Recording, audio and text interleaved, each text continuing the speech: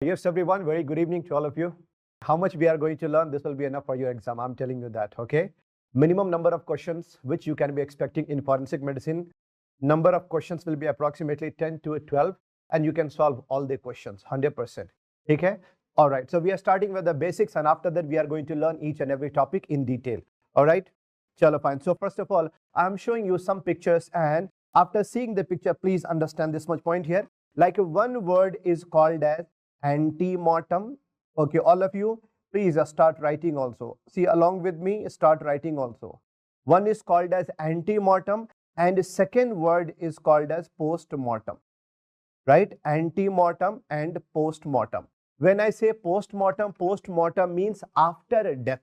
Okay, postmortem means after death. And when I say antemortem, anti means before. Before death is antemortem. All right, so I can ask you, see here, after seeing the dead body, you can see some changes on the body. You can see some kind of abrasion, right? Some kind of injuries over there. So first of all, being a forensic specialist, we should know these abrasions, these bruises, these injuries had before death or after death. Okay, I know. So antemortem or postmortem, these we have to understand in detail. When I say postmortem examination, so post-mortem examination will be called as autopsy or biopsy. Remember here, when I say biopsy, biopsy means what? Histopathological examination of living tissues, like before any cancer, before any diagnosis, we are doing biopsy. Biopsy is for living tissues, but when I say autopsy, autopsy means post-mortem examination. Autopsy means post-mortem examination. This much point is clear to everyone. So overall, we need to understand that, see, even if you are learning forensic for the first time, I will be teaching you from the basics. You can understand. And the kind of English what I am using, no, I'm using very basic English. Everyone can understand. Okay, so don't worry about the language. Autopsy examination. Question is that, why do we perform post-mortem examination? Why do we do autopsy? First of all, to understand manner of death. What was the reason behind death? What was the cause of death? Identity of the person, time since death, how long, see, how many hours before he was killed, how many days before he was murdered, right? No, so to understand the cause of death, manner of death, time since death, and the weapon which was used to kill the person, right? So all these are the things which we are going to learn after doing post-mortem examination. So remember here, antemortem examination means, obviously, when I say antemortem means before death, postmortem means after death. All right, now look at this photo here. You can have some clarity. See, look at this photo. See, after seeing this photo, are you able to see? Are you able to see this one? See here, when I show you this photo, are you able to see that hand is stiff like this? Hand is actually tight, right? Hand is somewhat rigid like this. So I can see here that after death, there can be rigidity in dead body. There can be tightness in dead body. So dead body can become like this. So this kind of rigidity is called as what? This is called as rigor mortis. Rigor mortis means tightening of dead body, stiffening of dead body. And you can see here that, see, I'm sure you would have heard, right, after death, body color will become bluish color, bluish or purple color. But what is the color here? You look at the color here. What is the color? This color is not blue. This looks somewhat different. Can you answer me? Which color is this? Yes, this is called as cherry red color, right? Cherry red color we see in CO poisoning. We see in CO poisoning. Whenever there will be carbon monoxide poisoning, there will be cherry red color. So I can one more point I can understand here, that after death there is discoloration of dead body also. So discoloration of dead body is called as liver mortis. Discoloration of dead body is called as liver mortis. Okay, fine. And like suppose if you are going to touch a dead body, no, so dead body will be appearing to be cold, somewhat cold. And so I can understand here that after death, okay, that time heat regulating center in our brain will be switched off. After death, even heat regulating center will be shut down now. So there will be loss of temperature from the body. So body will start becoming cold. If you touch a dead body will be cool, actually cold. So cooling of dead body is called as algor mortis, A-L-G-O-R, algor mortis. I hope these points are clear to everyone. Rigor mortis, liver mortis, okay, and then algor mortis. Rigor means rigidity. Algae is actually cold. Algor mortis, cooling of dead body. Liver mortis, discoloration of dead body. So these are the changes we see after death. But what about this dead body here? When you see this, this looks like a mummy. Yes? When a dead body will be kept in open air, where warm climate will be there with airflow. Yes, there can be drying and desiccation of dead body, no? So this process is called as mummification. This is called as mummification. This much point is also clear to everyone, right? So I can see that, you can see here ki drying and desiccation of dead body, mummification. All these are what? All these are post-mortem changes, which we are going to learn in detail. All right. Now, let's start with the first topic here. See here, when I show you this word, see, remember here, this is, see, I'm sure you would have seen a movie, Avengers. What was the name of the villain? Name of the villain was Thanos, god of death. Study of death is called as, please write down here, study of death. Okay, study of death is called as, yes, please write down here, study of death is called a thanatology. Fear of death is called a thanatophobia. And after death, there will be decomposition also. No, please write down one more word. Please write down one more word here. Process of decomposition of dead body is called as, see, the process of decomposition of dead body is called as taphonomy. Please write down here. See, the process of decomposition of dead body is called the taphonomy. I have taught you some one-liner words. A study of death is called the thanatology. Fear of death is called a thanatophobia. And the study of process of decomposition is called a what? Taphonomy. Now, let's learn here. There are two types of death. First of all, we should understand here. See, whenever there will be a stoppage of heart, brain and lungs. Heart, brain and lungs. Like when there will be sudden stoppage of heart, brain and lungs. These are the major organs here. So this is called as Bishop's tripod of life. This is called as Bishop's tripod of life. Okay, stoppage of heart, brain and lungs. Remember here, see, the stoppage of heart, brain and lung, this is called as somatic death. Somatic death means clinical death. But remember here, this is not reversible. This is 100% irreversible. The complete and irreversible stoppage of heart, brain and lungs, that is called as somatic death. This much point is clear to everyone. Somatic death. Remember here. Now, some points we need to understand here. When I say somatic death or clinical death, yes, this is completely irreversible. This is also death. Death means a stoppage of life, cessation of life. Oh yeah, life stopped now. Life stopped. Okay. Now, some questions related to forensic medicine now.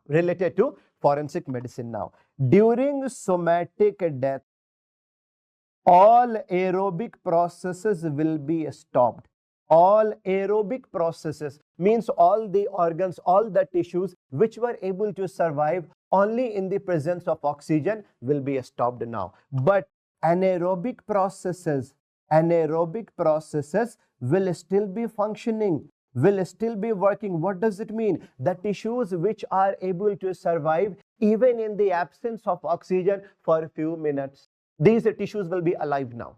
This much point is clear to everyone. So my question to you is that during somatic death, if you are going to administer any meiotic drug or mediatic drug in the eyes, do you think pupil will respond? Answer be yes or no. See, in somatic death, what does it mean? Do you think 100% death is there? No. Heart, brain, lungs are completely stopped. But do you think each and every cell of the body is dead? No.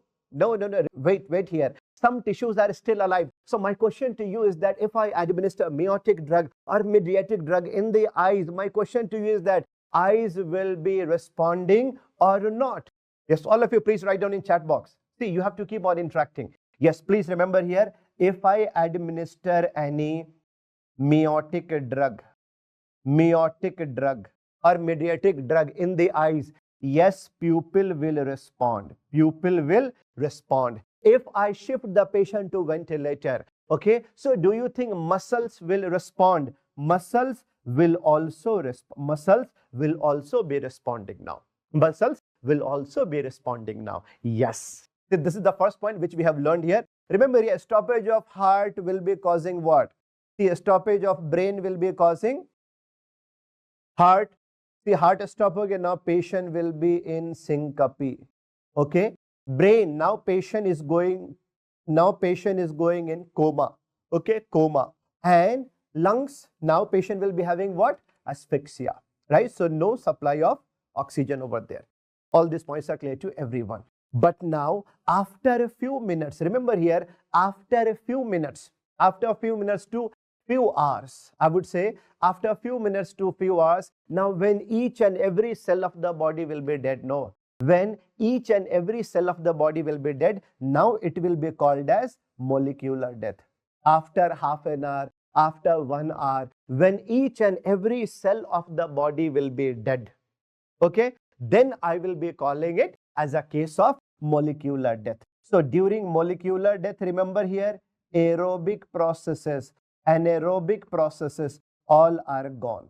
Aerobic processes, anaerobic processes, both are stopped. So now I can say each and every cell of the body will completely be dead. Remember here, one kidney will completely be dead after 1 hour. In the same manner, if I talk about, like heart muscles will completely be dead after 45 minutes, right? No, so like it will take some time. So when I say when each and every cell of the body is dead, now I can say there is the complete death. This is called as molecular death. Molecular death mein there will be early signs and late signs. Remember here, when I talk about somatic death, these are called as immediate signs within seconds to minutes, but minutes to hours. Remember here, early signs will take minutes to hours. Minutes to hours. Okay. Like what are the early signs? Example, can you answer me? Yes, one is rigor mortis. Rigor mortis means, see, all of you please write down, rigor mortis means what? Rigor mortis means rigidity of dead body. Rigidity of dead body. Okay, fine. So can you answer me? Liver mortis. Liver mortis means what? Discoloration of dead body. And third here, algar mortis. Algar mortis, cooling of dead body. For these basics points, you should know here that they are going to get started in 30 minutes. They will be starting in 30 minutes and they will be completing on an average in 6 to 12 hours. On an average in 6 to 12 hours. Yes, very good. I can see that most of you are able to understand every point here. Yes, very good. Now, what are the examples of late signs? What are the examples of late signs? Please write down here. Late signs, please mention this is putrefaction. Late signs means putrefaction, which can take hours to days. Hours to days. So putrefaction means decomposition, sadana or galana, like that, है decomposition. There are two types of putrefaction. Here only you can mention. One is called as autolysis. Autolysis means auto, self breakdown. When only body enzymes are enough to decompose the organs, right? Autolysis when no bacterial involvement is there. When no bacterial involvement is there. But when bacterial involvement will start, then it will be called as decomposition. Then it will be called as decomposition. Okay, then it will be called as decomposition. Yes, autolysis means self, because of body enzymes only. Okay, but decomposition when bacteria will also be involved. Can you answer me? What is the most destructive bacteria responsible for this? Okay, Clostridium welchi. Clostridium welchi. Okay, Clostridium welchi. Now, what is the most destructive enzyme responsible for decomposition? It is lecithinase. It is lecithinase. It is lecithinase. Most destructive bacteria is Clostridium welchi and most destructive enzyme is lecithinase. This much point is clear to everyone? Yes, we have learned basic things here. See here, like first of all, we have learned that yes, after death there can be a tightening of dead body is called as rigor mortis, cooling, algor mortis, discoloration, liver mortis. Then there are two types of death, somatic death and molecular death. Heart, brain and lungs are stopped. It is called as somatic death or clinical death. By that time only aerobic processes will be stopped, but anaerobic will still be functioning, yes. Okay, but when each and every cell of the body will be dead, now you can say this is a case of molecular death. All these points are clear to everyone? So my question to you is that when there will be molecular death, if you are going to administer any meiotic drug or mediatric drug, do you think eyes will be responding, pupil will be responding? No. During molecular death, no. Muscles will be responding? Obviously no. Obviously no. All these points are clear to everyone? All these points are clear? Yes. All right. Now, next question is that what is the significance of learning somatic death and molecular death? Is there any significance? All of you, can you answer me? I have taught you within a few seconds to minutes immediate signs, somatic death. But molecular death, what is the significance? Yes, in between, remember here, there is a period between somatic death. Remember here, see, there is a period between somatic death to molecular death. There is a period between somatic death to molecular death. This period is called as supravital period. Very good. Supravital period. Supra, S-U-P-R-A. Supravital period. Period between somatic death and molecular death is called as what? Supravital period. And see here, during this period, I can harvest the organ. Organ harvesting can be done during supravital period. Before molecular death, you can harvest the organ. This much point is clear to everyone? Okay, so for organ harvesting. Now, very important topic we are going to learn with the help of this only. Now, remember here, molecular death of various organs after death. Remember, a kidney will completely be dead after 1 hour. Okay, heart will completely be dead after 45 minutes. Liver will completely be dead after 15 minutes of death. Okay, the earliest organ to die after death is nervous tissue, just after 5 minutes. But what about the cornea? Yes, see here, after 6 hours. Remember here, in eye transplantation, we do the transplantation of cornea only. And so remember here, after 6 hours, see, the cornea will completely be dead. Okay, so if I have to do corneal transplantation, I should be doing it before 6 hours. If you have understood this much, and see here, myocardium or heart after 45 minutes. If you have understood this much, please read this question carefully and try to answer my question. Organ harvesting team is waiting to get a kidney from a brain dead patient. How much time is appropriate to harvest the kidney? After 1 hour, a kidney will completely be dead. So if you have to harvest the organ for organ transplantation, it should be done before 1 hour, no? So answer should be within 45 minutes, no? Simple question, very easy question. Last time they have asked this question also, na, ki one cornea can be harvested and see, one cornea can be transplanted within how many hours? They have asked this question before only. So this table is important for your question. This much point is clear to everyone. Now can you answer me? Suppose if you are going to harvest organ in this hospital, and one more hospital is half an hour far from this hospital. If you have to transfer the organ from here to there, what is the name of chemical? What is the name of solution? What is the name of solution to preserve the harvested organ? What is the name of solution? Yes, this is called as UW solution. This is called as UW solution. University of Viscott. This was discovered there only. So University of Viscott solution. This solution we are using to preserve the harvested organ. This much point is also clear to everyone. Right. Chalo, theek hai. Now, so the question is that suppose after road traffic accident, okay, one unconscious patient was brought to hospital. Okay, he appears to be dead, but which doctor should be there to declare a person as brain dead? Can you answer me? Which doctor should be there to declare that person as brain dead? Number one, you should be knowing that Ideally, it should be done by neurosurgeon or neurophysician. Okay, and the clinician who was seeing the patient, ideally neurosurgeon, neurophysician, or the clinician who was seeing the patient. After that, RMP, registered medical practitioner, means any doctor who has a license to practice, registered medical practitioner. But the question what they are asking, which doctor should not be invited to declare a person as brain dead? And which department doctor should never be invited to declare a person as brain dead? Remember here, any doctor, any surgeon who belongs to organ transplantation department. Organ transplantation department. Why? Because that surgeon will be biased. That surgeon can be selfish.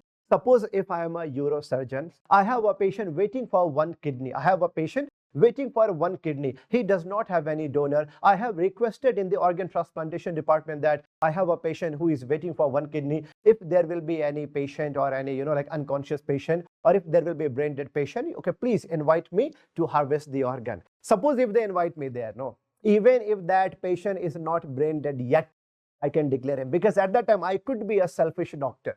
Okay.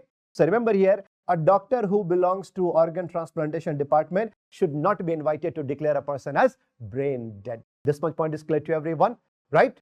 Okay, this is old INICT question. Old INICT question. Next question is that how to declare a person as brain dead? Can you answer me? How to declare a person as brain dead? Can you answer me? How to declare a person as brain dead? Remember here, first of all, patient should be in coma. Patient should be in coma. After that, there should be absence of brainstem reflexes. There should be absence of brainstem reflexes. And there should be signs of destruction of brainstem. Okay? Signs of destruction of brainstem. Can you answer me now? See here, see what I'm teaching you now. How to declare a person as brain dead. Brain dead. First of all, you have to declare the person in coma, then absence of brainstem reflexes, then signs of brainstem destruction. See, first of all, you please write down here. What are the signs of brainstem destruction here? First of all, there should be apnea, and no response to atropine, See here, whenever you are giving atropine, heart rate should be increasing. No, heart rate should be increasing, right? But whenever you are giving injection of atropine, no change in heart rate. If there will be bradycardia, you give atropine, no, right? No, so no response to atropine. What are the brainstem reflexes? Can you bolo? What are the examples of brainstem reflexes which you would have learned in neuromedicine, neurophysiology, neuropathology? Can you answer me? Suppose if I'm going to project the torchlight in eye and there can be some changes in pupil. This is called as which reflex? Pupillary reflex. This is called as pupillary reflex. Yes, all of you are knowing this. Suppose if there is no pupillary reflex, okay, this is a sign of what? This is a sign of absence of brainstem reflex. And suppose if I am going to touch white part of the eye with any foreign object, if I'm going to touch white part of the eye, obviously there will be blinking, no, there will be blinking. This is called as blinking reflex, also called as blinking reflex, also called as corneal reflex. So there will be no corneal reflex. Basically, there will be no sensation in the eye and there will be no sensation over the cornea. So even if you touch here, no blinking will be there. So I can say that corneal reflex is absent. So can you answer me one more question related to ophthalmology? In which living condition corneal sensation is absent? In which ophthalmological condition? In which infection you say? In which infection? See here, corneal reflex will be absent. Yes, in herpes infection. Remember here, in herpes infection. Yes, I'm sure you are able to recall about herpetokeratoconjunctivitis. Yes, in herpes infection also, there will be absence of corneal sensation. Yes. Now next, please remember here, we have learned about pupillary reflex, corneal reflex. Now, suppose if you are keeping a spatula, right? A spatula or a pen or a spatula, wooden stick, ice cream wala stick hota hai na? Okay, suppose if you are using a spatula, you are inserting into the mouth like this, right?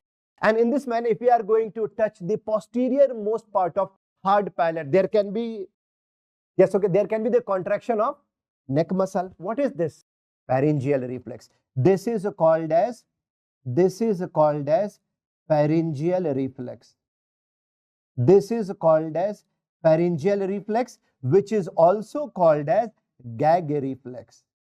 Which is also called as gag reflex. Now, when you are going to intubate a person, when the tube will be going inside the windpipe, and after that, when it is going to touch the cough receptor, there can be, and that is called the, yes, okay, see, there will be stimulation of the cough receptors.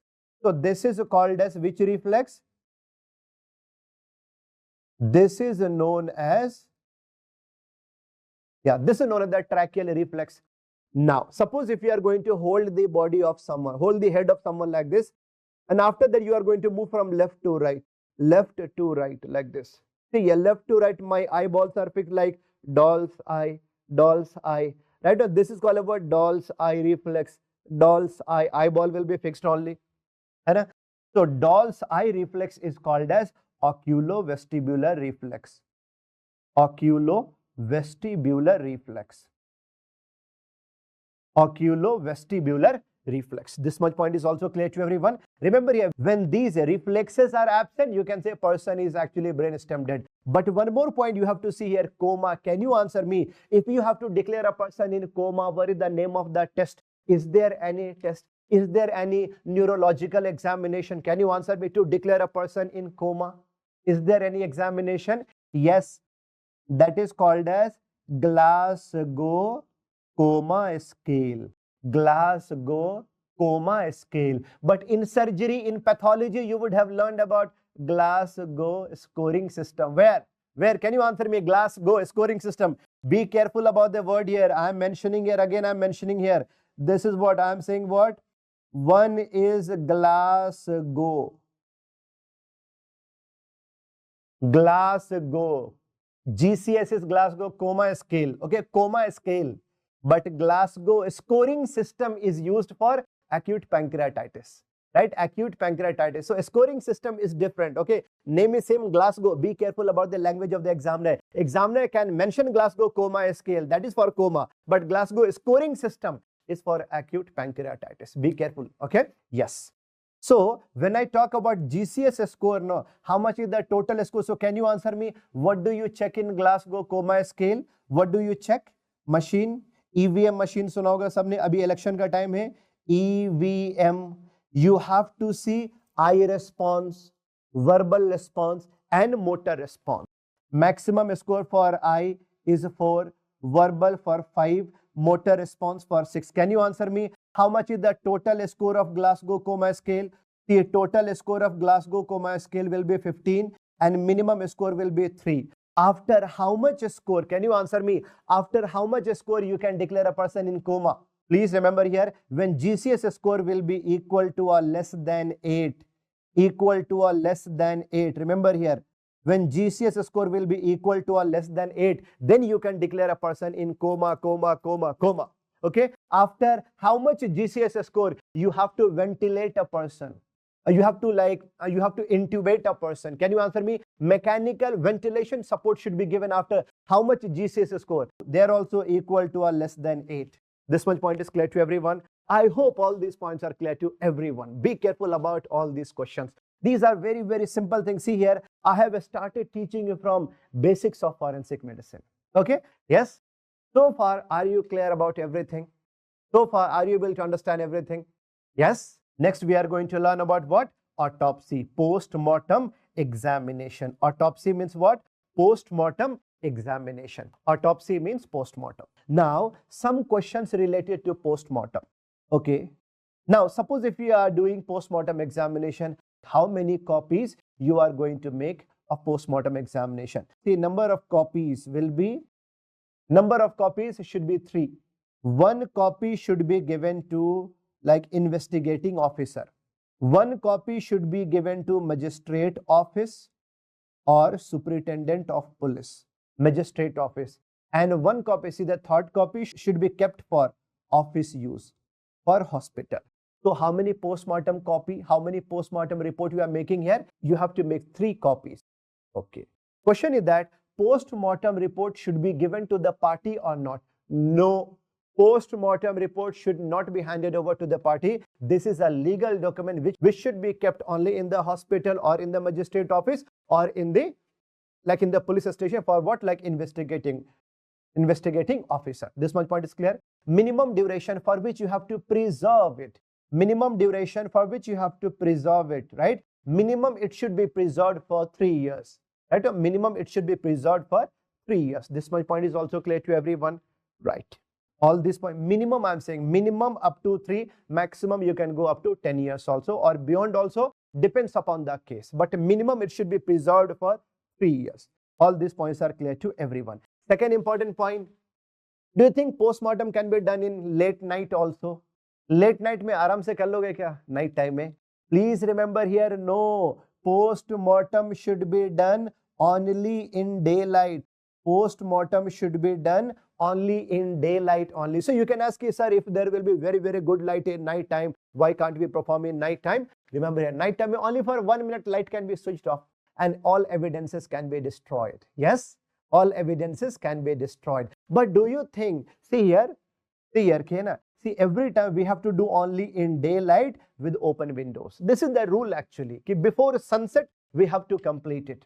Okay, right? These points are clear to everyone.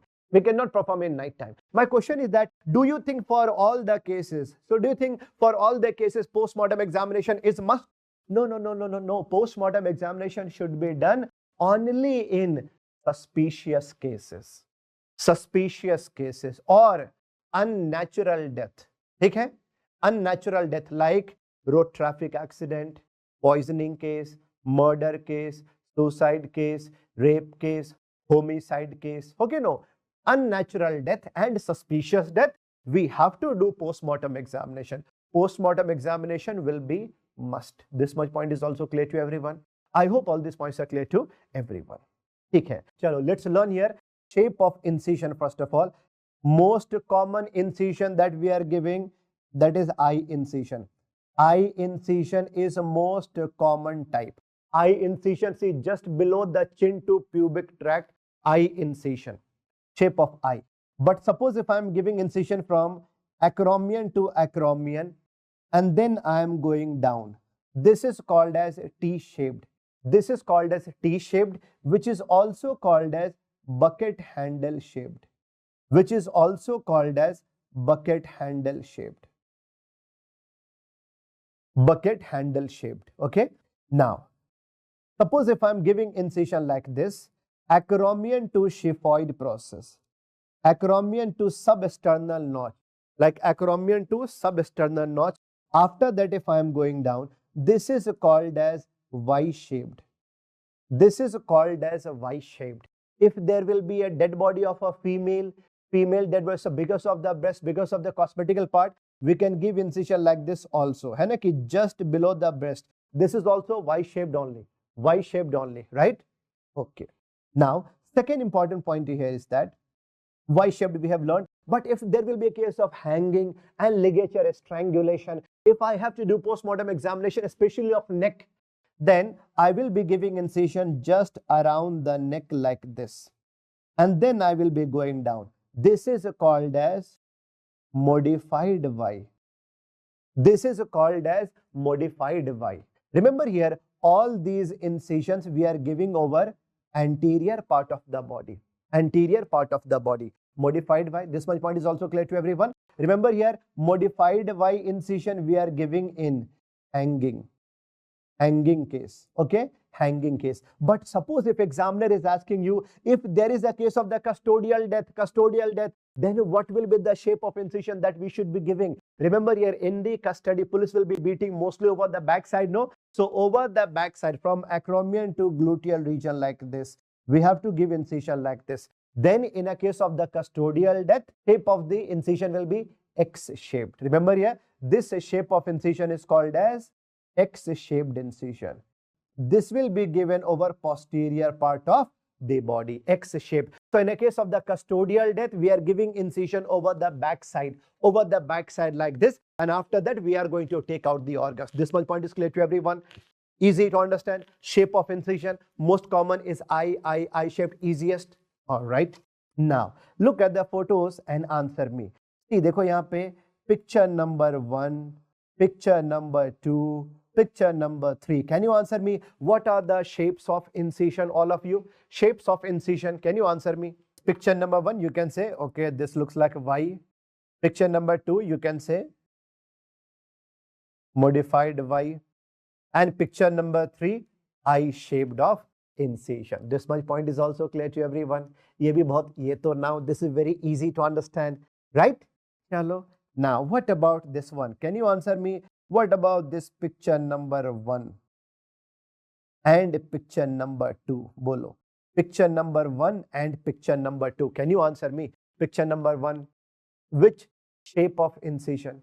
After giving incision, after completion of post-mortem examination, yes, you have to repair it back, no? Suture, you have to do, no? You have to pack all the organs inside the body, then you have to give suture, no? So here, easy to understand, this is Y-shaped incision, Y-shaped. Picture number 1 is Y, but picture number 2 is what? Remember here, picture number 2 is not a Y-shape. Y-shaped के लिए acromion to xiphoid तक आना चाहिए था ना यहाँ तक, but it is from here only, no? It is from here only, right? See, after suturing, no, skin can go down, skin can become loose, no? So this was actually acromion to acromion. So picture number 2 is what? T-shaped incision, T-shaped incision, modified by only around the neck. Now there should be no confusion, I'm telling you. Very easy to understand or not, right? And is there any confusion now? On the shape, on the basis of shape of the incision, yes, you can mark the right answer now. Now you get back to question now. Now this looks like very easy question for you. This was a case of what? T-shaped incision, T-shaped incision. All these points are clear to everyone? Yes, right? Okay, fine. Now, the question is that, see, some more questions related to incision. Okay. In a case of hanging, can you answer me? In a case of hanging, modified by, what is the last organ to open? Last organ is neck. Last organ is neck. Because see, in a case of the hanging, no, this is the, see, cervical region. This is the most important region where we have to do post-mortem examination, right? Yes, no? So remember here, by the end of the examination, now there will be no blood here, bloodless area. When there will be no blood here, yes, I can peacefully do the examination here. So why we are doing neck examination in the last? So that there should be bloodless area. Now, what is the sequence of opening the organs? Bolo. What is the first organ to open across the body? Simple logic, head to toe. Head to toe. From the top to lower part. This much point is clear.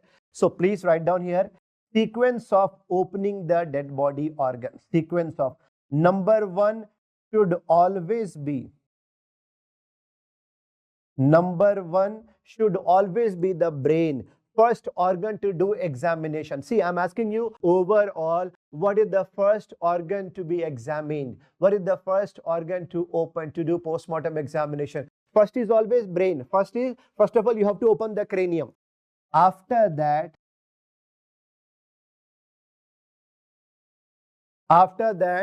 first skull, then you have to open the thoracic cavity.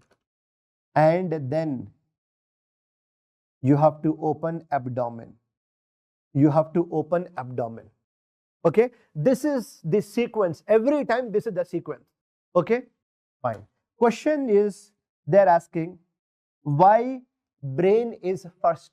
Why brain is the first to open? Because brain is the organ which can smell all the poison. Which can smell all the poison. Which can smell all the poison. All the poison. Brain is the first organ to smell all the poison. But now suppose, see, I have said here that in all cases sequence will be first of all brain, then thoracic cavity, after that abdomen. But in a case of newborn baby, suppose in a case of newborn baby, are you going to open thoracic cavity first or abdomen first?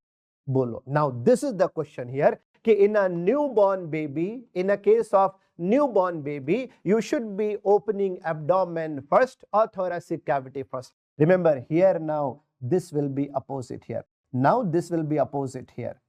You have to open abdomen before the thoracic cavity. You have to open abdomen before the thoracic cavity. Can you answer me why? This is the question. Remember, why to open abdomen first? First of all, you give incision over abdomen. After that, you go and see up what is the level of diaphragm. Why do you open abdomen first? Why do you open abdomen first? Why do you open abdomen first? Yes, to see the level of diaphragm. To see the level of diaphragm, you have to see whether baby has respired or not. Remember here, like suppose if baby has respired, if respiration is done, level of diaphragm will be 6 to 7th rib. Level of diaphragm will be up to 6 to 7th rib. And see, diaphragm level will be going down. Remember here, suppose if a baby has not respired, it means what? There is no oxygen, there is no air in the lungs. So size of the lungs will be a small only, that will be deoxygenated. So obviously it will be dark color. But once a baby has respired, now there will be inflation of lungs.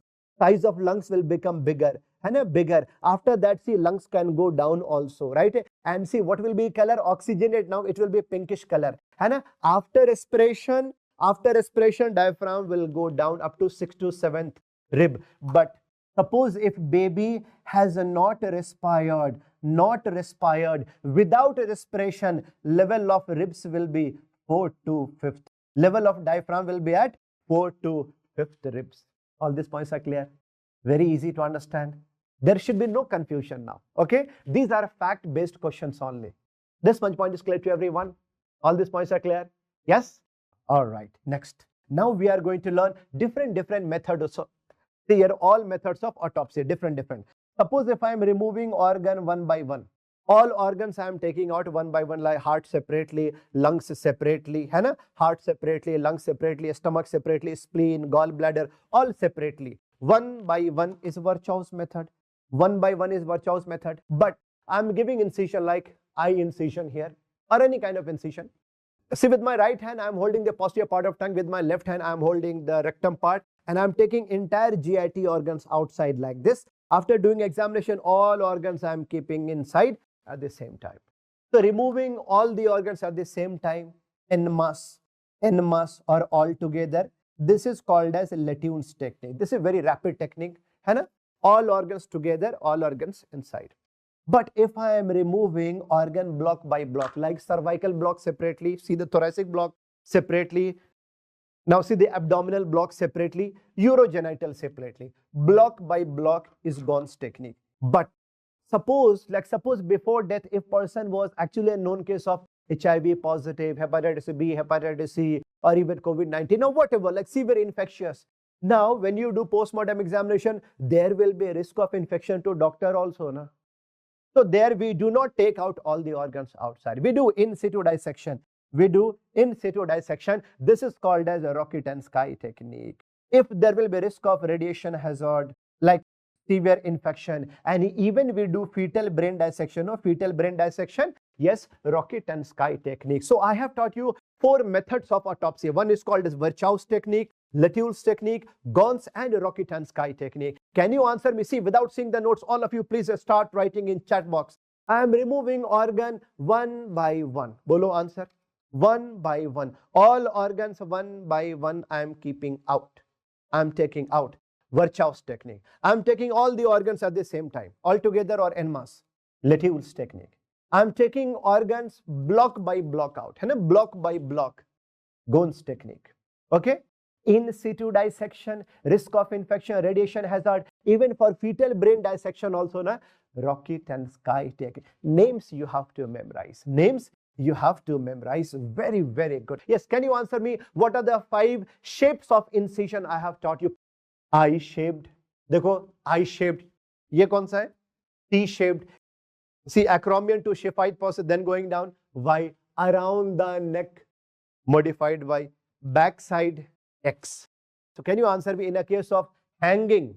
What should be the shape of incision? Hanging mein modified Y, hanging. Okay. And after that, in a case of the custodial death, X-shaped. Most common, I-shaped. This much point is clear to everyone, right? Now, methods of autopsy. Please remember here, now what are the types of autopsy? Please remember here. Methods of autopsy we have learned. Now the types of autopsy which you should be knowing. One is called as medico-legal autopsy. Medico-legal autopsy. Okay. Another is called as the pathological autopsy or clinical autopsy. Pathological or clinical autopsy. What is the meaning of the word medico-legal autopsy? In all unnatural death. Remember here, in all unnatural death, medico-legal autopsy will be done. Suspicious death, unnatural death, like a rape case, murder case, suicide case, poisoning case, road traffic accident case, unnatural death. Okay. Now here, police authorization is mandatory. It is a must. Now the question is that, see, from the legal guardian, are you going to take the consent for post-mortem examination? This is the question. In a case of medico-legal autopsy, do we need to take the consent from guardian or from family members? Answer me yes or no. Do we need to take the consent? When I say the word consent means permission. Do we need to take permission from family members or guardian in a case of medico-legal autopsy? Answer is no need of consent. No need of consent. This will become your question. No need of consent. But suppose if I had a patient in my hospital for last 15 days, patient had diabetes also, hypertension also, some other morbidities also.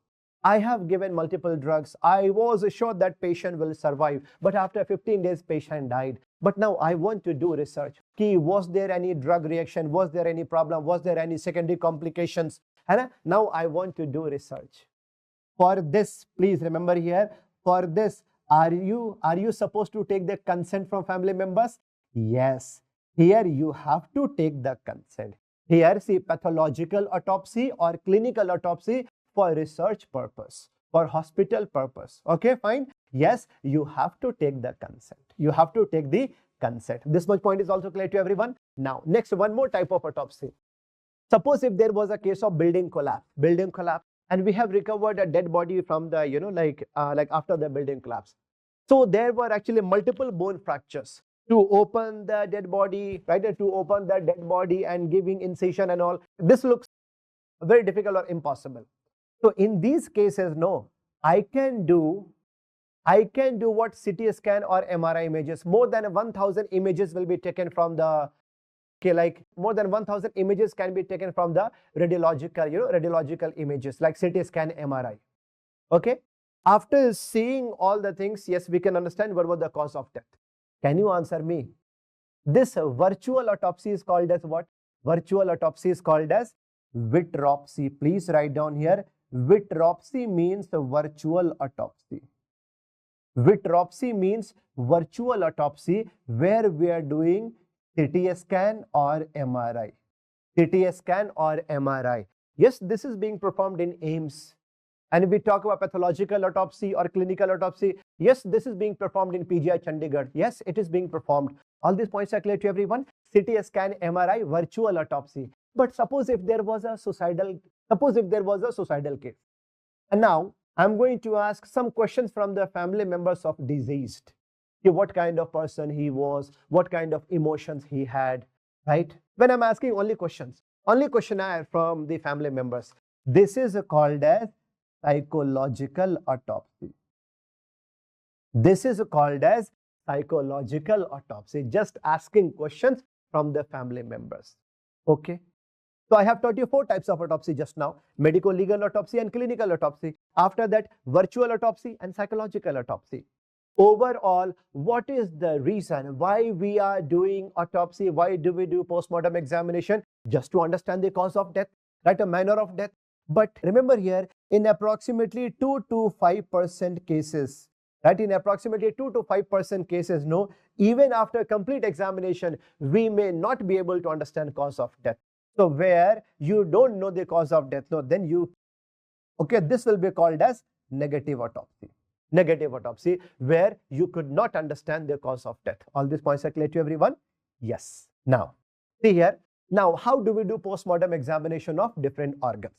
Like, okay, suppose if there is a hollow organ like esophagus, stomach, intestine, or blood vessels,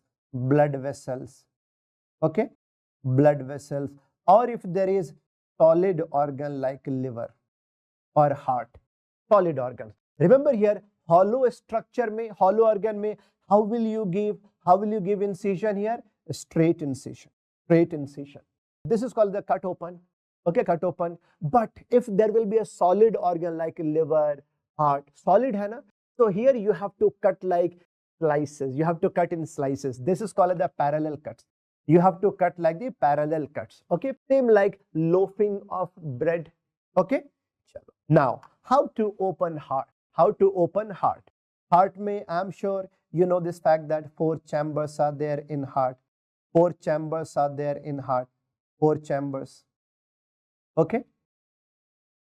This is the right side. This is the left side. Okay. Right and left. Okay. Now, we have to follow. See, this is what? Right atrium and ventricle. Left atrium, left ventricle. Okay. You have to follow the pathway of blood flow.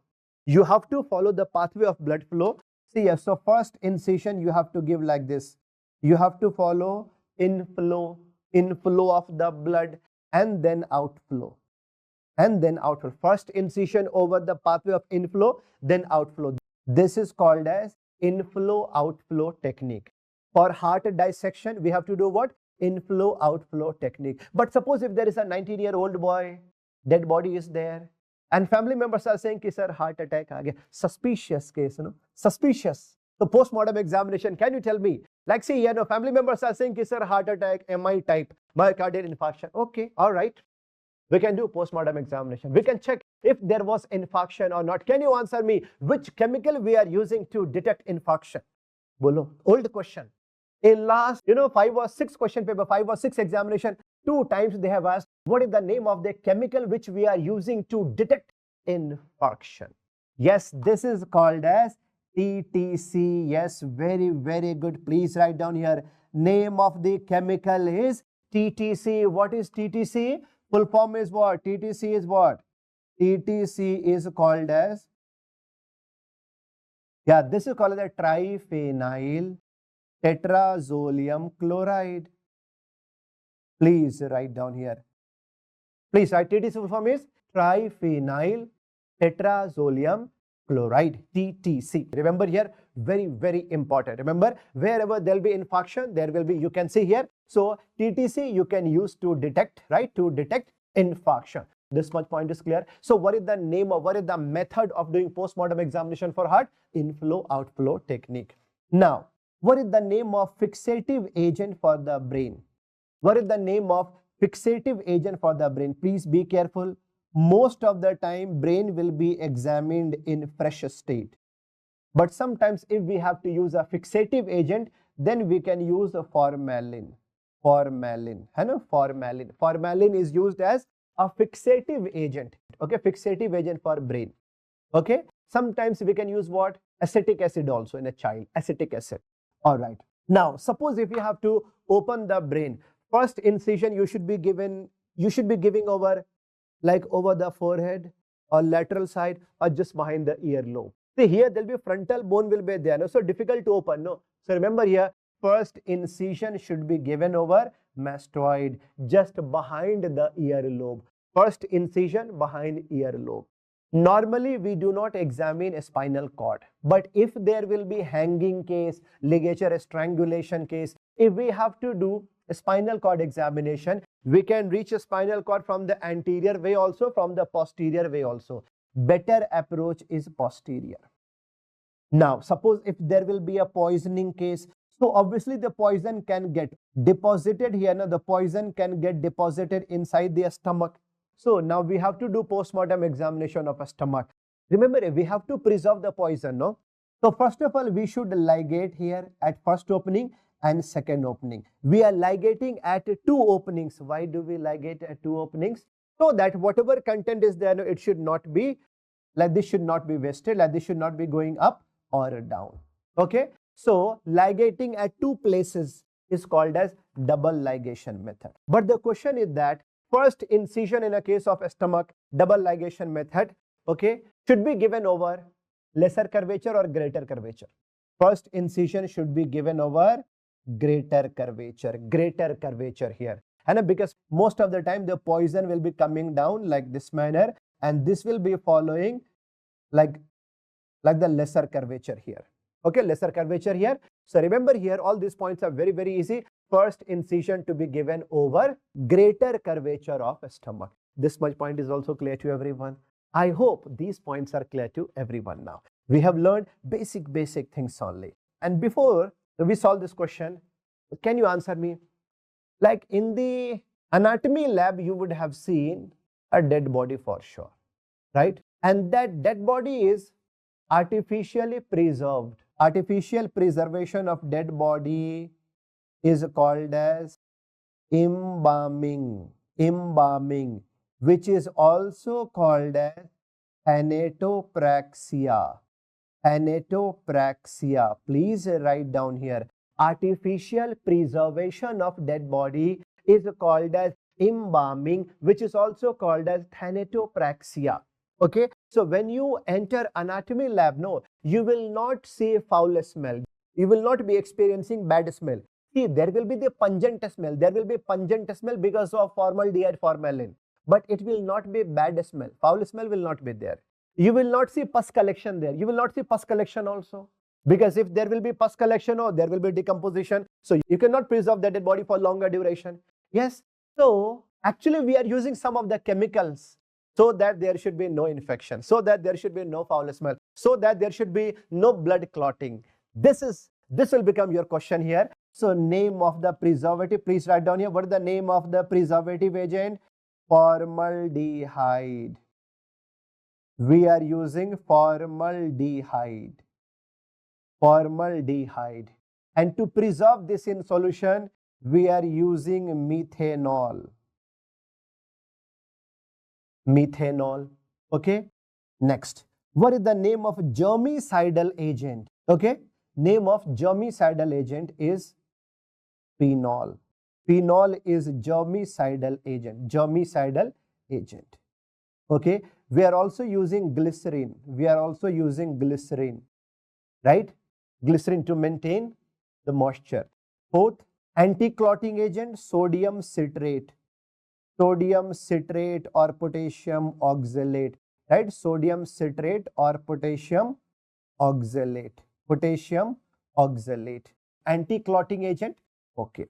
And remember here, we are using a dye. Dye ka matlab color. We are using a dye.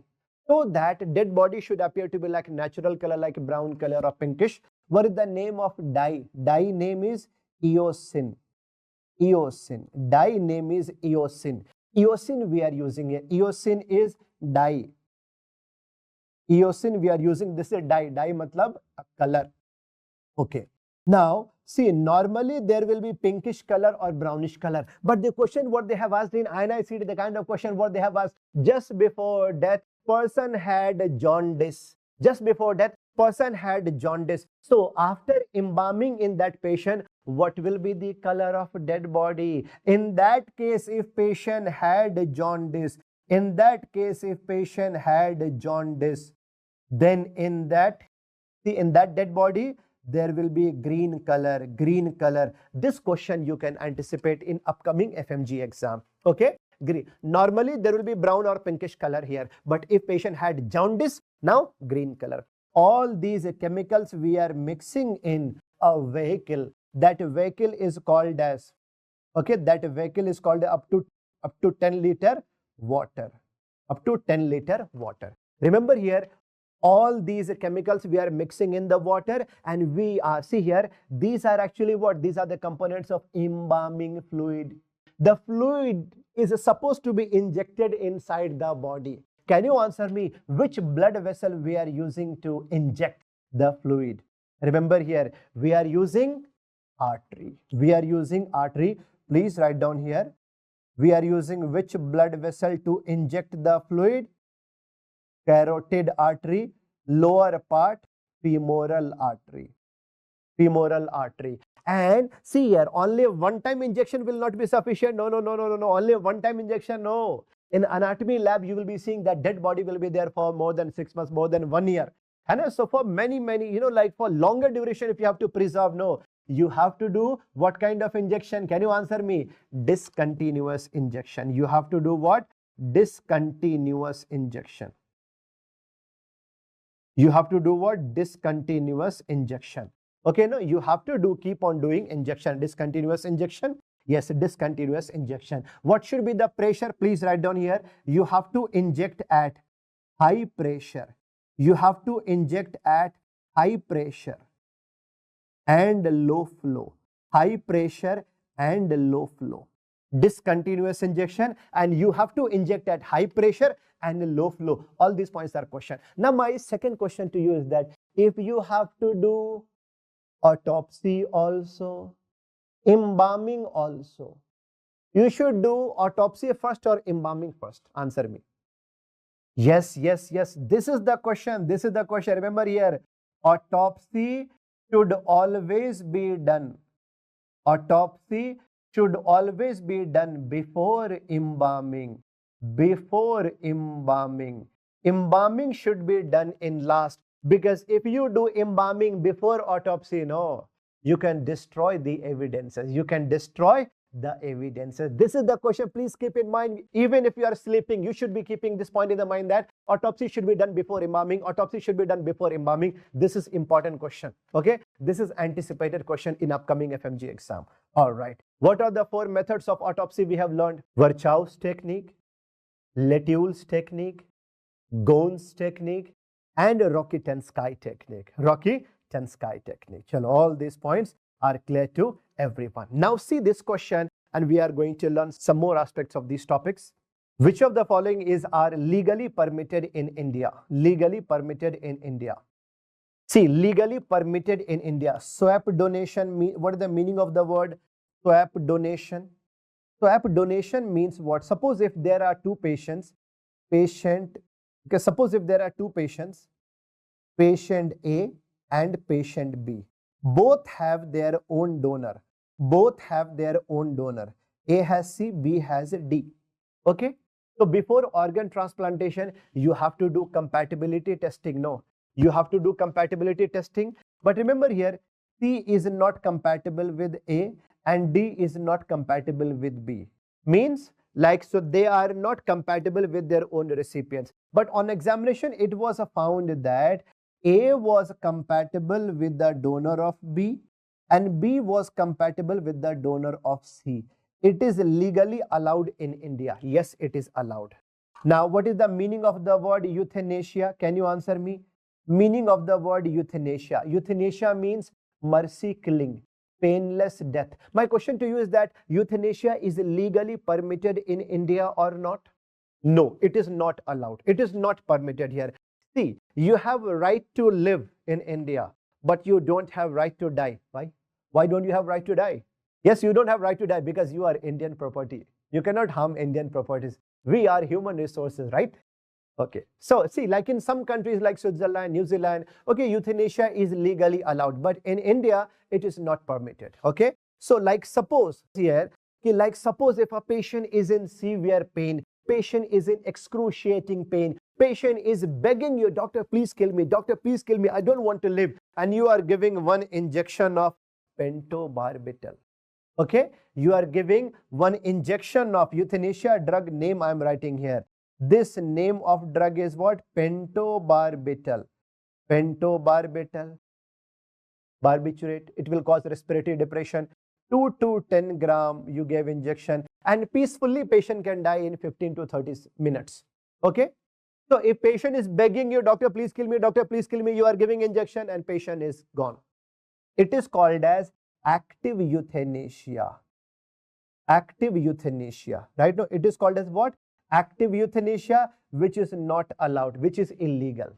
if patient is giving the consent, yes doctor please kill me doctor, patient is giving the consent, it is called as voluntary type. This is also not allowed. Suppose the patient is saying no I don't want to die, hey doctor hey doctor, no I don't want to die, you are saying I'm giving you glucose, pentobarbital de diya tum, okay, this is called as involuntary, no, equal to murder. Suppose if patient is in coma, patient is in ICU or psychiatric case who is incompetent to give any consent, that is called as non-voluntary. That is called as non-voluntarily. All these are illegal. All these are illegal in India. Illegal.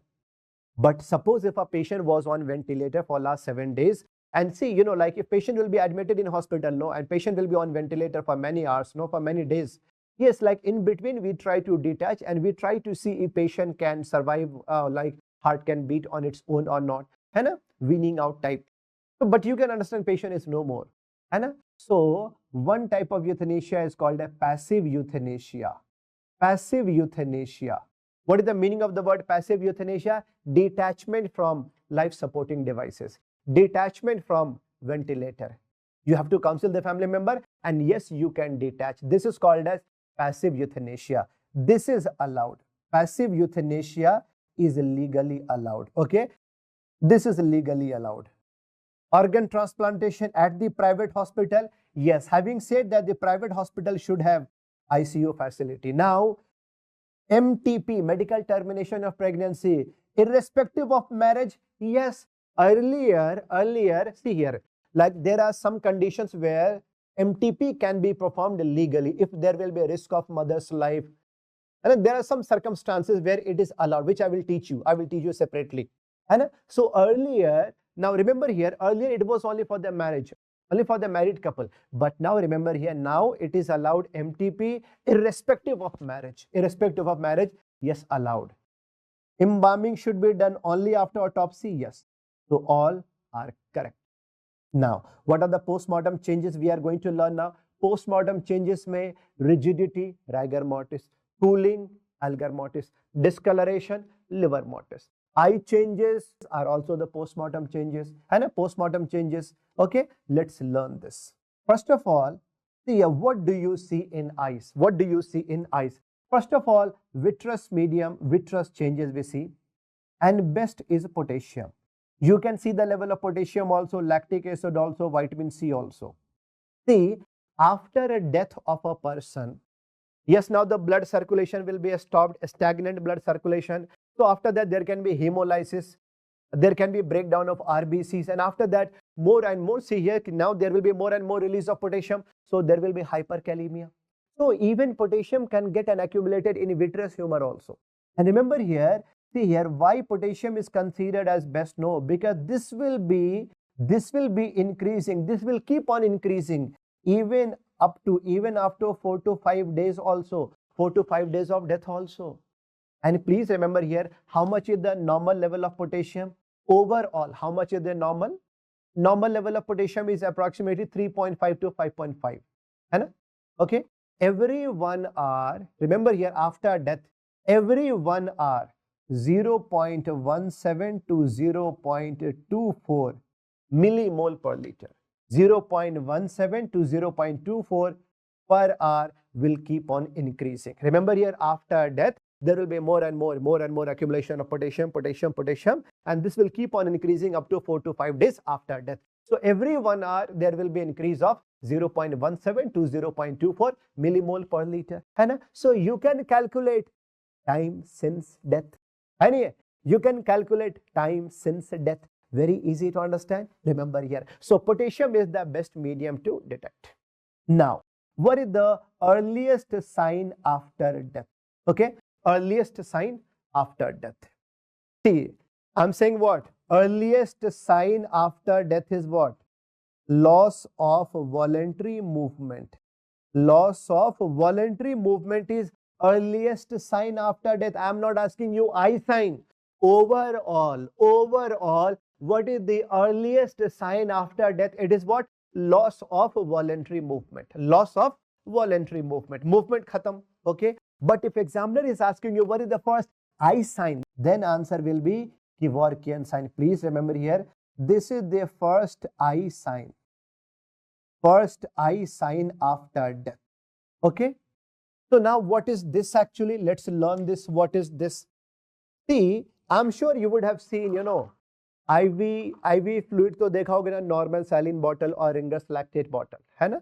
Like suppose if there is a bottle here, and there will be IV line. So this is going in the vein of the patient. So when there will be normal, when there will be normal IV flow, अगर मान लो कि fluid का flow normal on है, when it will be on, so you can see that there will be the continuous fluid flow.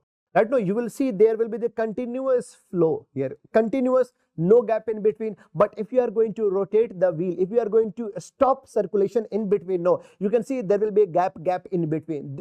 And you can see what fragmentation in the fluid column, air gap you can see in between. Same thing. Do you think after death, when blood circulation will be stopped? When person is alive, blood circulation is normal. In all the blood circulation, see in all the blood vessels, no, there will be normal blood flow, continuous blood flow will be there. But suddenly after death, there will be a stoppage of blood circulation. Yes. So do you think in our blood vessel, same like IV pipe, IV tube, do you think there can be fragmentation, gap, like this? Yes, no. Fragmentation of blood column. Fragmentation of blood column like this. This we see in retinal blood vessels. Okay. So this is the fragmentation of blood column which you see here. This looks like a railway track. See here, this is actually called, the Kevorkian sign. Same like railway trucking. This is also called as railway trucking sign or the cattle trucking sign. Yes, please write down here. Kevorkian sign is also called as railway. Yes, this is also called as the railway trucking sign, railway trucking, and even this is called as cattle trucking sign.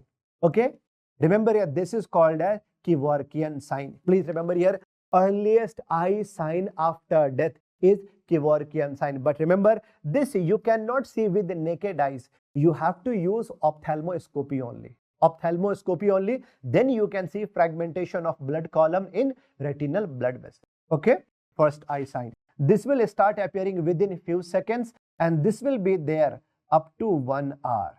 This will be there up to 1 hour. This much point is clear to everyone. Now, see here, after death you would have seen that eyes will remain open like this. So when dead body will be kept in open air, do you think there can be deposition of dust and debris in the eyes? Dust, धूल, धक्कड़. So do you think there can be deposition of dust and debris in the eyes? हो सकता है. After that, see here, after the deposition, do you think there can be some changes in the color inside the eyes? Yes, it can be. Yes, yes, it can be. And so first of all, this will be becoming like yellow color, then brown color, finally black color like this. So there can, over the sclera and conjunctiva, there can be formation of two triangles like this.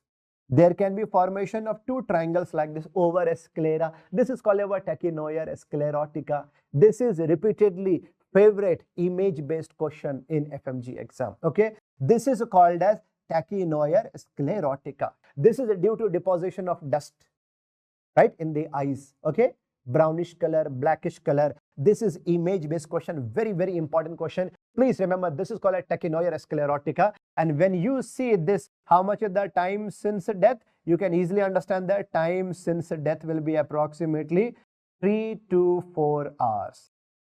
3 to 4 hours. This much point is clear to everyone. If you can see tachynoia sclerotica, time since death is 3 to 4 hours. 3 to 4 hours. After death, do you think there can be flaccidity of eyeball also? Now, how much is the normal intraocular pressure? Can you tell me how much is the normal intraocular pressure? This is approximately 10 to 22. This is approximately, yeah, normal intraocular pressure is actually 10 to 22 at mmHg. Yeah. Just after death, this will be approximately 12. This will be approximately only 12. And after 3 hours of death, here just after death, this will be only 12. After 3 hours of death, intraocular pressure will be only 3 mmHg. And after 4 to 8 hours, this will become 0. I'm talking about intraocular pressure. We should understand that yes, after death, now even intraocular pressure will start falling down, right? There can be flaccidity of eyeball. So after 4 to 8 hours of death, now intraocular pressure will become 0. This much point is clear to everyone. All these points are important now. Okay, chalo fine. Now see here, now we are going to learn about algor mortis. Algor mortis means what? Cooling of dead body. Okay, remember here, after death of a person, heat regulating center in our brain will be shut down, will be switched off. So now there will be loss of body core temperature. There will be loss of temperature from the body. Please remember here, there will be loss of 0.5 degrees centigrade every 1 hour. Every 1 hour, how much will be the loss of body temperature? How much will be the loss of body temperature every 1 hour? It will be 0.5 degrees centigrade. Every 1 hour, 0.5 degrees centigrade. There will be loss of body temperature. Now, the question is, what is the name of instrument which we are using to check body temperature? This is the instrument. This is called as anatometer. Okay, this is also called as chemical thermometer. This is known as the thermometer or chemical thermometer. Please remember here, this is going to check body core temperature. Body core temperature means inside the body. Remember here, normally in your house, in your home or in the hospital, like see the thermometer which we are using now, which we are keeping in the mouth or in the axilla, right? So that is going to check body surface temperature. Here I am talking about body core temperature. So the question what they have asked, what is the most common site to record body core temperature? Most common site will be what? Rectum. Okay, rectum. But not in the case of sodomy. Sodomy means anal sex. Now, but most ideal is subhepatic region. Most ideal is subhepatic. Under the bed of liver. Most ideal site is subhepatic under the bed of the liver. But same instrument you can insert in the nose also, ear also, esophagus also, right? Most common rectum, most ideal is subhepatic. Now, suppose if you are after murder, if a person will be thrown in water or if he will be buried under the earth, okay, fastest loss of temperature, where will you see? Fastest loss of temperature, mnemonic is was. Fastest loss of temperature will be seen in water, then air, then soil. Okay, sequence fastest loss of body core temperature, fastest algor mortis you will see in water, then air, then soil. This much point is clear to everyone. So normally, usually, ideally, naturally there should be loss of temperature, but there are some special conditions where there will be gain of temperature. That is abnormal, that is different. No, normally body should become cold. Normally if you touch the body, no, body should be cold only, cool only, but in some special conditions body will become hot. So there will be gain of temperature.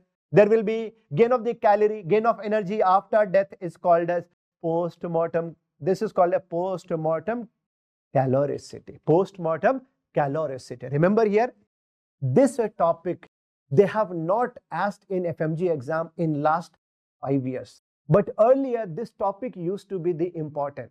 Okay. So on 17th January, I anticipate this post-mortem caloricity, gain of temperature after death. So what does it mean? Why there is gain of temperature? Might be there is like endogenous heat production, might be. And endogenous heat production, this can be seen if there will be like disturbed heat regulation, as in a case of the pontine hemorrhage or sunstroke. Even in the sunstroke, you would have learned that heat regulating center will be, and heat regulation will be disturbed. And remember, in sunstroke, there will be no sweating, there will be no sweating in a living person. I am talking about, right? No sweating. Heat production due to severe muscle convulsion like this. Muscle convulsion can be seen in a case of in a case of tetanus. One plant poisoning where symptoms are same like tetanus. Strychnine poisoning. Strychnine poisoning. Please write down here. See here, this is a plant poison. Name of plant poison is Strychnus nux vomica plant. Please write down here. Please write down. Please write down strychnine poisoning. This is a plant poison. And this is actually a spinal poison, not brain. It is a spinal poison. This is a spinal poison where like inside the body, there will be severe contraction of the muscles like tetanus, but no relaxation. This is a plant poison, but tetanus is a bacterial infection. One seed of a strychnine nux vomica, this is enough to kill a person. There is no antidote. Person can die within 1 to 2 hours. This much point is clear to everyone? Right. Strychnine poisoning is nux vomica plant. Remember here, strychnine is the active ingredient. Okay? Right? See, loganin also, like which we are going to learn in the plant poison. Heat production can also be there because of what? Excessive bacterial activity like septicemia, pneumonia, cholera and all. So in all these cases, yes, we can see post-mortem caloricity. Now, why there is liver mortis? Okay, why there is liver mortis? See here, after death, a person will be lying in the supine position. In all the blood vessels, blood circulation will be stopped. So there will be a stagnant blood in all the columns. Right? Suppose if this is a blood vessel, here also blood will be there. And blood will be there. Arteries and veins, these are major blood vessels. But what about arterioles, venules and the capillaries? These are actually what? Small blood vessels? No. So do you think when a person will be lying in supine position, do you think there can be a force exerted from the earth which is called a gravitational force? Yes, there can be the gravitational force like exerted from earth. And so do you think now there will be pressure over all the blood vessels? Major arteries and veins, they can hold blood column for longer duration. But what about smaller blood vessels, arterioles, venules and capillaries? They will not be able to hold it for the longer duration. And because of the gravitational force, there can be a rupture of blood vessel. There can be a rupture of blood vessel, and after that blood will start. And see here, after that there can be leakage of blood from the blood column. And wherever there is the dependent part, now the blood will start getting accumulated. Blood will start getting accumulated. Okay? Accumulated. So remember here, blood accumulation over the dependent part. But remember here, over loose dependent part. Loose dependent part of body means what is the meaning of the word dependent part of the body? The part of body which is going to touch the floor, which is going to touch the ground, that is called as dependent. But here shoulder blade is here, na? Shoulder blade hard hoga na? Suppose if dead body will be in the supine position like this, hard pressure here, so there will be no, see, there will be no space for the accumulation of blood, no. So blood accumulation can be seen only over loose dependent part. Okay. When person was alive, remember here, see here, so when a person was alive, there was what? Like oxygenated blood, right now? Like oxygenated blood. Oxygenated blood will be having what? Like there will be bright color. There will be bright color, right? A bright red color. But after death, deoxygenated blood, no, right? Deoxygenated blood will be purple color, bluish color. Okay, no, so what will be the normal color of liver mortis? Can you answer me? What will be the normal color? Normal color will be purple. Normal color will be purple. Okay, purple color or bluish color This much point is clear. So discoloration is because of deoxygenated hemoglobin. Okay, this much point is also clear to everyone. Okay, one doctor is writing here, sir, for safety of nation, please stop teaching the toxicology. Okay, my dear friend, please remember here, we are learning this subject. We have to learn toxicology to save people, to save the nation. Okay, fine. We are here to save the people, no? Okay, fine. We have to learn everything, negative thing also, positive thing also, so that we can understand the difference. All right, let's continue. Chalo, fine.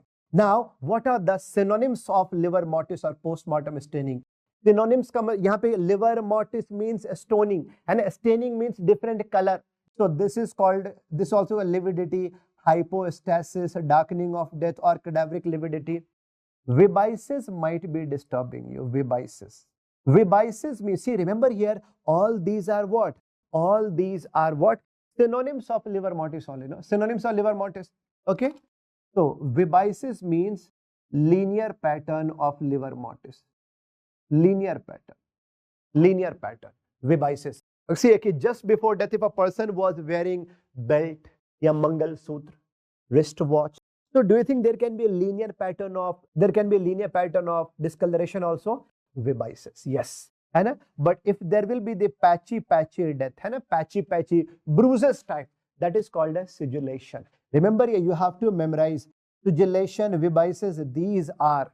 So remember here, vibices or sigillation, these are synonyms of liver mortis only. Now, my question to you is that when you see this dead body, see, just now I have taught you, when you see this dead body, here you can see bluish or the purplish discoloration here, purplish. Right now, purplish discoloration here you can see. Okay.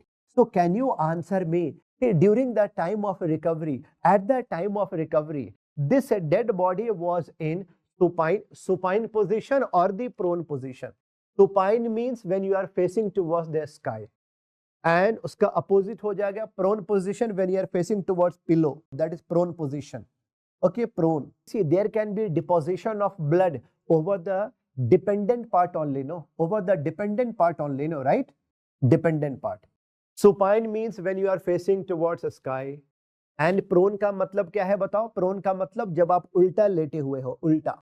When you are sleeping means when you are facing towards the bed. Remember here, deposition of blood can be seen over the loose dependent part, no? So this dead body was in the prone position during the time of recovery. उसको बोलते हैं prone position. Now here, see, here you don't see decomposition. Here you do not see accumulation of blood, no? Why here you don't see accumulation of blood? Why so? बोलो, why so? Here you don't see accumulation.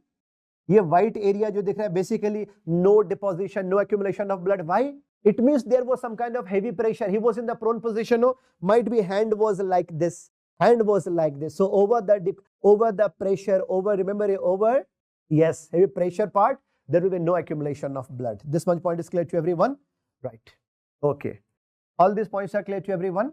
Right. See here, now the question is that, like see here, after seeing this dead body, hand pressure we have seen here. After seeing this dead body, I can see here that like if there will be accumulation of blood over the anterior part of the body, it means dead body was in the prone position. If you can see accumulation of blood over the back part of the body, back part, can you answer me? Over the back, over the hips, over the buttocks, over the posterior part of the leg, can you answer me? What will be the position during the time of recovery? Supine position. That will be called as what? Supine position. है ना? Supine position. Anterior में prone position, backside discoloration means supine position. This much point is also clear? Okay. But my question is that if you can see, like if you do not see discoloration over, if you have understood this much, no, just see this question where you do not see discoloration over anterior part or posterior part, but you can see accumulation of blood over the hands and feet only. Can you answer me this question now, bolo? This is a case of hanging. This is a case of hanging only. This much point is clear to everyone? All these points are clear to everyone? This is a case of hanging now, right? So hanging mein samajh mein aaya? Please write down here. This is called as glove and stocking pattern. This is called as glove and stocking pattern. Glove and stocking pattern of liver mortis we see in a case of hanging and ligature strangulation. This much point is clear to everyone? All these points are clear? So remember here, if you can see discoloration over anterior part, during the time of recovery, there will be the prone position. If you can see discoloration over back part, okay, supine position. But my question to you is that, in which condition there is no lividity? See, in which conditions? Remember here, like in which conditions we do not see any kind of liver mortis? Please write down here, when there will be drowning, in a running water. When there will be drowning in a running water. When there will be drowning in running water, please write down here. See here, like if there will be running water case, no. Like if there will be running water case, so dead body will keep on tossing, dead body will keep on tossing, no. So there we do not see, remember here, there we do not see any kind of discoloration. So first condition, where there is no lividity seen, when there will be drowning in running water. And second point, please write down here. Second point, please write down here, if there will be hemorrhage. If there will be hemorrhage for more than 65%, if there will be blood loss from the body, if there will be blood loss from the body for more than 65% blood loss, more than 70% blood loss, so then at that time there will be, see here, there will be no blood left in the body for livor mortis there, no. So remember here, in two conditions we do not see lividity. One is a drowning in a running water. Second is if there will be hemorrhage for more than 65%. See, normally, see, like in a case of the drowning, no, you will see that in a case of the drowning, you will see that like most of the time body will be in the prone position only. So a stagnant water drowning may like in the prone position over the anterior part. Okay. But drowning in a running water and hemorrhage, no lividity. Chalo, this much point is also clear to everyone. ये भी समझ में आ गया पूरा? ठीक है, fine. Next important point we are, yes. Now, see, fixation of livor mortis will be seen in 6 to 12 hours. 6 to 12 hours, right? Chalo, fine. Fixation of livor mortis. The question is, what is the need of learning about fixation of livor mortis? ये क्या होता है ये समझो. Fixation of livor mortis. See, देखो, first of all, please write down. Livor mortis will start in 30 minutes. Livor mortis will start in 30 minutes. But this will be completed. Livor mortis, rigor mortis, alger mortis. See, alger mortis, all will be starting in half an hour only. Okay? Only in 30 minutes they will start. But fixation will be completed only after 6 to 12 hours. What does it mean? Fixation means what? Livor mortis got fixed. See here, I ask all of you, please apply a pressure over the nail bed. All of you, please apply a pressure over a nail. Over nail. First of all, you apply a pressure. Like, see, when you apply a pressure, you can see shifting of blood. You can see shifting of blood here, no? When you see shifting of blood here, no? Shifting of blood or paleness, white color here, shifting of blood, this is called as like this. This shifting, this white color is called as blanching. This is called as blanching. Blanching. When you, see, remember here, when you apply a pressure here, blanching. But when you release the pressure, no, refilling of blood. When you release the pressure, refilling of the blood. So like see here, so one is blanching, another is refilling. Another is refilling. Another is refilling. This much point is clear to everyone. Now, blanching and refilling. Okay? Fine. The question is that now understand here that when I say fixation of blood, no, fixation means what? If I apply a pressure like this, there will be no shifting of blood. See, suppose if I apply a pressure, I can see there is what? Blanching, there is shifting of blood from one place to another place. It means what? Fixation has not happened yet. Fixation has not happened yet. This much point is also clear to everyone. Fixation has not happened yet. Okay, fine. But now when I apply a pressure here and there is no shifting of blood, no blanching, what does it mean? Fixation has happened. After that, there will be no fixation of blood. Now, one question, please understand here how to perform like a CID. I ask you one question here. Suppose when I recovered this dead body, please write down here, when I, see, remember here, when I recovered this dead body, there was bluish discoloration over the anterior part of the body, over the anterior part of the body.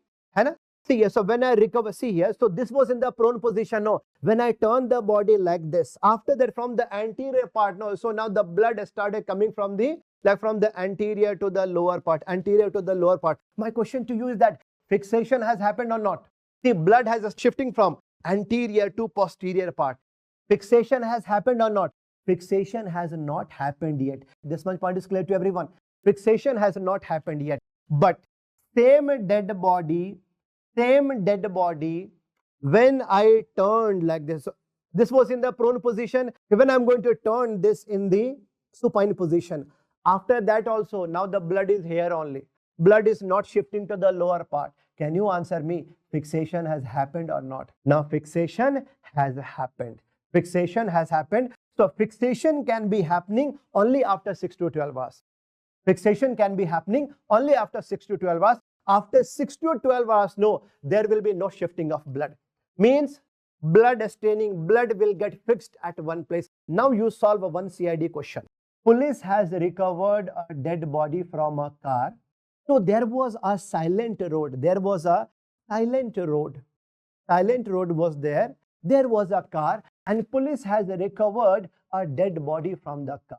And that dead body was sitting on the front passenger seat. When police recovered the dead body, no. So at that time, there was a staining only over the lower part of the back, over the posterior part of thigh and legs.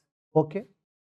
When police recovered the dead body from the car and kept on the floor in supine position, blood started getting shifting from the buttocks to back to upper part of the back to upper part of the neck, and finally over the nape of the neck also. Nape of the neck also. Now my question to you is that how much is the time since death? More than 6 hours, more than 12 hours, or less than 6 hours? Can you answer me? How much is the time since death?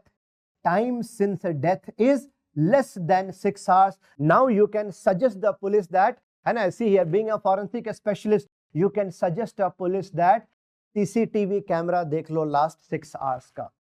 Last 6 hours CCTV camera you check, you can understand who has left the car over here. So you can help the police in bringing out the justice. This much point is clear to everyone. All these points are clear to everyone, right? So remember here only one point. Fixation of livor mortis can be seen only after 6 to 12 hours, right? Now, see, this table is extremely important for you people. This table is extremely important here. Please write down here. Normal color is bluish color or purple color. Bluish or purple. Okay. Next, CO poisoning mein there will be the cherry red color, cyanide brick red or bright red, hypothermia bright pink. See, I have taught you that why there is a discoloration of dead body. This depends upon nature of hemoglobin. Purple color is because of deoxygenated hemoglobin, hai na? Deoxygenated hemoglobin, okay. But here in these conditions, I can see that redness is there, somewhat redness is there. So oxygen is available. Oxygen is there but useless. Now, if I ask you one question here, what is the cause of death in CO poisoning? What is the cause of death in cyanide poisoning? Can you answer me, all of you? Yes, all of you, please write down here. There are 4 types of hypoxia which you would have learned in respiratory physiology. 4 types of hypoxia. Please write down here. First is called as hypoxic hypoxia. Second is called as anemic hypoxia. Third is called as stagnant hypoxia. Stagnant hypoxia. Fourth is called as histotoxic hypoxia. Histotoxic hypoxia. All of you, please write down here. There are 4 types of hypoxia you have learned. See here. Hypoxic hypoxia, anemic hypoxia, stagnant hypoxia, and histotoxic hypoxia. Hypoxic hypoxia means what? When there will be lack of oxygen. Okay. Anemic hypoxia means lack of hemoglobin. What is the main function of hemoglobin? To carry oxygen.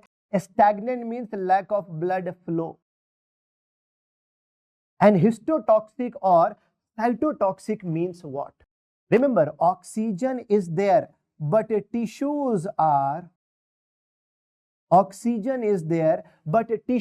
not able to utilize the oxygen. Let's learn here. In CO poisoning, see here, when a person is alive, obviously oxyhemoglobin will be there. There will be oxyhemoglobin. Oxygen and hemoglobin are like married couple. Every time they stay together only. Hai na?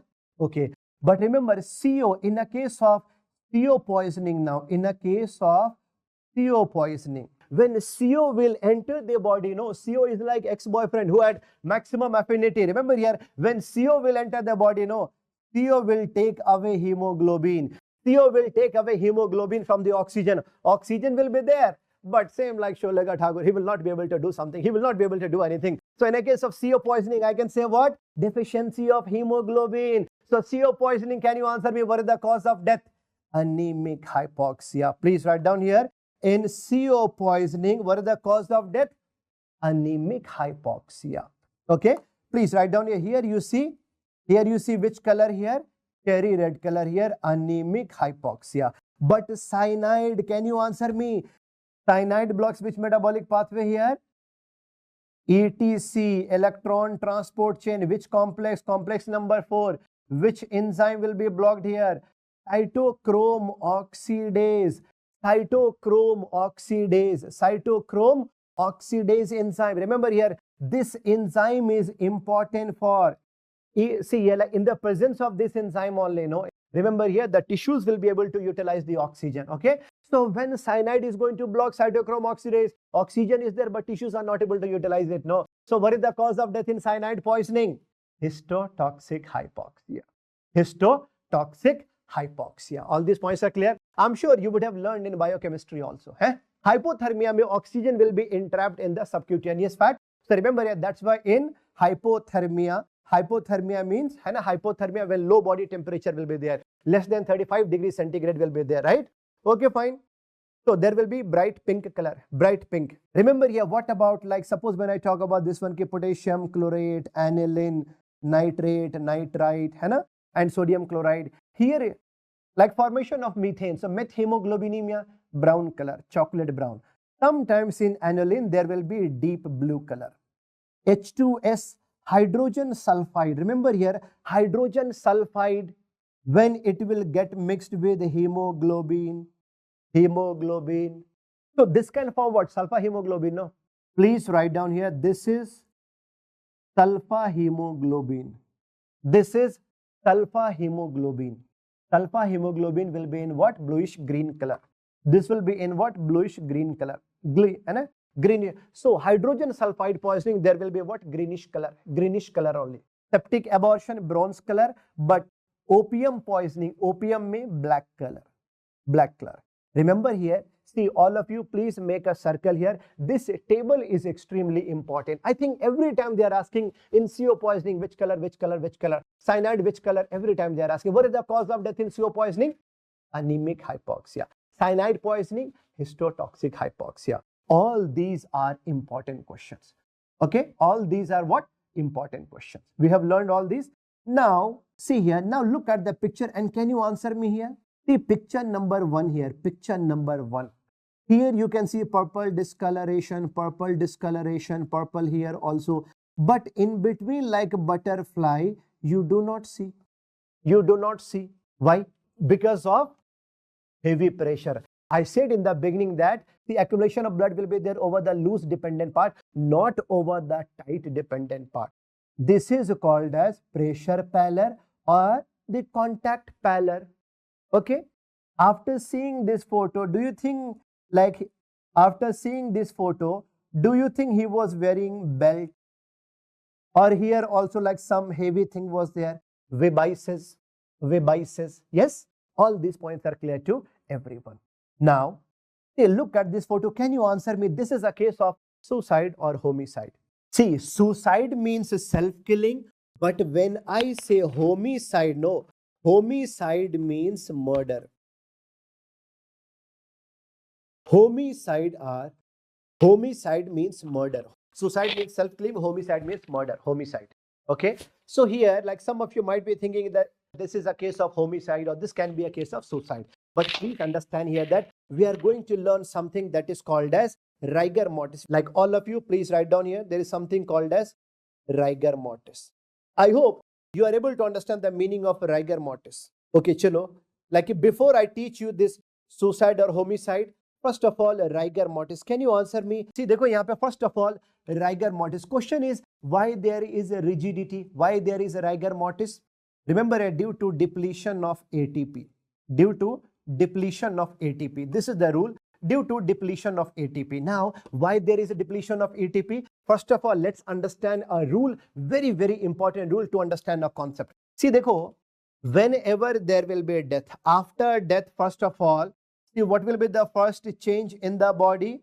There will be the primary relaxation. There will be the primary relaxation in the dead body. After death, entire body will become loose. This is called a primary relaxation, or this is called as a flaccidity. Just after death, at that time, there will be 100% ATP. there will be 100% ATP. And at that time, muscle protein like actin and myosin. Actin and myosin, these are two muscle proteins.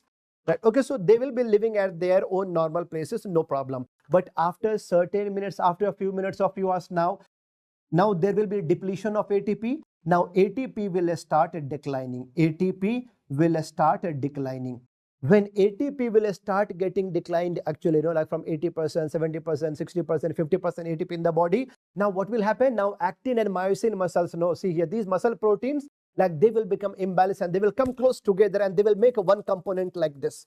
Actin and myosin muscle protein, they will come together. Earlier they were at their normal location, but now they came closer, they came together like this and they made, see, one component of actinomyosin. This is called as spasm, sudden spasm, no? So this is called as, because of this only there is rigor mortis. There is a rigor mortis. Okay, fine. After that, after a few more hours, ATP will become zero. ATP will become zero. Even muscle proteins will also be dissolved, no? Muscle proteins will also be dissolved, right? Now again there will be relaxation in the body. This is called as secondary relaxation. Remember here, rule is what? First of all, there should be primary relaxation. After that, rigor mortis. After that, secondary relaxation. First loose, then tight, again loose. Flaccidity, tight, and again flaccidity. Easy to understand. So what does it mean here? Very, very important concept we have learned here, that after a death, first of all, dead body should become loose, then tight, again loose. This rule hai कि first of all, there should be primary relaxation in rigor mortis. After that, only rigor mortis should be there. And remember here, this it takes approximately 12 hours to appear. 12 hours to appear. आने में 12 घंटा लगेगा. This it takes approximately 12 hours to persist. This will be there for 12 hours. And this will take approximately 12 hours to disappear.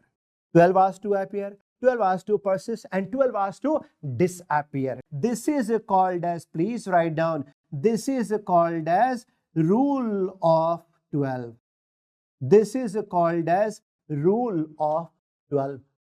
Now, one more rule is there related to rigor mortis, which is called as a Shapiro's rule. Shapiro's rule. Okay? Shapiro's rule means what? See, Shapiro said what? That there is no sequence of rigor mortis. All small organs will go into rigidity first and big muscles will go into rigidity at last. Okay. But there was one more scientist. His name was Nistens. Nistens said, no, there is a rule. There is a rule. Sequence is there from head to toe. And I'm saying that proximo-distal position from head to toe. Head to toe. There is a sequence. Most accepted rule is Nistens. Remember here, overall we should understand that first organ to go into rigidity. First organ to go into rigidity always is heart muscle. Myocardium is first. And first external is eyelid. Please write down. Suppose if examiner is asking you, overall, what is the first organ to go into rigidity? Overall, this is what? Overall, this is heart muscles, myocardium muscles, first of all. But that is involuntary. But if examiner is asking you, what is the first external muscle? What is the first voluntarily muscle which is going into rigidity? That is what? Orbicularis oculi, means upper eyelid. This much point is clear to everyone? So I can say that in a rigor mortis, voluntarily, involuntary, both muscles are going into rigidity.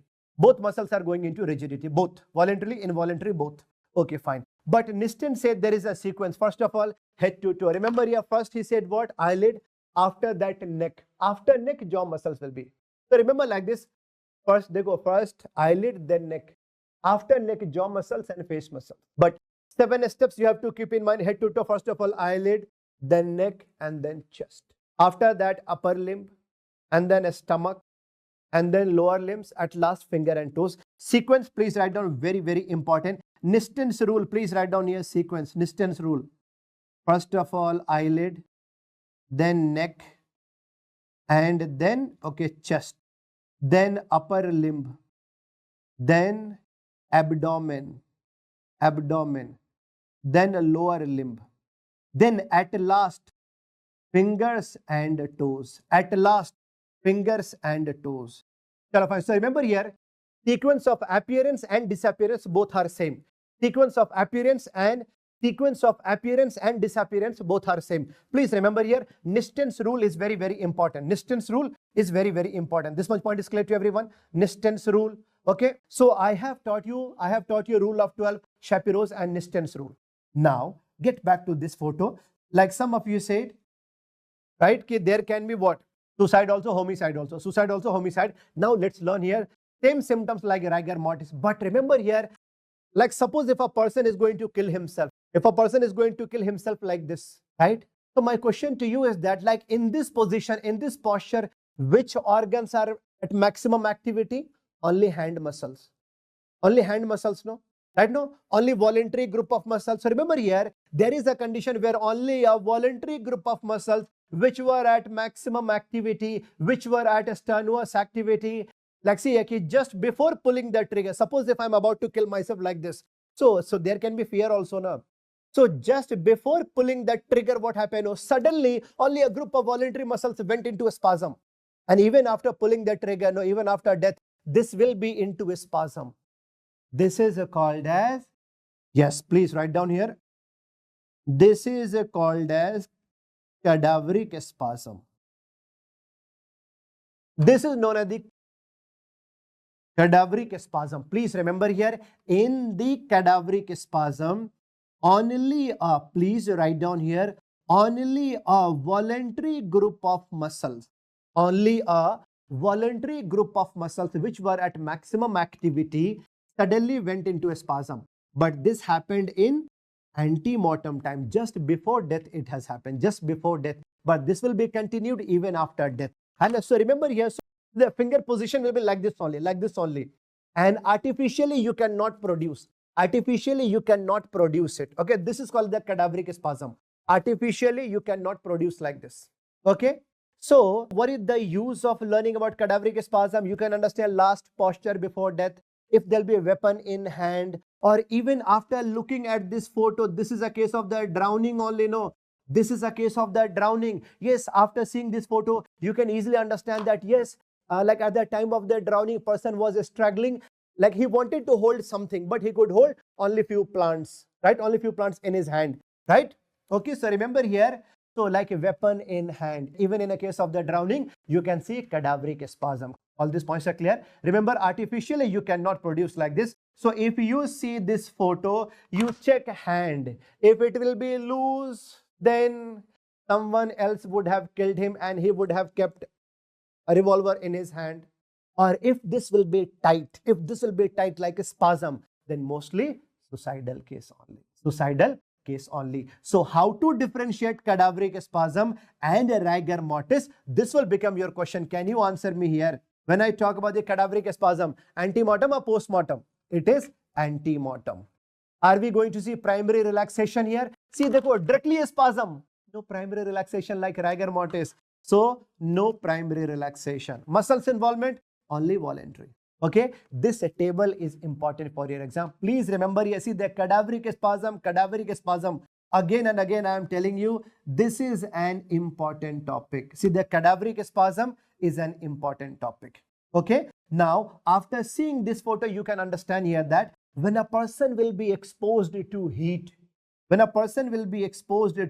for more than 65 degrees centigrade, किसी को जिंदा जला दिया अगर तो more than 65 degrees centigrade, or high voltage electric current. Now in this case there can be muscle protein coagulation and person will be like this, no? So this is called as pugilistic attitude, like same like boxers or defense or fencing attitude.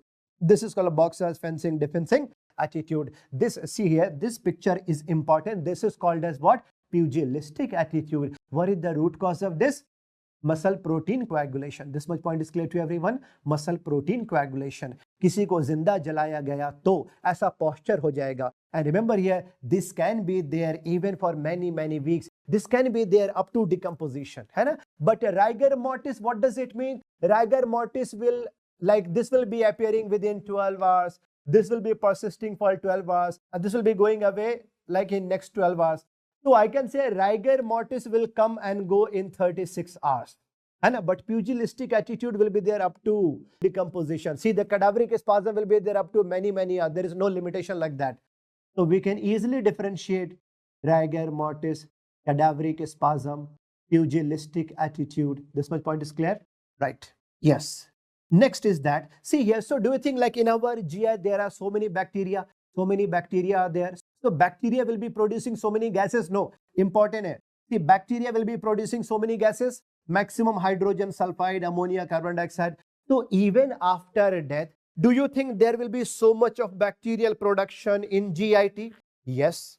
So when there will be over accumulation, when there will be so much production of gas inside the stomach, inside the GIT, do you think there can be some secondary changes due to gas accumulation? Yes.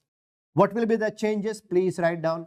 Like within 1 day, after 1 day, after 2 days, after 3 days. Within 1 day, first of all, you can see formation of skin blisters. Blisters means like same like after burns, you can see blisters, thoda blisters. But how to differentiate? Like if there is real burns blister, anti-mortem real burns blister, or post-mortem blister. See, if you see blister, no, blister like a boil, है ना, blister after burns you see, no. So if there will be real burns before death, if you see blister like if you are going to puncture the blister, no, it will be red color at base, red color at base. But post-mortem, no. If you break it, no, like it will be pale. It will be yellowish at base. After 1 day, there will be abdominal distension. After 2 days, do you think abdominal distension will be applying pressure over lower abdominal organ also? Over uterus, anus? So do you think sometime there can be a spontaneous, like expulsion of, or like uterus can come out, anus can come out, there can be prolapse of anus? Yes. After 2 to 3 days, no, yes, here, see, anus and uterus can come out. There was a case, like a police was doing inquiry in a forest, like police was doing investigation. They found a dead body of a female, and as per the examination, they were able to understand that she was actually a pregnant lady. When police was doing examination, no, that time only there was the expulsion of placenta. How many days old murder would have happened? How many days old? Yes, mostly 2 to 3 days. And mostly 2 to 3 days. This much point is clear to everyone? Yes? Okay, fine. And remember here, after 3 to 5 days, see, remember here, after 3 to 5 days, what will happen now? Now, skin of hand and feet may come out. So remember here, these are the effects of gas formation, which you should be knowing here. Now, see, one more topic, important topic here, very important topic. Now, decomposition we are going to learn. Suppose if there will be airflow. Suppose if there will be airflow. If there will be warm climate. If there will be warm climate, airflow and warm climate, and if there will be humidity. If there will be humidity. Humidity means moisture. If all these are present, airflow, warm climate, humidity, this will be called as putrefaction. This will be called as putrefaction. If there will be airflow and humidity, but see, देखो, like if there will be humidity, warm climate, है ना? Humidity also, warm climate also, warm climate, and no airflow, okay? So warm climate and humidity, warm climate and moisture.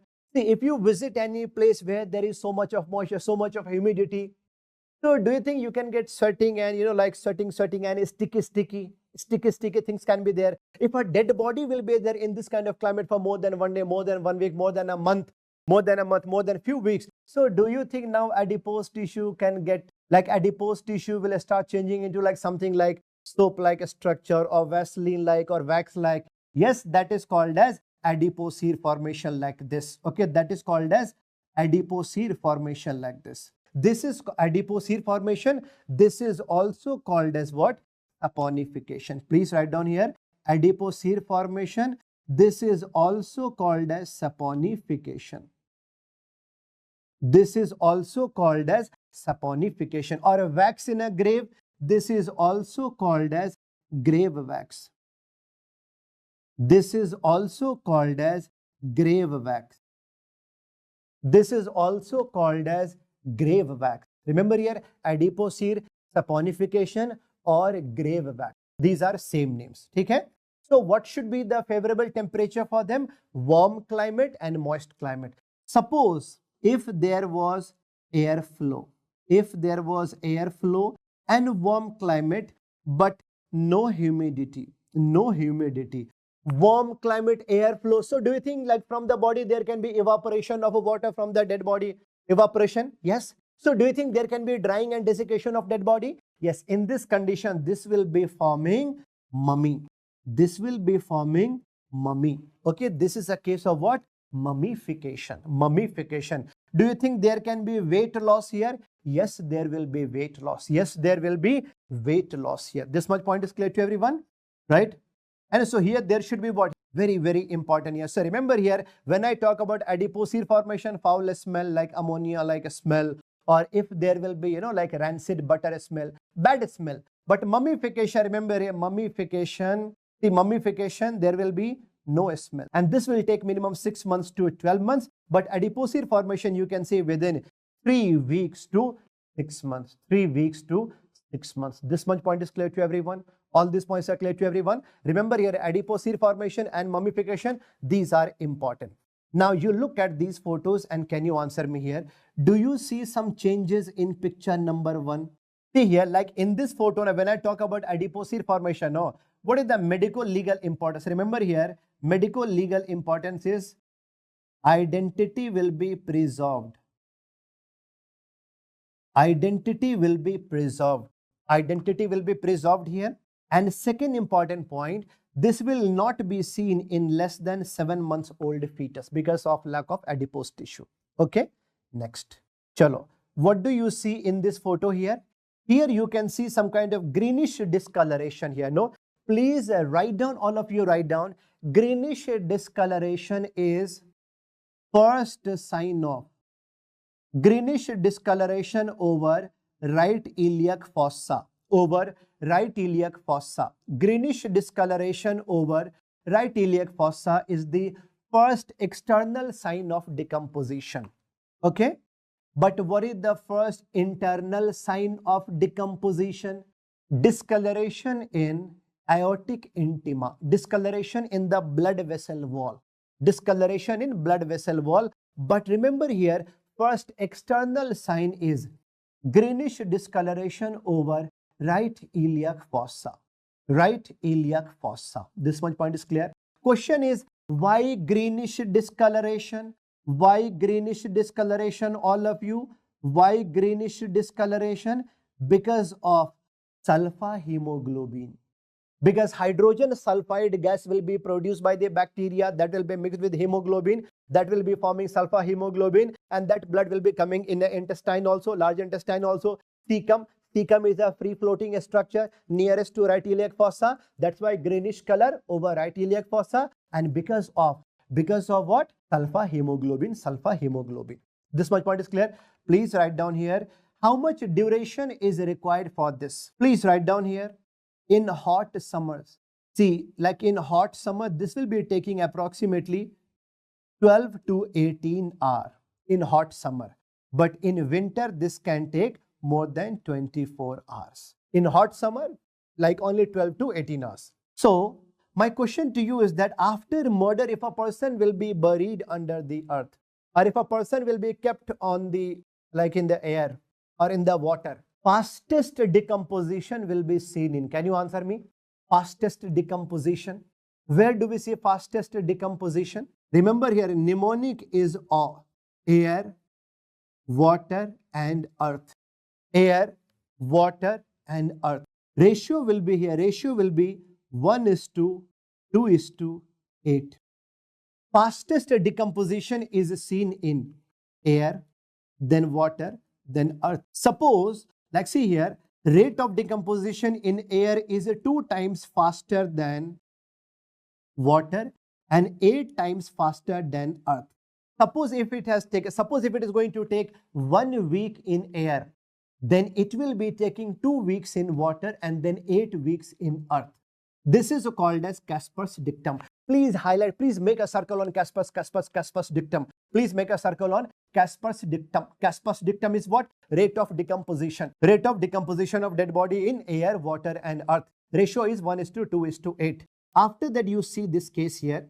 You can see bluish purple discoloration around blood vessels. Around blood vessels. Same like marbled appearance, no? This is called as marbling. Remember here, this bluish purple color you see around blood vessels. Around blood vessels. Blood vessels, this is called as marbling. है ना? Marbling. This much point is clear to everyone. Here, marbled appearance is here. Marbled appearance. And how much duration is required for this? How much duration? This is approximately 36 to 48 hours. 36 to 48 hours. Marbling. Okay, see, bluish discoloration because of sulfur hemoglobin around the blood vessels. But examiner can try to confuse you by showing this photo here. Remember here, this is not marbling. This is what? Superficially over the skin, over the epidermis, superficially you can see here what? You can see here this kind of appearance, this kind of appearance. This is called as what? This is called as a lightning burn. This is called as a lightning burn, which is also called as filigree burn, which is also called as arborescent burn. Arborescent burn, which is also called as, this is a flower-like pattern. No, this is called as Lichtenberg flower-like pattern. Lichtenberg flower-like pattern. Lightning burn or filigree burn. Lightning burn or filigree burn. We have learned all these points. Okay, fine. Yes, everyone. So we can start with the mechanical injury now. Now, the next chapter we are going to learn related to trauma, related to suicide case, related to murder case and all. So like here we have to learn some of the BNSs. Okay? Some laws, first of all, we are going to learn. So when I talk about the trauma, remember here, these days now IPC is BNS. BNS is what? Bharatiya Nyay Samhita. BNS. है ना? IPC CrPC is BNSS. Bharatiya Nagarik Suraksha Samhita. So which BNS defines hurt? All of you please write down here. Which BNS defines hurt? It is a 114. BNS 114 defines hurt. Hurt like bodily pain and all. But BNS number 116 defines grievous hurt. Grievous hurt. What is the meaning of the word grievous hurt? Grievous hurt means what? Life-threatening condition. Janleva hamla. Dangerous to life. See, remember here, all BNSs we cannot memorize at one time. So, with the chapter, I will keep on teaching you some of the BNSs. Okay, fine. So, remember here, BNS number 114 defines hurt, but 116 defines grievous hurt. This much point is clear to everyone. See here, all examples of the grievous hurt I will teach you, don't worry. Now, which BNS defines murder? Remember, BNS number 100 defines, see, this defines the culpable homicide amounting to murder. See, what is the meaning of the word culpable? Means what? Okay, punishable. Means I wanted to kill someone, I killed him. That is called as what? BNS number 100. But BNS number 101, what is BNS number 101 here? Culpable homicide not amounting to murder. Okay? Not amounting to murder. What does it mean? BNS number 101. See, you might have heard about the case of, like there was a case when there was release of Pushpa 2. Right? At that time, see here, like in the beginning part, like in Hyderabad, like Mr. Allu Arjun, when he went to attend a show there, like in a cinema theater, because of him, there was a big stampede there. So one person died. And so that time, see here, Mr. Allu Arjun, he got arrested. Right? So that was because of what? See here, okay, there was like a person died because of a stampede. Here, Mr. Allu Arjun, like a Pushpa superstar, right? So he was not directly involved with the murder or directly involved with that death. But no, and see here, because of him, the stampede happened there. So that was the case of what? Culpable homicide not amounting to murder. That is BNS number 101. So they arrested Pushpa actor with, you can say, BNS number 101. Okay. See, for BNS number 100, see the punishment, BNS number 103, this is punishment for murder, but BNS number 105, BNS number 105, punishment for culpable homicide not amounting to murder. Here the punishment will be only for 10 years. But for culpable homicide amounting to murder, punishment can be up to lifetime or death sentence. This much point is clear to everyone. So BNS number 100, 101. After the 103 and 105, these are related to murder. BNS number 109, attempt to murder. This you have to memorize. All right. Now, when I talk about grievous hurt means what? Grievous hurt means what? Serious. See here, the hurt which can be dangerous to life. Janleva hamla. Right? So what is that? See, what are the definitions here? What are the examples of the word grievous hurt? I am telling you, this is an important topic. Grievous hurt means after any injury which can be dangerous to life, like emasculation, making a man unman. Okay? See here, after any fight between two people, if there will be blindness or deafness, partial blindness or complete blindness, both. Yes, this will be a grievous hurt. See here, like fracture of bone. Right, to see here, fracture of bone or injury to nerve or tendon. Suppose if there will be any kind of a scar or severe injuries over face, like even if there will be the dislocation of teeth, right? No, dislocation of teeth. Remember, most important point here, after any injuries, if a person will be bedridden, minimum for 15 days. Minimum for 15 days. Remember, this is the important point here. Remember, earlier, as per IPC, old, when a person was not able to work normally for 20 days, it was old. But now, as per new updated laws, as per BNS number 116, okay, when a person is bedridden for 15 days, then his injury will be considered as grievous hurt. Now, one more time, can we revise all BNS which we have learned so far without seeing the notes? All of you, please start writing now. Which BNS defines hurt? BNS number 114. Which BNS defines grievous hurt? Grievous hurt, 116, 116, 116. Which BNS defines the culpable homicide amounting to murder? 100. Culpable homicide not amounting to murder? 101. Which BNS is responsible for the punishment of culpable homicide amounting to murder? 103. Not amounting to murder ka punishment? 105. Attempt to murder is what? BNS number 109. 109. Now, some of you might be having difficulty in understanding what is BNS and all these points. Let's learn here. I will give you basic examples here. First of all, it was IPC CrPC IEA. IPC means Indian Penal Code. Indian Penal Code. Now it is BNS. Bharatiya Nyay Samhita. CrPC is Criminal Procedure Code. Now it is BNSS. Bharatiya Nagrik. Nagrik means citizen. Suraksha means protection. Bharatiya Nagrik Suraksha Samhita. IEA, Indian Evidence Act, is called as now Bharatiya Adhiniyam. Bharatiya Adhiniyam Bill. Okay. Now, question is, what is the use of this? What is the use of IPC? IPC, please remember here, this defines law and offenses and punishment. This defines offenses and punishment. IPC or BNS, like this is like a Wikipedia. This is like a book which defines offenses, and punishment. Like one example, I will give you. BNS number 63. BNS number 63. BNS number 63 defines rape.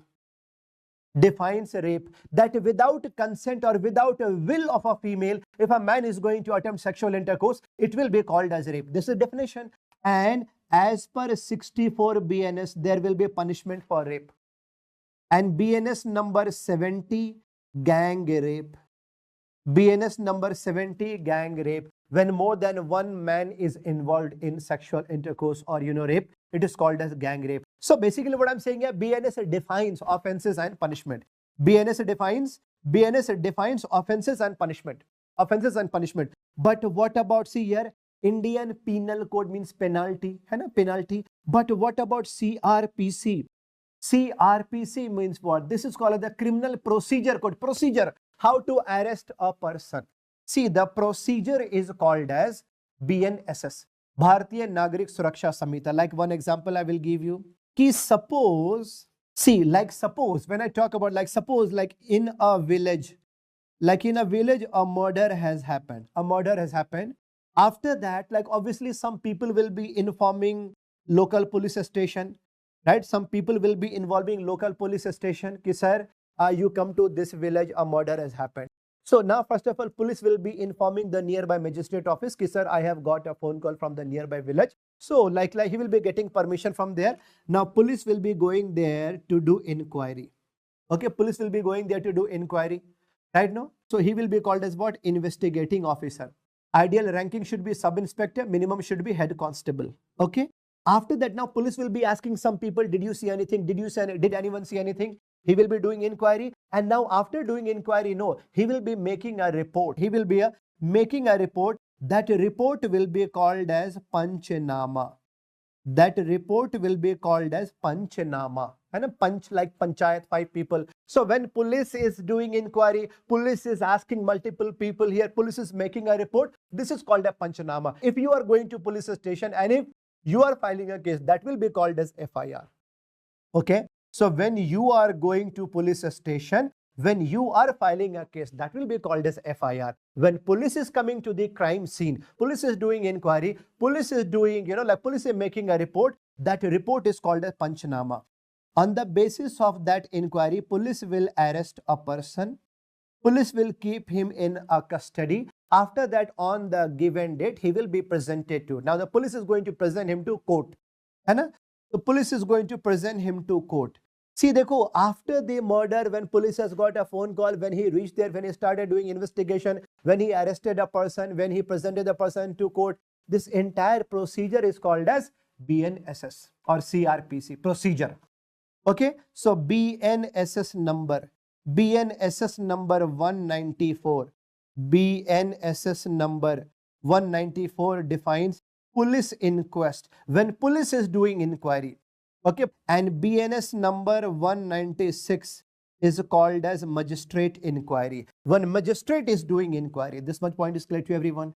Very easy to understand. 194 and 196, please remember, very, very, very, very important. BNSS number 194 and 196. 194 is for police inquiry, 196 is for magistrate inquiry. Now, when the person will be, when the accused person will be presented to court, when the accused person will be presented to court, so many advocates will also be there, no? So now they will be asking more and more questions to bring out more evidences, sabut ikhatta karna, right? To bring out more and more evidences, right? See, remember here, to collect evidences, no? That is called as what? Yeah, that is called as Indian Evidence Act. When you have to collect more evidences, which is called as what? Bharatiya Nyay Adhiniyam. See here, Indian Evidence Act. So new name is actually what? Bharatiya Sakshay Adhiniyam actually. Sorry, this is actually what? Bharatiya Sakshay. Sabut. Bharatiya Sakshay Adhiniyam. Bharatiya Sakshay Adhiniyam or Bharatiya Sakshay Bill. Remember here, new name of BNS, new name of IPC is BNS. Bharatiya Nyay Samhita. CrPC, BNSS, Bharatiya Nagarik Suraksha Samhita. Indian Evidence Act, new name is Bharatiya Sakshay Adhiniyam. Okay, now it should be clear to everyone. Meaning, samajh mein aa gaya sabko? Meaning, BNS defines offenses and punishment. BNSS defines how to proceed with a case. And Bharatiya Sakshay Adhiniyam, how to collect evidences. These points are clear to everyone? Now, chalo, we have learned all these points here now. We have learned meaning of grievous hurt. So why it is important to understand, like see here, whenever two people will be fighting, no, before arresting a person, now police, see, police is going to arrest a person, before keeping him in custody, this is the rule that before keeping him in custody, these two people should brought to hospital for medical examination. Now this depends upon doctor to do inquiry, to do medical examination, and doctor has to write ki it was simple hurt or grievous hurt, which weapon was used, dangerous weapon or non-dangerous weapon. This much point is clear to everyone. See, dangerous weapons means knife, blade, guns. Non-dangerous weapons means what? Non-dangerous means like lathi, rod and all. Same like the blunt trauma, right? Okay, chalo, fine. Now, after, see here, after any injury, no, there can be blunt trauma and there can be sharp trauma. Blunt and sharp. Can you answer me? Blunt and sharp. After seeing this photo, can you answer me? This is blunt or sharp? Chalo, theek hai. Let's learn why this is important to learn. Please understand this, why it is important to learn. Okay. Remember here, ki there can be, see here, so this can be due to blunt weapon, this can be due to blunt weapon or sharp weapon. Sharp weapon will always be dangerous. So this depends upon a doctor, whatever he is going to write on the MLC, medico-legal report mein, what he is going to write, which weapon was used, sharp or blunt. Sharp will always be dangerous. Right now, remember here, blunt can be, so see here, on the basis of the medical examination, on the basis of medical report, now judge is going to give the punishment. So like MLC is very, very important. Whatever you will be writing in hospital, that will be important. Okay, very, very important. Now let's learn this. How? See, now I'm showing you two photos now. My question to you is that, suppose if I am using like a scalpel and blade in operation theater, a scalpel and blade, with the blade if I'm giving one incision like this, so this will be the example of sharp cut, right? This will be the example of sharp cut, sharp cut. So when I will be giving sharp cut, no, sharp cut will be like this. Shape will be like this. Sharp cut will be like this only. If you see margin, boundary line, it will be regular, it will be even. And when I'm using a blade, no, even blood vessels will also be sharply cut. So there will be fast bleeding, there will be profuse bleeding. When you see this photo, you can see the boundary line, you can see the margin here. This is a sharp cut. But what about this photo? What about this photo? Same photo, this is same photo I have kept here. Same photo. What about this photo? Now when I look at the margin and boundary line, now you see here, see how it is like this. See how it is like this. See here, margin is even or uneven? Uneven. Boundary line is regular or irregular? Irregular. Bleeding is fast or slow? Sluggish blood flow. Sluggish blood flow. So this is not sharp. So if it is not sharp, then it should be blunt trauma only. What is the meaning of the word blunt weapon? Can you answer me? What are the examples of blunt weapon? Any weapon which is not sharp. Any weapon which is having broader surface area like lathi, rod, stone, brick, hammer. Hammer also. Right? Very easy to understand. These are blunt weapons. Blunt weapons. So remember here how to differentiate lacerate. Remember here. So I can say this is an example of sharp incision and this is an example of blunt trauma, which is called as laceration. Now how to differentiate here? When I talk about sharp, margin will be even, boundary line will be irregular, bleeding will be fast. Fast bleeding is called as profuse. But what about a laceration? What about a blunt? Remember here, margin will be uneven.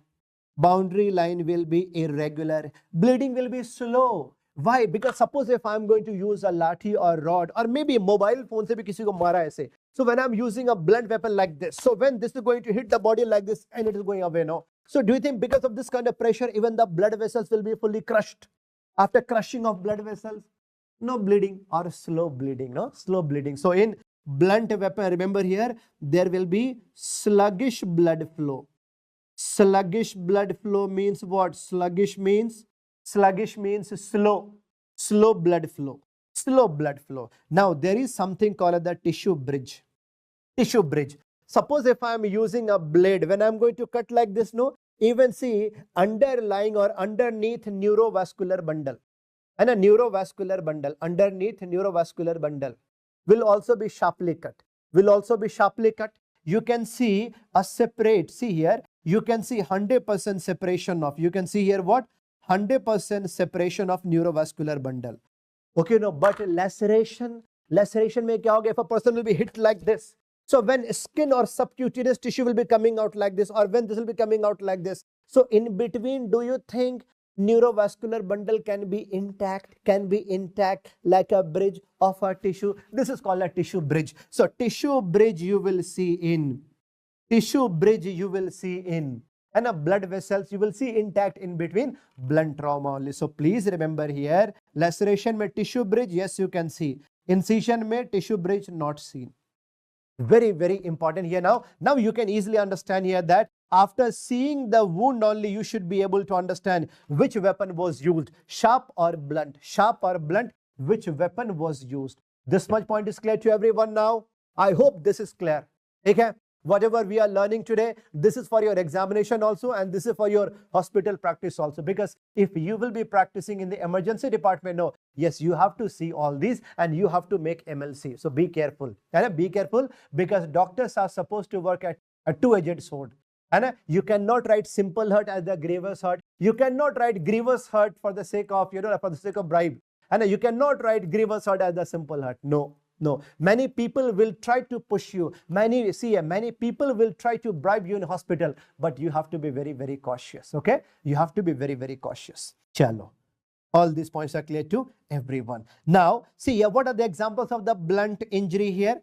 Abrasion, like abrasion, contusion, laceration, fracture of bones. But suppose if a sharp cutting weapon was used, sharp cutting weapon, but it was very, very small, sharp and light cutting weapon. It is called as incision, incised injury. Sharp and heavy cutting weapon like axe or sword. So this will be called as the chop injury. ऐसे कहते हैं कि chop कर दूंगा, right? This is called a chop injury. Sharp and the pointed. This injury will be called as a stab injury. These are word meaning questions. You should know it. Okay? Let's learn one by one. Abrasion, scratch abrasion is what? Now you might be having, see here, now you might be having some confusion in learning about abrasion and contusion means what? Abrasion means a scratch. Like one example I can give you. Suppose if a boyfriend and girlfriend, they were watching a movie name was a Murder. Same Imran Hashmi, Malika Sharawat. And you would have seen that movie.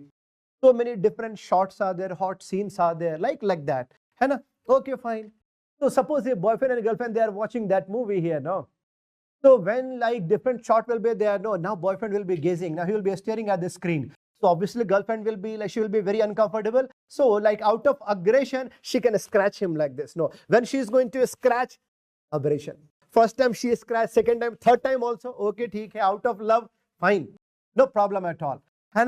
So out of love, scratching, no problem. Scratching will give abrasion. But out after that, no. So boyfriend got pissed off. Now he is angry. Now fourth time when she is going to scratch, no. Now this guy, the boyfriend is going to hit her over her shoulder like this. So when he is going to hit over her shoulder like this, okay. So do you think this will be sharp or blunt? Blunt only, no? Blunt, blunt. So do you think because of the heavy pressure, see like internally, small blood vessels like capillaries, venules and all, do you think there can be rupture of these small blood vessels and leakage of blood under the dermis? So around the dermis like this, you can see accumulation of blood, accumulation of blood. And see, externally no rupture, but internally rupture. Okay? That is called as bruise. Ab kabhi nahi bologe bruise, right? Bruise is also called as contusion. Bruise is also called as contusion. Please remember here, bruise is also called as contusion. Bruise is also called as contusion. Remember, what is the definition of abrasion? Superficial rupture of epidermis. Only epidermis I am saying. With a minor or no bleeding. Minor or no bleeding. Superficial rupture of epidermis. But in contusion, externally no rupture. Like internally, rupture of blood vessels. So accumulation of blood under the dermis. Now I hope it is clear to everyone. Abrasion, scratch can be due to nail. It can be due to pin.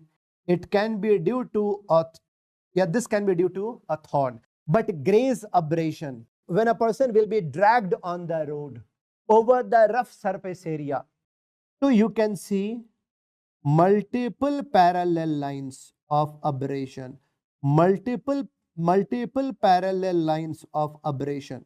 Multiple parallel lines. Like if a person will be dragged on the road over the rough surface area, or even when you are going to play match, if you are going to play cricket match, if you are going to dive on the ground, right, your hand can be dragged on the floor, on the ground. So do you think there can be multiple parallel abrasion like this? This is called as graze abrasion. This is called as graze abrasion. Okay. Overall, this is the most common type of abrasion. Abrasion will be like a brush burn. It is also called as brush burn. It is also called as brush burn. Brush burn. Over the road, there will be a small stones. Because of the small stones, there will be rashes. So this is also called as gravel rash. This is also called as gravel rash. All these are synonyms of graze abrasion only. Please write down. Now, what about the pressure abrasion? I will show you photo also. Don't worry. Photo also. Here, now, abrasion is due to pressure. Like in a case of hanging, in a case of ligature strangulation, hanging or ligature strangulation. Or in a case of teeth bite marks, there can be pressure. And it is not the pressure, this should be patterned. This should be patterned, okay, patterned abrasion, where you can see the exact pattern, where you can see the exact print of a weapon. So I have taught you 4 types of abrasion: a scratch, graze abrasion, pressure abrasion, and patterned abrasion. Let me show you photo, you will have more clarity. Dekho zara, picture number 1 is a scratch. Okay. What about this picture? Picture number 2. Bolo, picture number 2. Picture number 2, this is graze abrasion. Picture number 3. Here, around the neck you can see here, no? But like here exactly you cannot say ki by rope was used, a wire was used, a sari was used, whatever. So this is an example of the pressure abrasion. Pressure abrasion. Picture number 4, you can understand teeth bite marks, but exactly you cannot say molar, premolar, incisor or canine. This is also an example of the pressure. But what about picture number 4? This one, ye hai picture number 4. Exactly you can see the imprint of belt here. So this is called the patterned abrasion. Patterned. After seeing this photo, you can easily understand that a person was sleeping around, a person was sleeping at the roadside, or someone was driving a car, right? So he drove over his leg. Exact pattern of tire you can see here. Exact pattern of tire. This is also the patterned, but some more photo. Now look at this photo here. Here examiner will try to confuse you. Here examiner will try to confuse you. Here where you don't have like exact clarity which weapon, which rope was used. So this will be the example of pressure abrasion. But in this photo, you can say rope is also there. Exact rope pattern is also here now. Now here there should be no confusion. Remember here, मतलब कि general definition क्या? Pressure abrasion is due to hanging, ligature, strangulation, teeth bite marks. But exact rope is given here. Exactly rope print is there. Then answer will be pattern. Okay. Now onwards there should be no confusion. Now without seeing the notes, can you write down 4 types of abrasion? Scratch abrasion, graze abrasion, pressure abrasion, and patterned abrasion, right? Now we are going to learn about bruises, bruise or contusion. Ectopic bruise means what? Away from the real site. Away from the real site of injury. Away from the real site of injury means far from the real site of injury. If there will be, suppose if there will be, you know, like fracture over this part of bone. Like here, there is no place where there can be accumulation of blood. Accumulation of blood can be seen here only. Raccoon eye sign. This is an example of ectopic bruise. Far from the real site of fracture. Now, if you can see the exact patterned bruise. Railway line bruise, or what about the tram line bruise? When a person will be hit by a rod or by a lathi. Remember here, when a person will be hit by a rod or a lathi, no? Only external, only external part will be imprinted. In between, there will be gap. Only external part will be imprinted. In between, there will be gap. So this will be appearing like what? This will be appearing like railway line or tram line bruise. Hai na? So when a person will be hit by a lathi or rod, railway line bruise or the tram line bruise. Now, see, suppose if I'm going to kill someone like this, right? Like this, right now. So like basically this is called as what? Manual strangulation or throttling, gala daba karke marna. So do you think because of the heavy pressure of the tip of the finger, there can be multiple bruises? There can be multiple bruises around the neck? Yes, more than 5. This is called a 6 penny bruise. This is called a 6 penny bruises. Please write down here. 6 penny bruises around the neck. 6 penny bruise around neck is called as manual strangulation, also called as throttling. Manual strangulation, yani gala daba karke marna. That is called as manual strangulation or throttling. And suppose if 6 penny bruises are there around the wrist, then this will be seen in a case of child abuse. See, suppose if there is a case of a stepfather, a stepmother. See, sometimes they can, like a stepfather, a stepmother. Suppose if there's a child. So out of aggression, they can pinch the skin like this, as say, right? So here abrasion, like here bruise will be like butterfly. So butterfly bruise is also seen in case of child abuse. This much point is clear to everyone. ठीक है, समझ में आ गई बात? See here, what is the importance of learning all this? Please solve a CID case. Please solve a CID case now. I'm giving you a scenario. You tell me your answer. What do you anticipate in this question? Suppose if a husband and wife, a newly married couple, they were living together, obviously.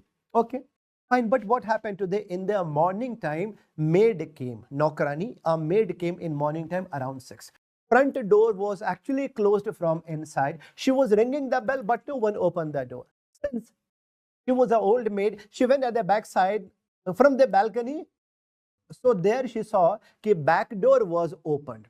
When she entered, she could see that lady of the house had hanged herself. She screamed. After that, neighbors came there. Okay, so like this was the news that, and see, remember here, this was the news that husband went out. Husband went out actually one night before only, or last night only, he went out for the job. This was the news.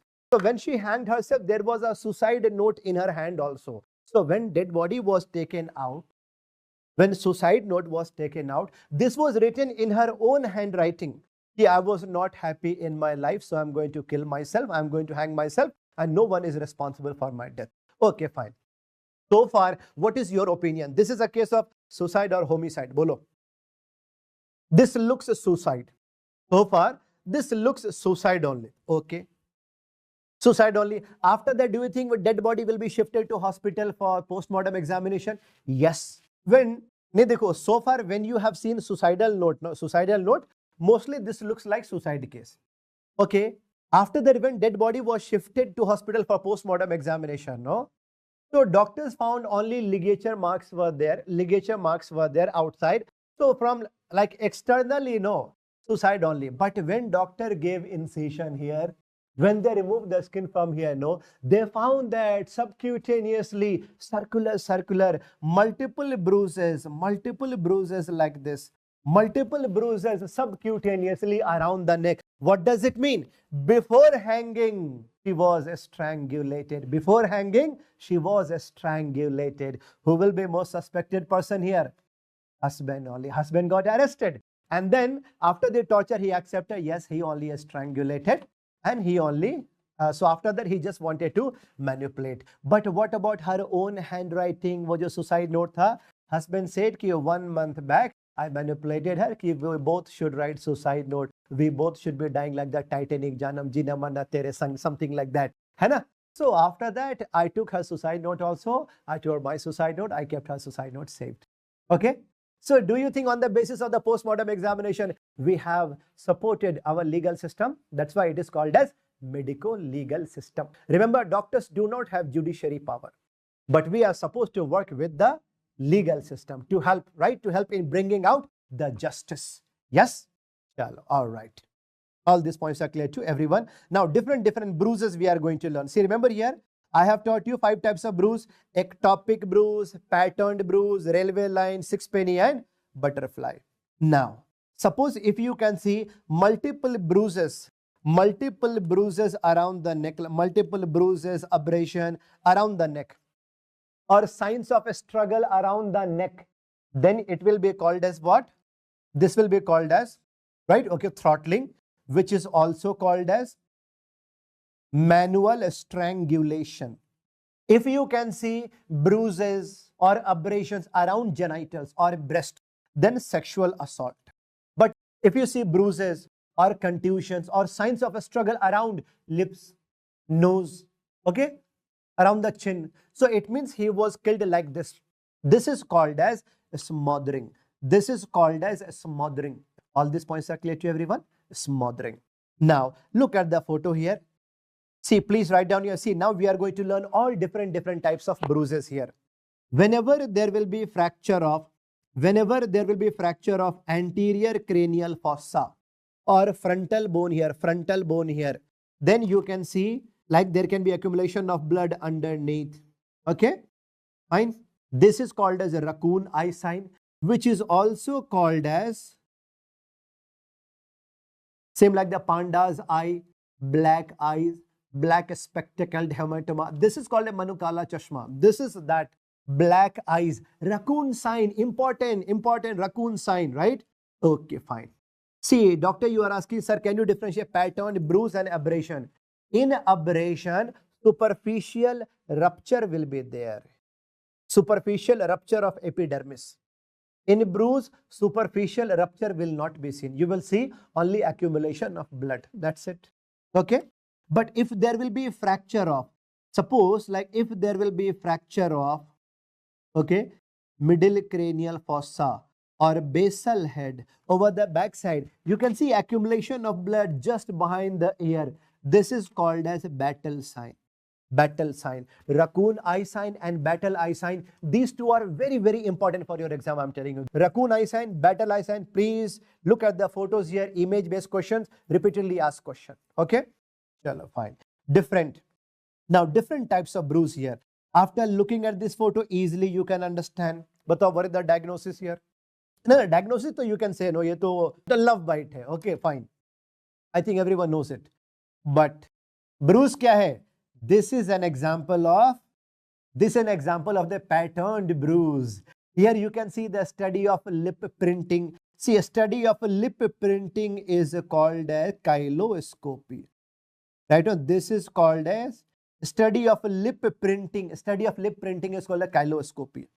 You can see multiple bruises around the neck. This is an example of manual strangulation. You can see here bruise like a butterfly. This is butterfly bruise. This is butterfly bruise. Okay. And what about this one? Here you can see like this kind of railway pattern of mark, like this. Bolo.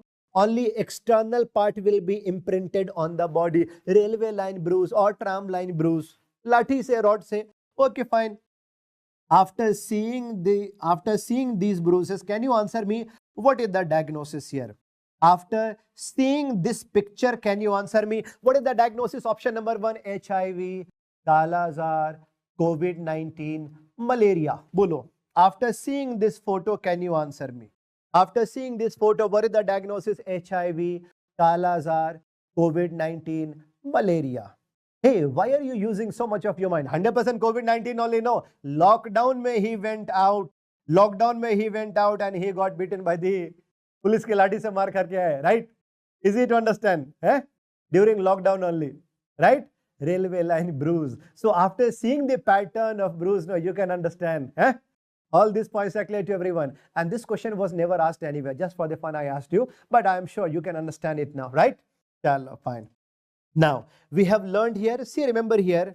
Now you can learn here. See, laceration. Laceration is an example of blunt trauma only. There are 4 types of laceration: split, stretch, and the tear avulsion.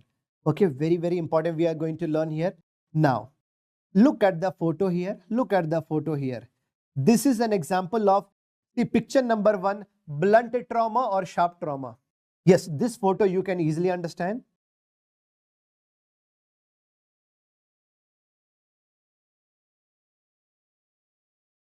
This is a case of laceration only. This is a case of laceration. Laceration only. This is a case of blunt trauma for sure. Laceration है 100% blunt trauma है. Remember, yes, see, some of you might have started learning forensic for the first time. So you have to memorize names of these injuries. Laceration. Laceration is a blunt trauma. So this kind of injury, okay, this kind of injury is a laceration. Okay, but what about picture number 2? Can you answer me? Picture number 2. Sharp or blunt? Yes, this looks like sharp only. This looks like sharp, but when you see this photo closely, now you can see the injury kahan se ho. Dekho, injury has started from here. See, dekho, now you see the margin, boundary line, and boundary line, margin. See, look at the margin and boundary line. There you see margin, boundary line. Even bleeding is not. See, bleeding is not also very, very fast. This is also sluggish. So this looks like incision, but it is a laceration. This is called as, please write down, incised looking laceration. This is called as incised looking laceration. This is called as incised looking laceration. As a laceration which looks like incision. Remember here, whenever there will be attack on the face or whenever there will be underlying bone around forehead, around lips, around cheek, there can be incised looking laceration, which is called as split laceration. Remember here, split laceration is called as incised looking laceration. Wherever there is confusion, there is question. Okay, so remember here, this image you are not going to forget, my dear friends. Very, very important image. Okay, this is laceration, not sharp. This is not incision. Easy. But what is the opposite of this? See, incised looking laceration ka opposite, laceration looking incision. Laceration looking incision means there is one incision around the body. There is one sharp incision that appears to be like laceration. Can you answer me? Over which part of the body like incision will be appearing like laceration? Over scrotum. Over scrotum. Right? Scrotum may folded skin will be there. Even wherever there will be loose skin, like sometimes axilla also, sometimes. And so remember over scrotum. Scrotum. Okay, laceration looking incision. Okay, like one time in FMG they have asked a question, injury over which organ never suggests suicide? Obviously over genital organ. ऐसे suicide कौन करता है, right? So injury over genitals will never suggest suicide. It will always be homicidal. It will always be homicidal. All right. Now, what about the stretch?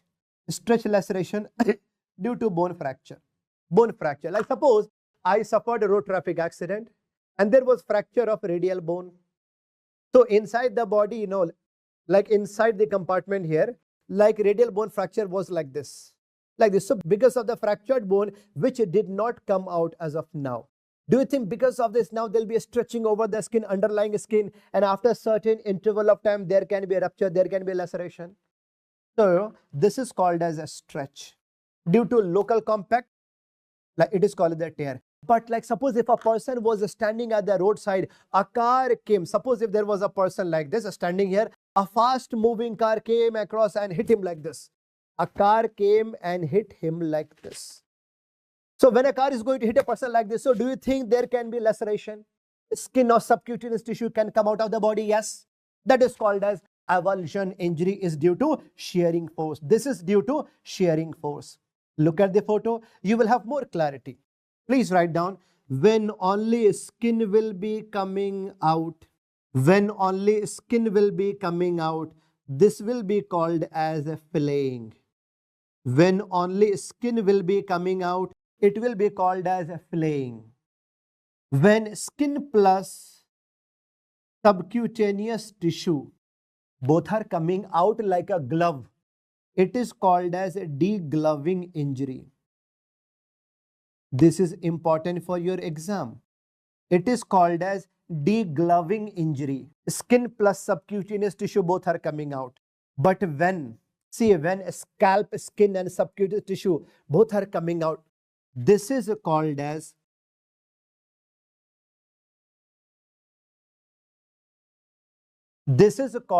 scalping. So there are 3 examples of avulsion injuries I have taught you: flaying, degloving, and scalping. Now, without seeing the notes, all of you, can you write down what are the 4 types of abrasion we have learned? Scratch, graze, pressure, and patterned. What are the 5 types of bruise we have learned? 5 types of bruise. One was ectopic bruise, like patterned, railway line or tram line, sixpenny bruise, and butterfly bruise. What are the 4 types of laceration we have learned? One was a split laceration, after that a stretch, after that tear, and then avulsion. And avulsion. What are the 3 types of avulsion injuries I have taught you? Only skin is out, flaying. Skin plus subcutaneous tissue both are coming out, degloving. Scalping. Black color around the eyes, raccoon eye sign, which is also called a pandas. Backside, battle sign. Okay, battle sign. Yes, I can see that most of you are able to recall. Now, you can see here that sharp cut incision, like suppose if a person is going to cut someone like this, like a starting point and a finishing point. So remember here, like a starting point is called as head end. All these photos which I am showing you, these can be because of road traffic accident or any accident. Okay, no? And suppose see here, the point of a starting is called a head end, and the point where I am going to leave, this point is called a tail end. Head end and tail end. See, in between there will be a gap. This gap is called as gaping. Okay. So remember here, like head end will be having a wide gap and the tail end will be narrowest. In between gap is called as gaping. After looking at this photo, see, this is the point number 1, this is the point number 2. After looking at this photo, can you answer me 1 or 2? Which one is the starting point? Which one is the head end? 1 is head end. You can say 1 is head end and 2 is tail end. 2 is tail end. Okay. 1 is head end. Head will be wider, somewhat wider, and tail will be narrowest. Now, suppose if a person is using a knife, he is going to penetrate, then he is going to stretch. In this situation, no, shape of a wound will be like this, where you can appreciate one end, second end you cannot appreciate. First end you can see, second end you will not be able to appreciate. This is called as a beveling cut. Beveling cut is seen in sharp cut only, but what about the tissue bridge? Okay, tissue bridge will be seen in laceration, blunt trauma. Now, very good. If you can see multiple superficial cuts over forearm, around the wrist, mostly this is a case of what? Suicidal tendency. Your patient is having suicidal tendency. And a superficial cuts are called as hesitational cuts. Superficial cuts are called as hesitational cuts. Also called as the trial cuts. Also called as the tentative cuts. So remember here, also called as what? Also known as the tentative cuts or trial or hesitational cuts. Remember here, they are the indications of what? Suicidal tendency. So superficial cuts around the wrist, around the neck, around the chest, basically accessible area of the body. Hesitational cuts, right? Now, after seeing this photo, so one time they have shown this photo and they asked which weapon was used. Here you can easily understand, this is here heavy cutting weapon. Heavy cutting weapon like axe, sword, or a chopper like this. So this is an example of what? This is an example of chop wound. Even when you see this wound area here, where you can see wider surface area with a wider cut like this, heavy cutting, sharp weapon was used. This is also an example of chop wound, right? Remember here, chop or slash. Next, See here, sharp and pointed weapon will be causing which type of injury? Stab injury. So if there is only one entry point, it is called as, right, it is called as the penetrating wound. If you can see, entry wound is also there, exit wound is also there. Like entry point is also there, exit point is also there. This is called a perforating wound. Par kar diya, phad diya, right? That is called a perforation. Only entry, it is called a penetrating wound. Entry, exit both, perforating wound, right? Now, chalo, this much point is clear to everyone. Okay. Now, see here, how to understand which weapon was used. If you can see shape of a wound here, but before this, please make one more point clear here. When I talk about the perforating wound, no, in a case of a stab injury, remember, entry wound will be bigger. Entry wound will be bigger. Exit wound will be smaller. Okay, stab injury mein, like entry wound will be bigger, but exit wound will be smaller. But this will be opposite in gunshot injury. This will be opposite in gunshot injury. Bullet injury mein, entry wound will be smaller. Entry wound will be smaller. Exit wound will be bigger. And a fast moving bullet is going to enter the body. Right? So entry wound will be smaller, but exit wound will be bigger in a case of gunshot. Be careful. Like a stab injury, may entry will be bigger, exit will be smaller.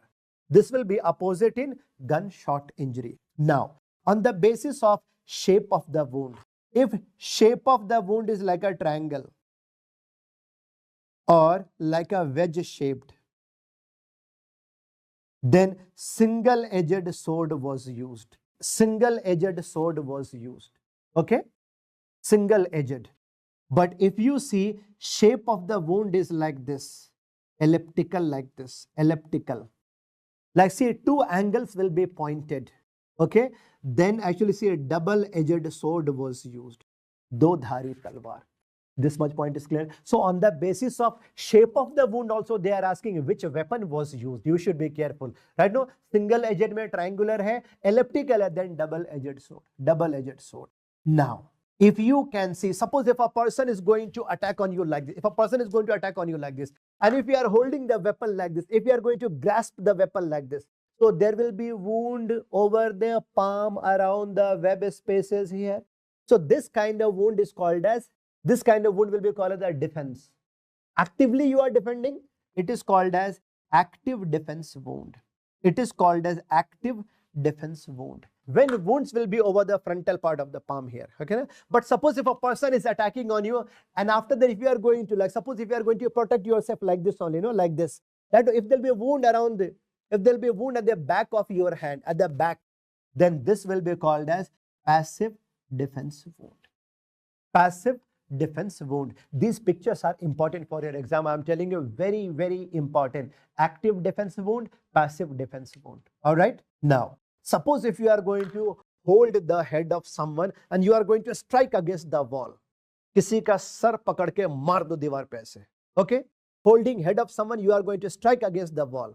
So a skull is fixed, but inside skull, cerebrum will be freely movable, no? So if you are going to strike against the wall like this, so do you think cerebral cortex will strike against the wall? Yes. So there can be injury here. After that, cerebral cortex can go back also. So here also there can be injury. So if there will be injury over the first point of impact, this is called a coup.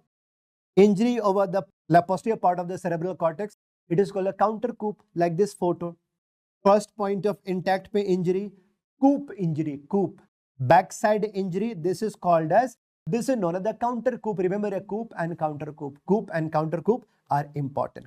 See here, one more important point you should know here. Like suppose if a newborn baby is there, okay? So newborn baby is like, a newborn baby jo wo niche gir gaya, or from the corner of table or from anything, if there will be hit over the skull. So a skull bone of a newborn baby will be soft. So there can be depression like this. So there can be depression like this. So there can be depressions. Same dent like this. Like the same dent like this. So there can be a dent over the skull. Same dent like on your car, जो हल्का सा गड्ढा पड़ गया. So remember here, please write down here, in a newborn baby, okay, that kind of depression is called as, that is called as the pond fracture. That is called as the pond fracture, okay, which is also called as indented fracture. Indented fracture. Indented fracture, which is also called as, same like a table tennis ball, you can see a dent over the table tennis ball. In China, table tennis is called a ping pong. So that is called a ping pong fracture. Yeah, that is called a ping pong fracture. Now, one more question is there. See here, suppose if a bullet injury will be there over the skull. Okay, one bullet went inside the skull, leaving one hole. You can see only one hole here. Only one hole. Means like there is no bone in that area. One hole like a gutter. So that is called as a gutter fracture. That is called as gutter fracture. Okay, that is called as gutter fracture. This much point is clear to everyone. Gutter fracture or hole like a gutter. Now, what about the intracranial hemorrhages? I'm sure all intracranial hemorrhages like extradural, subdural, subarachnoid, intracerebral, you would have learned in anatomy also, neurosurgery also. सब कुछ पढ़ लिया आप लोगों ने. I'm sure you have learned all these things, right? This is actually what?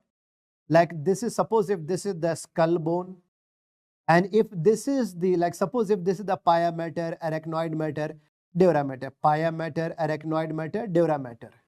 If there will be bleeding here, just above dura mater, it is EDH. If there will be bleeding just below dura mater, it is SDH. Below arachnoid mater, it is subarachnoid hemorrhage. And internal here, like intracerebral. ये तो easy है. Which blood vessel rupture is responsible for EDH? Middle meningeal artery, subdural bridging veins, subarachnoid, AV malformation, aneurysm. For intracerebral, any branch of what? Lenticular striate branch of middle cerebral artery. When you see this CT scan, repeatedly asked question, CT scan, this CT scan, same like idly-shaped disc, idly-shaped hematoma. Idly-shaped hematoma is seen in EDH, EDH biconvex. But if you see banana-shaped, subdural, star-shaped in subarachnoid, and star-shaped, you have learned all these in surgery. Let's learn about medico-legal aspect of EDH. EDH. Suppose after road traffic accident, a person had, severe head injury. A person had EDH. When patient got admitted in hospital, he was unconscious. After a few hours of treatment, he became fully conscious. Again, after a few hours, he became fully unconscious. So can you answer me? This period is called as what?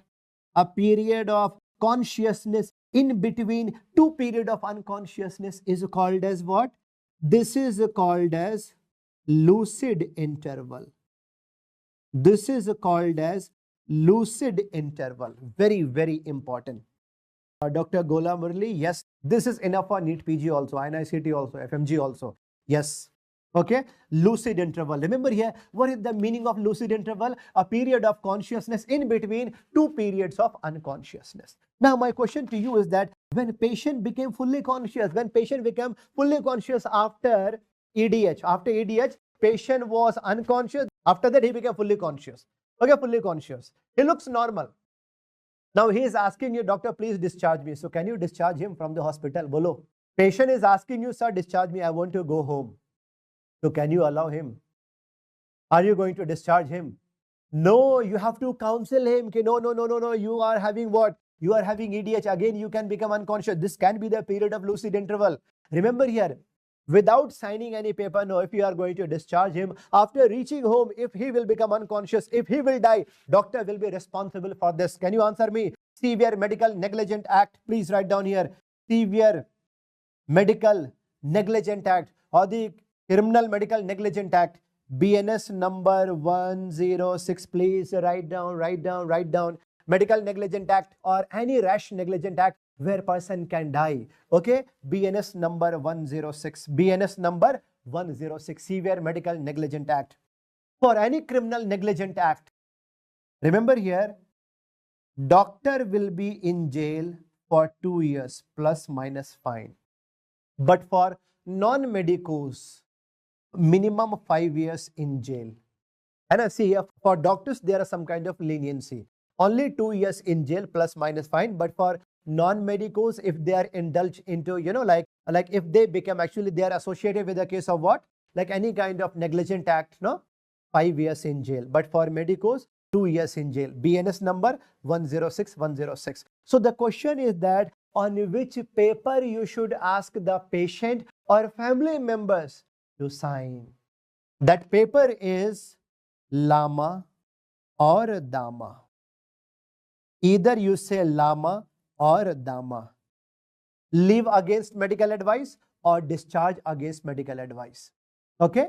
Here, like patient or family members will be writing in their own handwriting, doctors have explained me everything, but I want to go home at my own risk. If something will happen to me, doctors will not be responsible. Lama or Dama, leave against or discharge against medical advice. Okay, fine. So remember here, lucid interval is seen only in EDH. EDH. Lucid interval is seen only in EDH. Period of consciousness in between two periods of unconsciousness. Second question, medico-legal aspect. During lucid interval, if a person is signing any contract, will this be valid or not?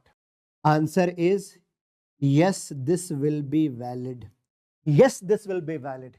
During lucid interval, if a person is signing any contract, yes, this will be valid. But he should sign in front of two witnesses. Two witnesses, yes, this will be valid because this is a complete period of consciousness. Lucid interval can be seen in EDH and during insanity. Psychiatric case also. Okay. Second, one more important point, EDH, medico-legal aspect. A person was fully unconscious. Right, a person was fully unconscious, lying around the roadside. After that, police came. After hearing the police, when he became fully conscious. Again, when police started, approaching towards that, again he became unconscious. So here, what police will think? He is a drunk. But police will take him to custody and he can die there in police custody. Who will be responsible? Police. So please write down EDH. EDH also mimics like a drunkenness. EDH also mimics like drunkenness. Two medico-legal aspects of EDH. One is a lucid interval. Second, it mimics like drunkenness. This one point is clear to everyone. Very, very important. Now, suppose one more medico-legal aspect. Suppose if there is a case of child abuse. Out of aggression, a stepfather, he is going to hold the head of baby and shake the baby like this. Do you think there can be intracranial hemorrhage? Yes. That is called a shaken baby syndrome. The question they have asked in a case of child abuse, which hemorrhage you can see? Subdural hematoma. Subdural hematoma. Okay? Fine. Now, suppose if you were driving a car, okay? And see here, if you were driving very, very fast, suddenly if you have to stop, like after sudden acceleration or sudden deceleration, either head will go back and front like this. है ना? ऐसा ही होगा ना? Either there can be hyperextension or hyperflexion. In this manner, do you think there can be laceration over a spinal cord? Yes. It is called as a whiplash injury. Whiplash injury. Okay? Whiplash injury. There can be laceration over the spinal cord. So basically a road traffic accident. Now suppose if you were walking on the roadside and suppose if a car came and hit you for the first time. The first point of impact, this is called as what? First point. Right? This is called the primary impact injury. First injury will be called the primary impact injury. Okay, primary impact injury. Okay. After that, you will fall on the car. That is called a secondary impact injury. After that, you will fall on the ground. That will be called that. Here, that will be called the tertiary impact injury. Like here, like in the when I talk about the primary impact injury, no, primary impact injury will always be because of what? Because of the car only. See, secondary impact injury is also because of the car. But when you are falling on the ground, there will be injury because of ground also. So tertiary impact is also called as secondary injuries. Secondary injuries. Out of these three, can you answer me? Where can you expect there can be fracture of tibial bone or patella bone? Can you answer me? In the primary impact injury. So here injury will be because of bumper only, no? So see, this is the primary impact injuries. You can say this is called as bumper injury, bumper injury, bumper fracture. Primary, secondary, and here you have to be careful about the wording. I'm saying what? Primary impact injury, secondary impact injury, and tertiary impact injury. Tertiary impact is also called as secondary injuries. Now, about this photo, can you answer me? See here, when a person will be sitting on the, like suppose if a person will be sitting on the, like on the front passenger seat. After sudden stoppage of the car, do you think like hip can go inside the dashboard, under the dashboard? After that, there can be femur fracture, there can be hip dislocation. This is called as dashboard fracture. Dashboard fracture. Okay. Now, see here, what is the most common injury, most common organ to be injured in a case of seat belt? Mesentery is the most common. Mesentery is the most common organ to be injured in seat belt injury. After that, GI. After that, bowel, stomach, or even there can be the thoracic part, right? And thoracic organs also. So remember, most common organ to be injured in a case of seat belt is what? Like mesentery. Now, see, like injuries because of the burn, because of the temperature, right? See, because of a low temperature, can you answer me? Like suppose if a person, like in a case of the Antarctica, or like where so much of a snowfall will be there. So what kind of injury can be there because of a low temperature, because of the dry ice? Frostbite. Dry ice, frostbite. But wet snow inside the shoes, wet snow will be giving which one? Which type of foot? Yeah, this is called the trench foot only. Okay, trench foot. Okay, but high temperature may please write down here. When hot liquid will be there, when hot liquid will be giving a scald burn. Scald burn, hot liquid burn, scald burn. See here, injury due to hot metal touch. Hot metal touch. This is known as thermal burn. Because of acid and alkali. Acid and alkali, where you can see accumulation of the pus just after burn. That is a chemical burn. Lightning burn, you should understand lightning burn. This kind of imprinting is called a lightning, which is also called a filigree, arborescent, and Lichtenberg flower-like pattern. Now, this time INICET, they have asked a question related to electric burn. First of all, please understand, there are two types of electric current. One is called as a direct current. Another is called as alternating current. Direct current is called as low voltage electric current. Low voltage electric current.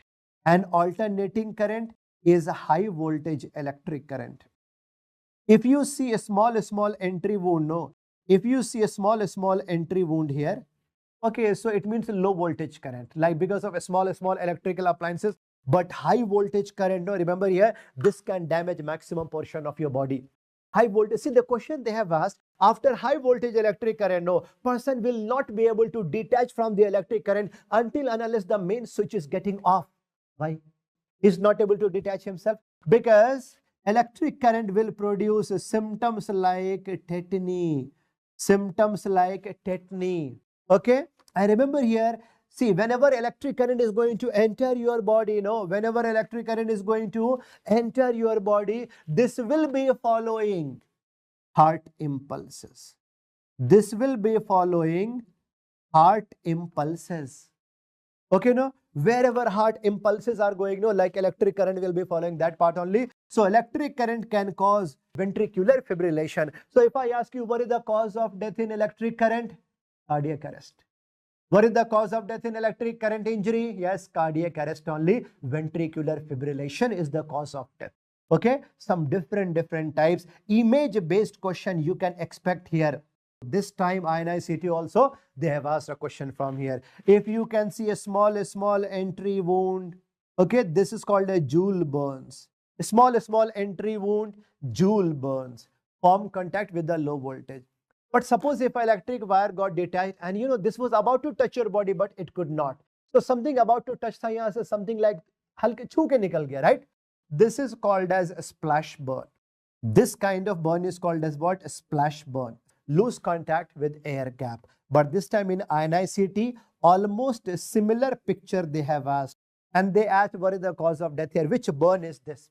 Remember, when you see hard skin, leather-like skin of crocodile, so lose contact with high voltage electric current. So this kind of injury, this leather-like hard skin, this is called a crocodile burn. Crocodile burn is also because of what? Electric current only. Image-based questions. Okay. Now, what about the bone pearls? What about bone pearls and current pearls? Remember here, because of the heat produced by electric current, do you think minerals of the bones can get melted and get deposited at different parts of bones also?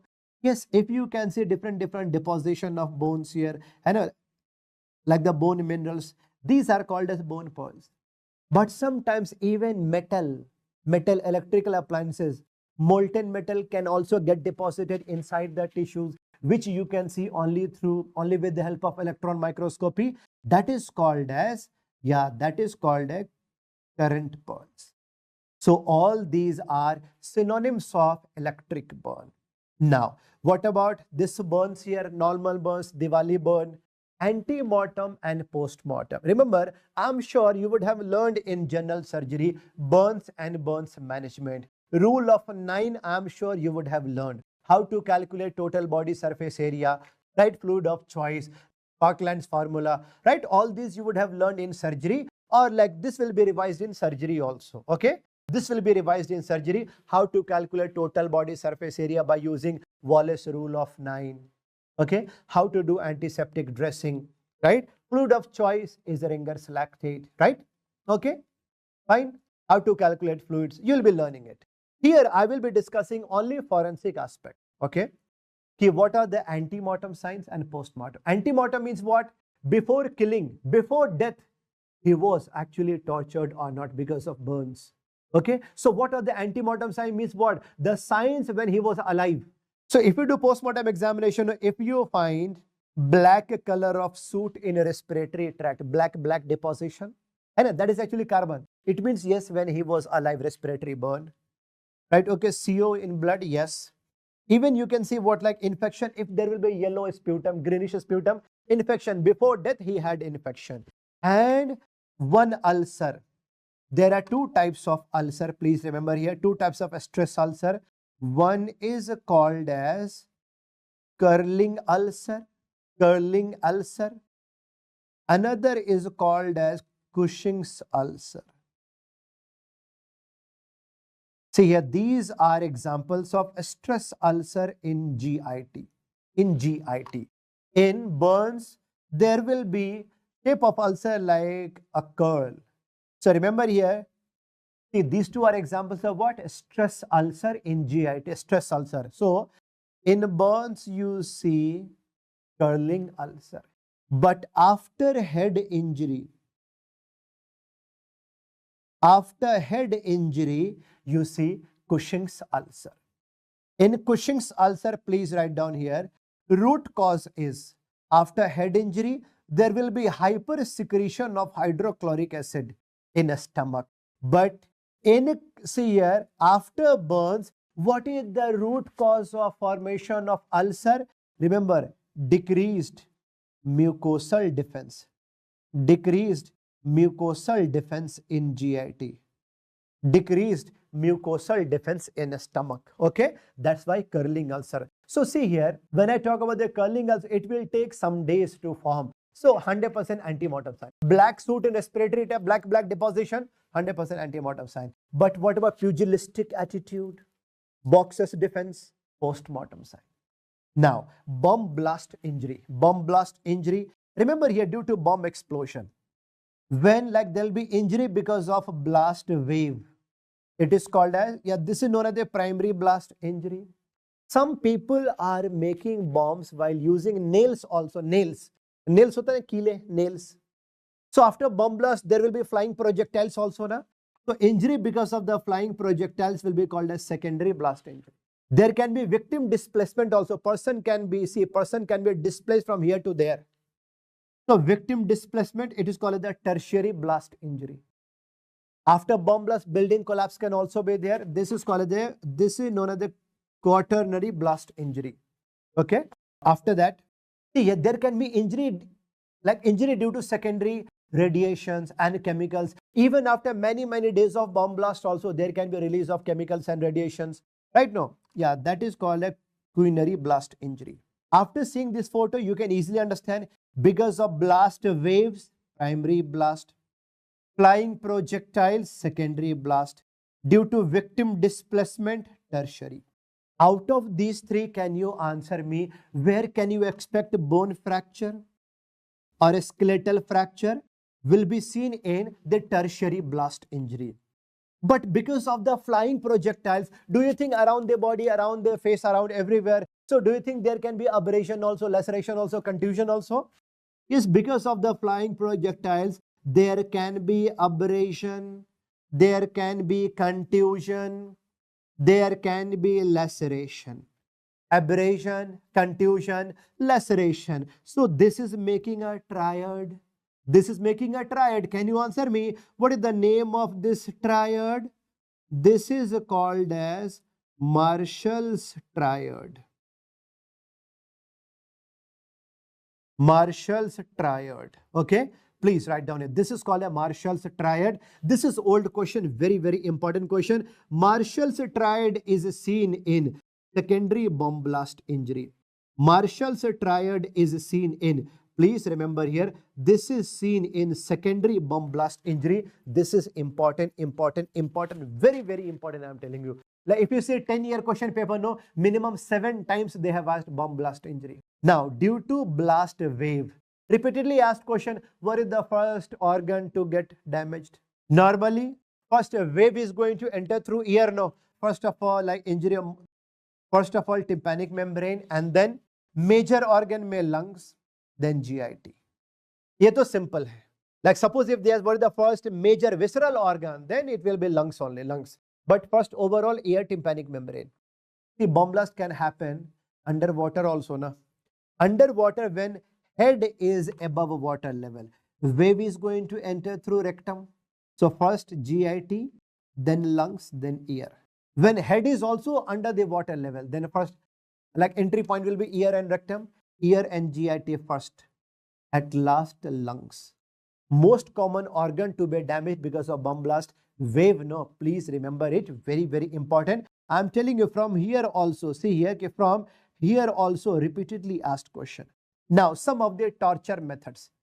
Beating on the soles is called as palenga or bastinado. Beating on ear is called a telephono. Some people can use a plastic bag. Inside a plastic bag, they can keep fecal matter and urine. It is called as a wet submarine. Only plastic bag wrapped around face, it is called as the dry submarine. Okay? These methods you have to memorize. You are hanging someone like a parrot. You are hanging someone like a parrot. It is called as a parrot's perch. You are letting someone sit on wooden horse, lakdi ka ghoda. Right? See, this is also a method of punishment only. See, for how long a person can sit on a wooden horse. And it is a punishment. More than this, if you want to punish here, you can keep 5 kilo weight, 5 kilo weight. And a saw horse. Now, dunking, dubo ke marna. First of all, you are going to see here, first of all, you are going to immerse a person in the water. After that, you are going to take him out. You are giving him some time to confess that truth, but he's not speaking that truth. Again, you are going to immerse him. This is called a dunking. Dunking means dubo ke marna. What about the cattle prod? Electric shock over genital organ. Electric shock over genital is called the cattle prod. In ancient time, for black American, if they used to do any mistake, black hot iron rod used to be inserted in their anal canal. Black slave, hot iron rod, inside anal canal. Hot iron rod inside anal canal is called a black slave. Black slave. Now, mafia people, they are using this method. They tie ankle and wrist at the backside. Same rope they are going to ligate around the neck. And this is called as incapacitamento. Okay. Now we are going to see here. All related to trauma, I'm telling, all related to trauma are very, very important. Okay, so which BNS defines severe medical negligent act? Can you answer me? Which BNS defines severe medical negligent act? BNS number 106. Which defines hurt? BNS number 114. Grievous hurt, 116. So the culpable homicide amounting to murder, which BNS? 100. Culpable homicide not amounting to murder, BNS number 101. What is the punishment for the culpable homicide? 103. What is the BNS for the punishment for not amounting to murder? 105. Attempt to murder? 109. Okay. Which BNSS is for police inquest? 194. Magistrate inquest? 196. One more please mention here. BNS number 30. BNS number 30. In emergency, doctor can operate without the consent. Doctor can operate without consent. Munna भाई देखा था कि भाई अगर कोई मर रहा है तो पर्ची कटाना जरूरी है क्या, है ना? तो BNS number 30. This one point is clear to everyone. Very, very easy to understand. Which BNS defines rape cases? 63. What about the punishment for rape? 64. Which BNS defines gang rape? 70.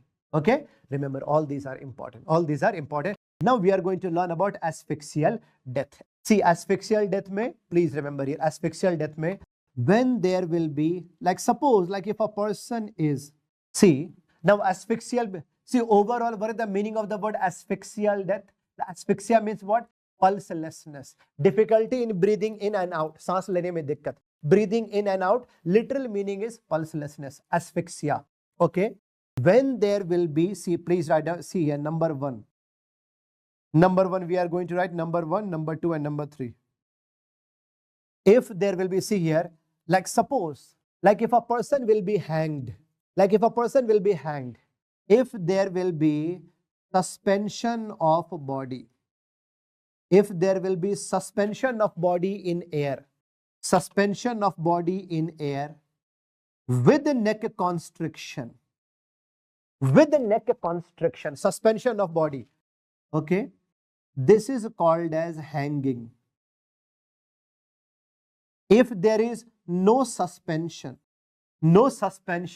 only neck constriction, see, suppose if there is, right, remember here, no suspension, only neck constriction. I am sitting here, someone is standing by me, he is going to ligate my neck. This is called as strangulation.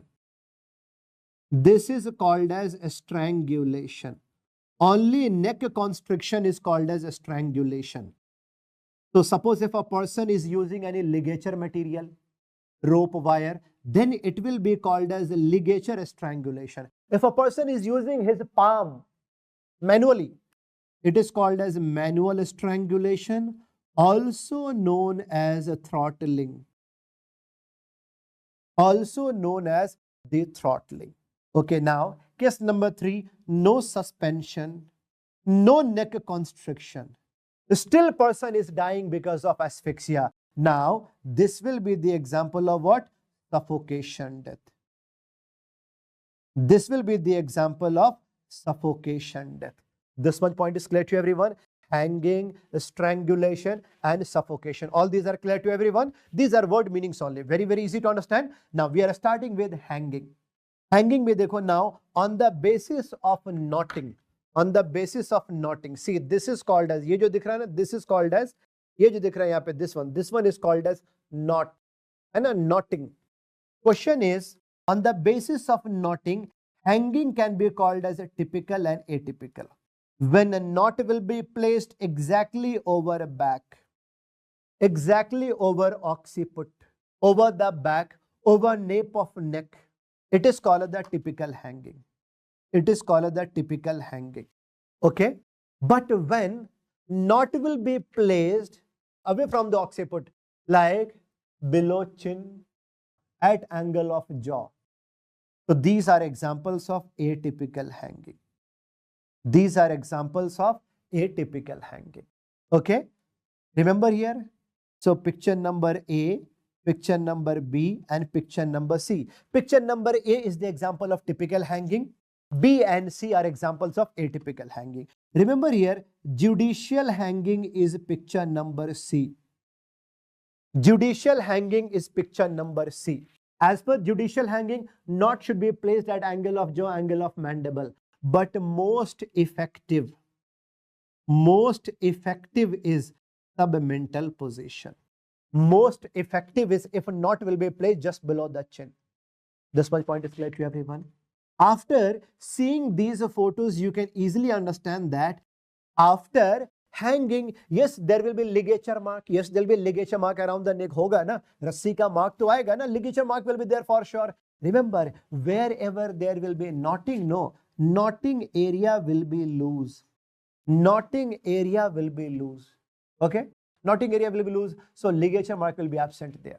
Wherever knot will be there, no, ligature mark will be absent over there. This one point is clear. Kafi hai. Now, on the basis of suspension, when body is suspended in air, 100% into air, 100% suspended hai, usko bolenge complete. When like whole body is suspended in air, complete hanging. But if any portion of the body is going to touch the ground, no, like this one, it is called as partial hanging. In hanging, there should be force of constriction. Force of constriction hona chahiye na. So here, in complete hanging, force of constriction is weight of body. Weight of body. So what is the cause of death? Cause of death is asphyxia. Cause of death is asphyxia. But in a case of the partial hanging, no. See, when any part of the body is going to touch the ground, no. See, from the lower side, weight will become neutral. So head will be like this. So there will be weight of head. So in partial hanging, what is the force of constriction? Weight of head. Weight of head. Obstruction here, lack of blood supply to the brain.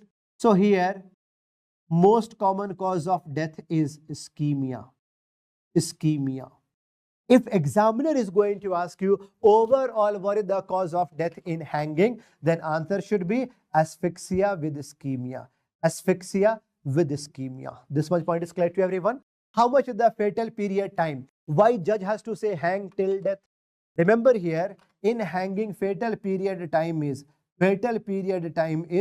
3 to 5 minutes. After hanging, no, it will take minimum 3 to 5 minutes, right, for a person to die. Now, like suppose if I'm going to kill someone like this, or if I'm going to ligate a rope here, okay, around the neck. So when there will be obstruction here, do you think now there can be lack of blood supply to the brain?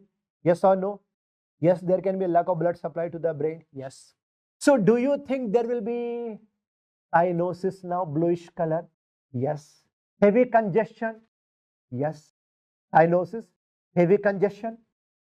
When there will be severe obstruction to the blood vessels over here, no. So do you think at certain point blood vessels will get ruptured and around the face you can see red spots here? Yes. So please write down here. See here, after hanging or after any asphyxial death, yes, there can be cyanosis. Yes, there can be congestion.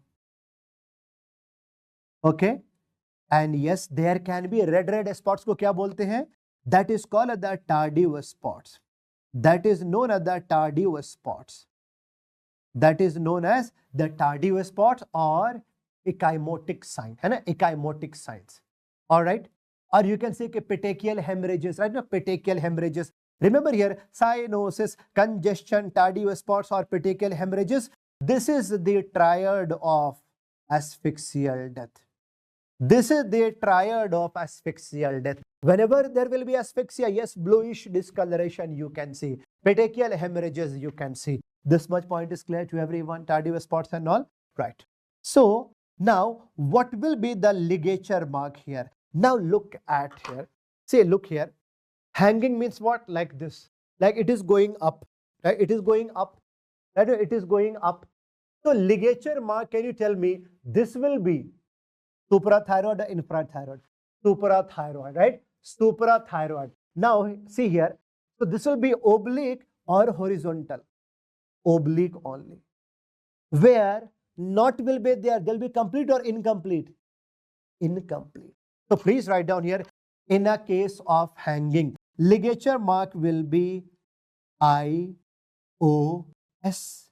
incomplete, oblique, suprathyroid. You can see this one.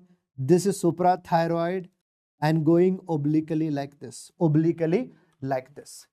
Here you can see what? There is no ligature mark, incomplete. So remember here, picture number 1, this is an example of what? See here, on the basis of the ligature mark, you can easily understand this is a case of hanging. Now, after looking at this photo, can you tell me this is an example of typical hanging or atypical hanging? Bolo. See, देखो, knot was here only, no, at the angle of jaw, where there will be no ligature mark. Knotting was here only. Atypical hanging only. Now, my question to you is that in a case of hanging, like ligature mark will be here only, no? Here only. So, do you think there can be irritation of salivary glands? Yes. So, do you think there can be dribbling of saliva? Yes. And after like this, see, there can be heavy pressure over the floor of the mouth. So, do you think there can be protrusion of tongue? Now the tongue can come out like this. That way, there can be the protrusion of tongue. Yes. In a case of hanging, please remember here, in a case of hanging, there can be protrusion of tongue. See here, tongue can come out. Dribbling of saliva will be there. Please write down here, very, very important here.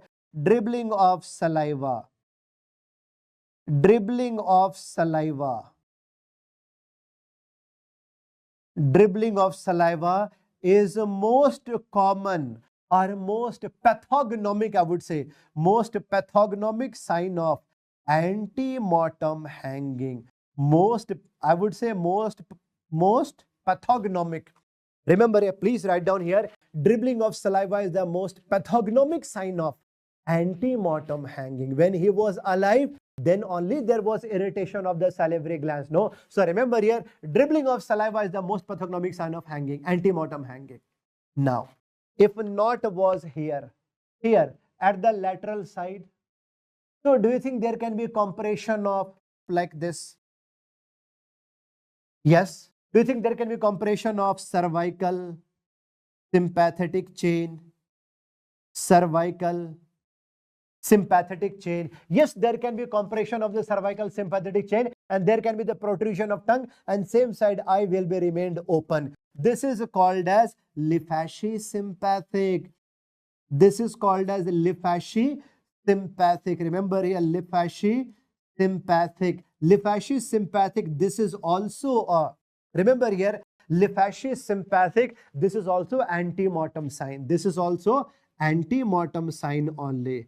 Remember here, this time INI-CT question, this time abhi 9th November 2025, INI-CT question, lymphashi-sympathetic, compression of cervical sympathetic chain. Dribbling of saliva, most pathognomic antemortem sign. All these points are clear?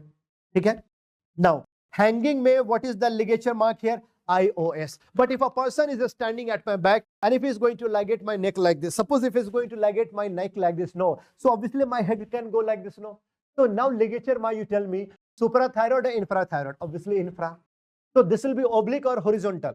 Horizontal. And if a person is going to ligate my neck, do you think he will be taking any chance? Obviously no. So complete ligature mark all around the neck.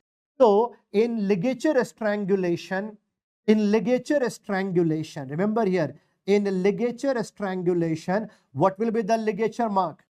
Ligature mark will be ITC. It will be infrathyroid. T for, you can say horizontal or transverse, and C for complete. Ligature mark, how to differentiate hanging and strangulation will always be the important topic for you people. Please remember here, see, if I talk about hanging, IOS. Ligature strangulation, ITC. Ligature marks, important. I'm telling you for your exam. Now, look at these two pictures. Picture number 1 and picture number 2. Can you answer me? Picture number 1 is hanging or ligature strangulation? Bolo. See, picture number 1, you can see obliquely it is going, no. obliquely it is going, right? Suprathyroid obliquely, and here it is incomplete. So this is hanging. Picture number 2. What about picture number 2? Ligature strangulation. Ligature strangulation, right? Ligature strangulation. Now I am sure easily you can understand the case now. This much point is clear to everyone, right? Kafi hai? Okay. Next. Now, how to differentiate typical hanging and atypical hanging? Like how to differentiate typical and partial hanging? See, typical mein there will be what? Typical mein to ho gaya by IOS, this is same. But partial hanging mein what will happen? No. When the body portion is going to, like any body part is going to touch something, now head will come down, so ligature mark will come down like this. So it will be like infrathyroid, and usually it will be horizontal, but it will be somewhat incomplete. Now, see, when a mob is going to hang someone, okay, fine. Mob is when a group of people is going to hang someone, it is called as a lynching. But as per a legal system, judicial hanging. Rule in a case of judicial hanging is length of a rope from the point of suspension should be equal to height of a person. And when see here at the lower part, there will be a wooden plank. No, when it will be removed, when this will be removed, suddenly person will be lying down. Suddenly when he will be coming down, no. Like suddenly there will be what jerky movement here. Now, so see a fracture of C2 vertebra can be seen. Okay, fracture of C2 vertebra, fracture of C2 vertebra. And because of this only there will be cause of death in judicial hanging. So that's why C2 vertebra fracture is also called a hangman fracture. Okay, C2 vertebra fracture, axis fracture, not atlas. What about this one? This is called as what? Manual strangulation. Manual strangulation, also called as a throttling. Can you answer me? Signs of a struggle will be more in hanging or a strangulation? Obviously a strangulation. Okay, all these points are clear to everyone. Now you look at these pictures and answer me. Picture number 1 is hanging or ligature strangulation. Picture number 1 is hanging only, no? Obliquely, right? It is going obliquely, suprathyroid. Typical or atypical? See, this is typical at the back, so over occiput there is no ligature mark. Typical hanging. This is a typical hanging. What about picture number 2? Multiple bruises around the neck. So this is a case of manual strangulation. What about picture number 3? This is an example of ligature strangulation. In ligature strangulation, can you answer me? Do you think there can be dribbling of saliva? Yes or no? See, देखो, ligature mark is here. No irritation of salivary gland. So in a case of ligature strangulation, no dribbling of saliva. No dribbling of saliva. But signs of a struggle will be more, no? So there can be blood frothy mouth. है ना? There can be bleeding from the mouth and the nose, right? Chalo, fine. So on the basis of seeing the pictures also, you can diagnose the case now. Now, remember here, how much weight is required to compress jugular vein or to compress jugular vein? Bolo, how much weight is required to compress jugular vein or to cause a damage in jugular vein? 2 kg. But how much weight is required to break larynx and the trachea? Larynx and the trachea. Larynx and the trachea. Approximately 14.5 kg or 15 kilogram. Remember, larynx and trachea. See, one more important point I missed when I taught you, see, I have taught you Casper's dictum, rate of decomposition of dead body, right? Air, water, earth, 1:2:8. And yes, we have learned. Can you answer me, what is the first organ to go into putrefaction? What is the first organ to go into decomposition? Larynx and trachea is the first organ to go into decomposition. Larynx and trachea, these are the first organ to go into decomposition. Last, it is always bone. But if they ask you what is the last visceral organ to go into deposition, last visceral in male or female? Male may it will be prostate, female may it will be uterus. Female may it will be uterus. Let's see here. I'm sure you would have seen, that dissected part of uterus. The second year no pathology lab may like they can show you like see here there can be transverse section of uterus. So if you are going to dissect from the center, no, if you see from the middle, no, this will be appearing like cerebral cortex. So one viva was going on in Indian examination. So male doctor, male faculty was there, female student was there second year. She was shown that, you know, like the dissected part of uterus. And he asked you, beta, which organ is this? Which specimen is this? She was not able to understand ki sir, male faculty, female student, thoda soft corner can come. So he said, like a student was saying, sir. So he said, "Are beta, something which you have, which I don't have." Sir, is it, sir? This is, "Are beta, something which you have, which I don't have." She was not understanding, है ना? Like, see, देखो center से दिखेगा cerebral cortex. So, sir, is it, "Are beta, something which you have, which I don't have." Sir, is it brain, sir? After that, pakka fail, eh? Easy to understand. Right? So this kind of confusion can also be there. All right, chalo, fine. So first organ to go into decomposition is larynx and trachea. Last visceral in male is male may prostate, female may uterus. But overall, it is bone only. Okay? Chalo, fine. Now, some special types of strangulation. See, from the back side, if a rope will be thrown from the behind, and after that, there will be ligation of neck. It is called as garroting. It is called as garroting. Rope from behind. A type of garroting where iron collar rod is used. Iron collar rod is used. This is a method of execution in Spain. After iron collar rods, there will be screw fixation. This is called as Spanish windlass. Remember here, Spanish windlass is also a type of garroting where iron collar rod is used. Now, if two bamboo sticks will be kept around the neck, like two bamboo sticks around the neck, baas dola.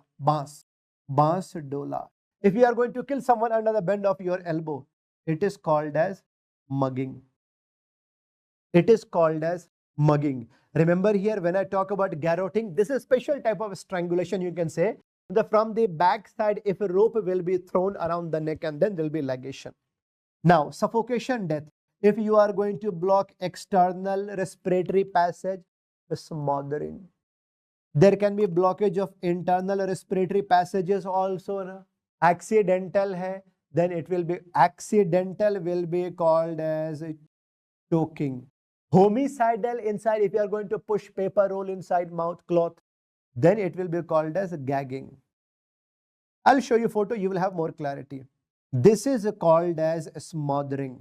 Whenever you are going to close mouth and nose like this, okay, smothering. If there will be, see, this is a case of smothering. And accidental blockage of internal respiratory passages because of fishbone or coin, it is called as choking. Now, like if a paper roll or a roll of the cloth, right? Suppose if a cloth will be pushed inside mouth and respiratory passages will be blocked, right? Like inside mouth, then it will be called as gagging.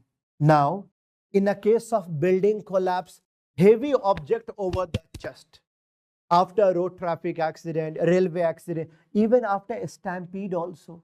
And suppose see here, like in a case of building collapse, in a case of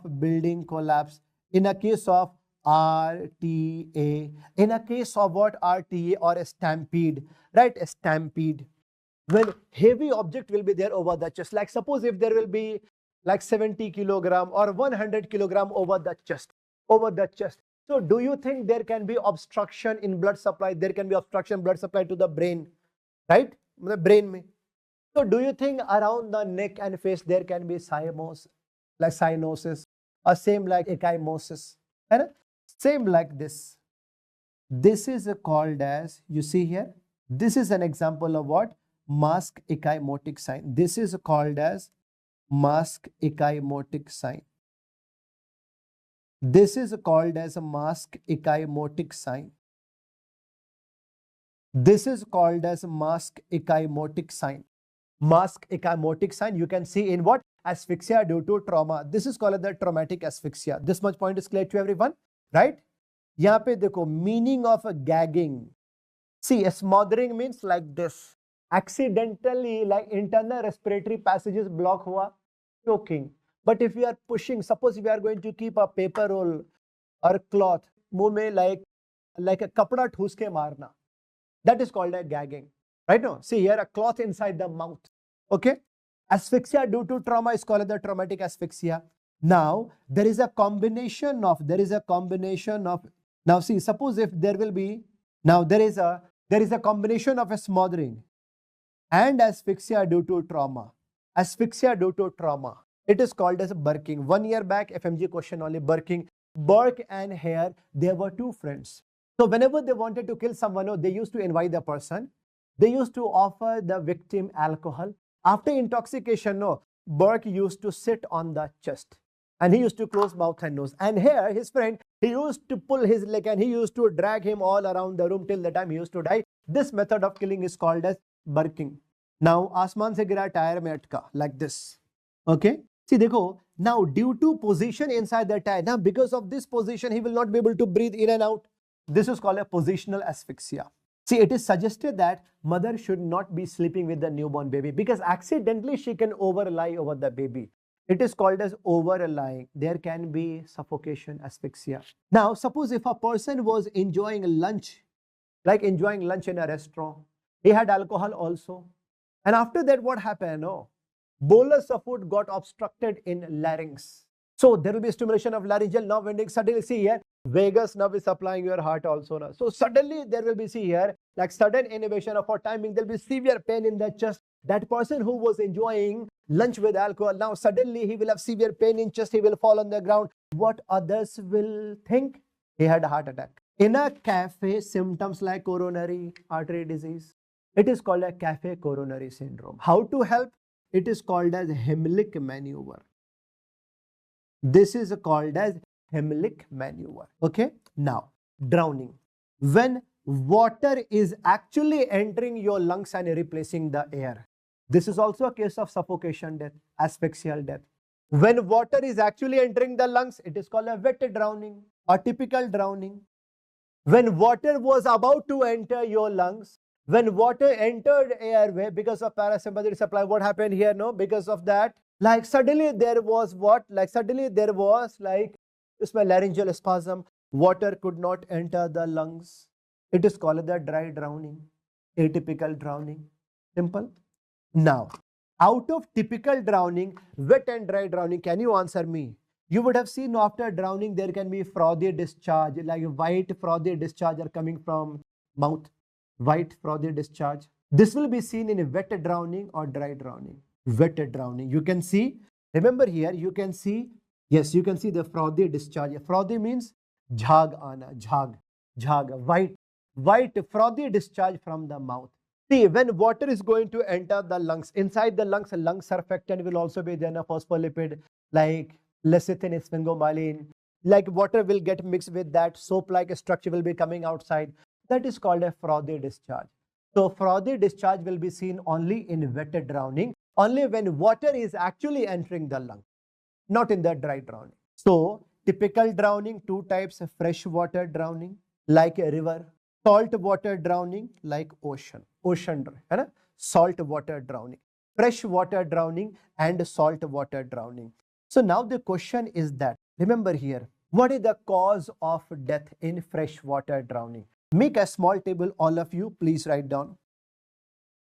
One side, please write down fresh water. Another side, you write down ocean water or salt water. Normally, so can you answer me how much is the normal salt content in our body? See, normal salt content is 0.9% sodium chloride. But in fresh water, no, salt content will be 0.45%. And in ocean water, obviously, it will be approximately 3 to 4%. Okay. Now, I'm sure you know the fact here that hypertonic fluid attracts hypotonic. Hyper attracts hypo. Hyper attracts hypo. This much point is clear. See, in a case of river water drowning, no, when water will be entering into the airway to lungs, after that, do you think fresh water will be going inside the systemic circulation? Yes. So do you think after that there will be hemodilution? Hemodilution will be there, no? After lungs, yes, there will be hemodilution. So whenever there will be hemodilution, do you think there will be hemolysis now? Do you think there will be hemolysis? After hemolysis, do you think there will be now there will be more and more potassium, it will be causing hyperkalemia. Hemodilution, because of that, do you think there can be overload? Both these are the risk factors for what? Now there will be, how there will be the death here? Death will be because of what? Death will be because of cardiac arrest only. Okay, remember here, when I talk about fresh water drowning, what is the cause of death? Cardiac arrest. But ocean water may, remember here, hyper attracts hypo. Ocean water in salt water, when salt water is going to enter the airway, after that this will be entering into the lungs. But now in the lungs, hypertonic fluid is there. In your blood, hypotonic fluid is there. So from the circulation, no, now this will be attracting fluid. This will be attracting body fluid. Now do you think now there will be more and more fluid accumulation in the lungs? Yes, this will be causing severe pulmonary edema. This will be causing severe pulmonary edema. This will be causing severe pulmonary edema. So what is the first cause of death here? Respiratory failure is the first cause of death in salt water drowning. But overall, when lungs will be affected, heart will also be affected. No. So if examiner is asking you what is the overall cause of death in salt water drowning, your answer should be respiratory failure with cardiac pathology. With the cardiac pathology. If you have to choose one, yes, severe pulmonary edema.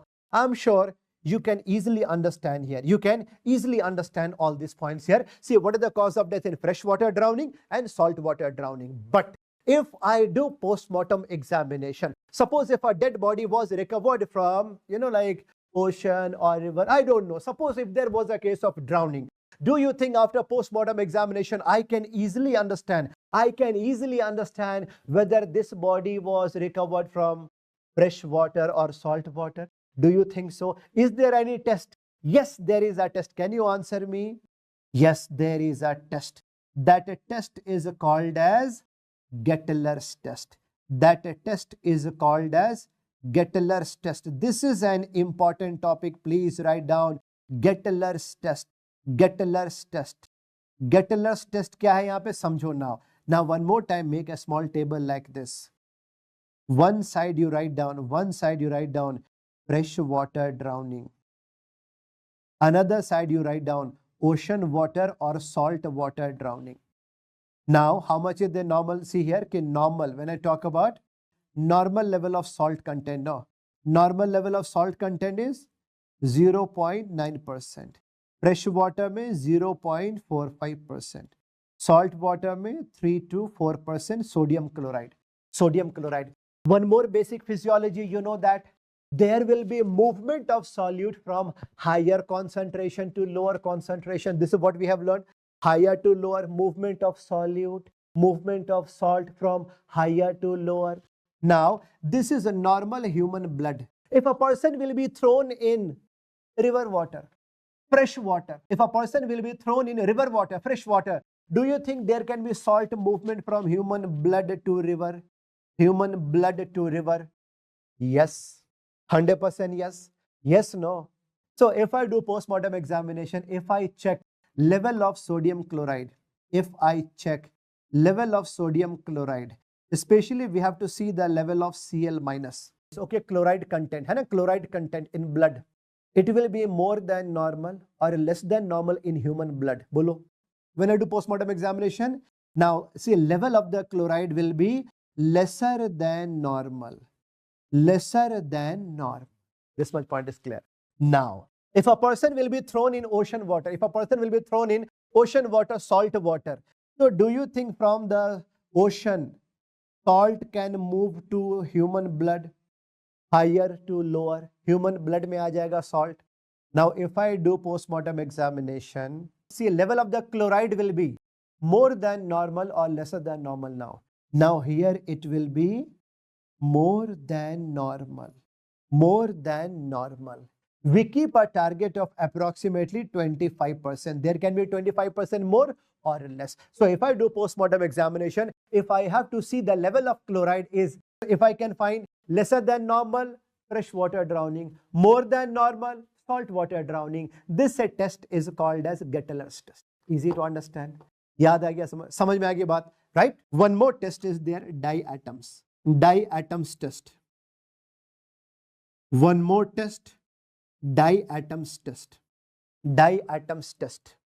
Diatoms are unicellular algae. Unicellular algae.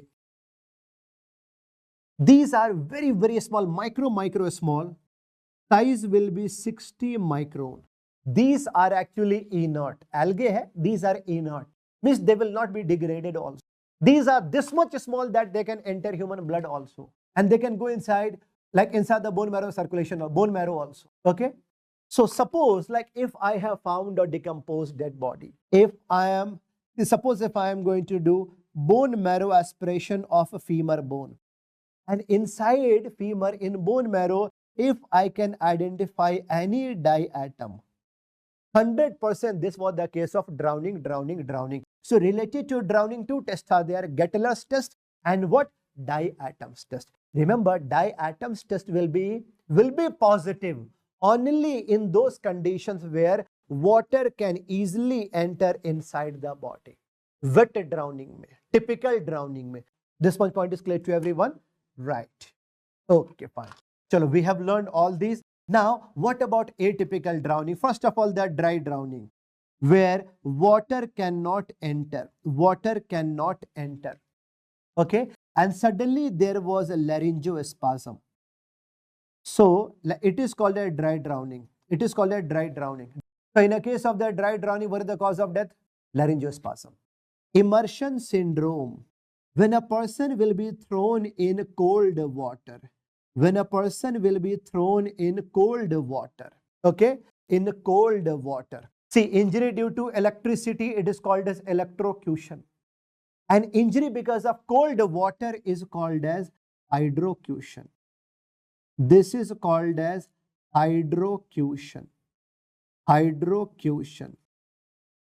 So when a person will be thrown inside the cold water, so cold water can enter the body through ear also, nose also, mouth also. So when it is going to touch the vagal nerve endings, vagal nerve endings, vagal nerve is supplying your heart also, So suddenly when there will be vagal inhibition, Suddenly when there will be vagal inhibition, there can be sudden cardiac arrest. So what is the cause of death in immersion syndrome? Vagal inhibition. Submersion of unconscious. This can be seen in a case of hypertension, MI, seizure, or alcoholism. If a person was walking around the swimming pool because of hypertension attack, because of MI, because of seizure, when he fell inside the swimming pool, submersion of unconscious. Or suppose if a person was enjoying alcohol while sitting in a bathtub, but after over alcohol intoxication, he slipped inside bathtub. Submersion of unconscious. Okay? Now, near drowning. Doobte bacha. Phir mar gaya. Means like after drowning, a person was saved by someone.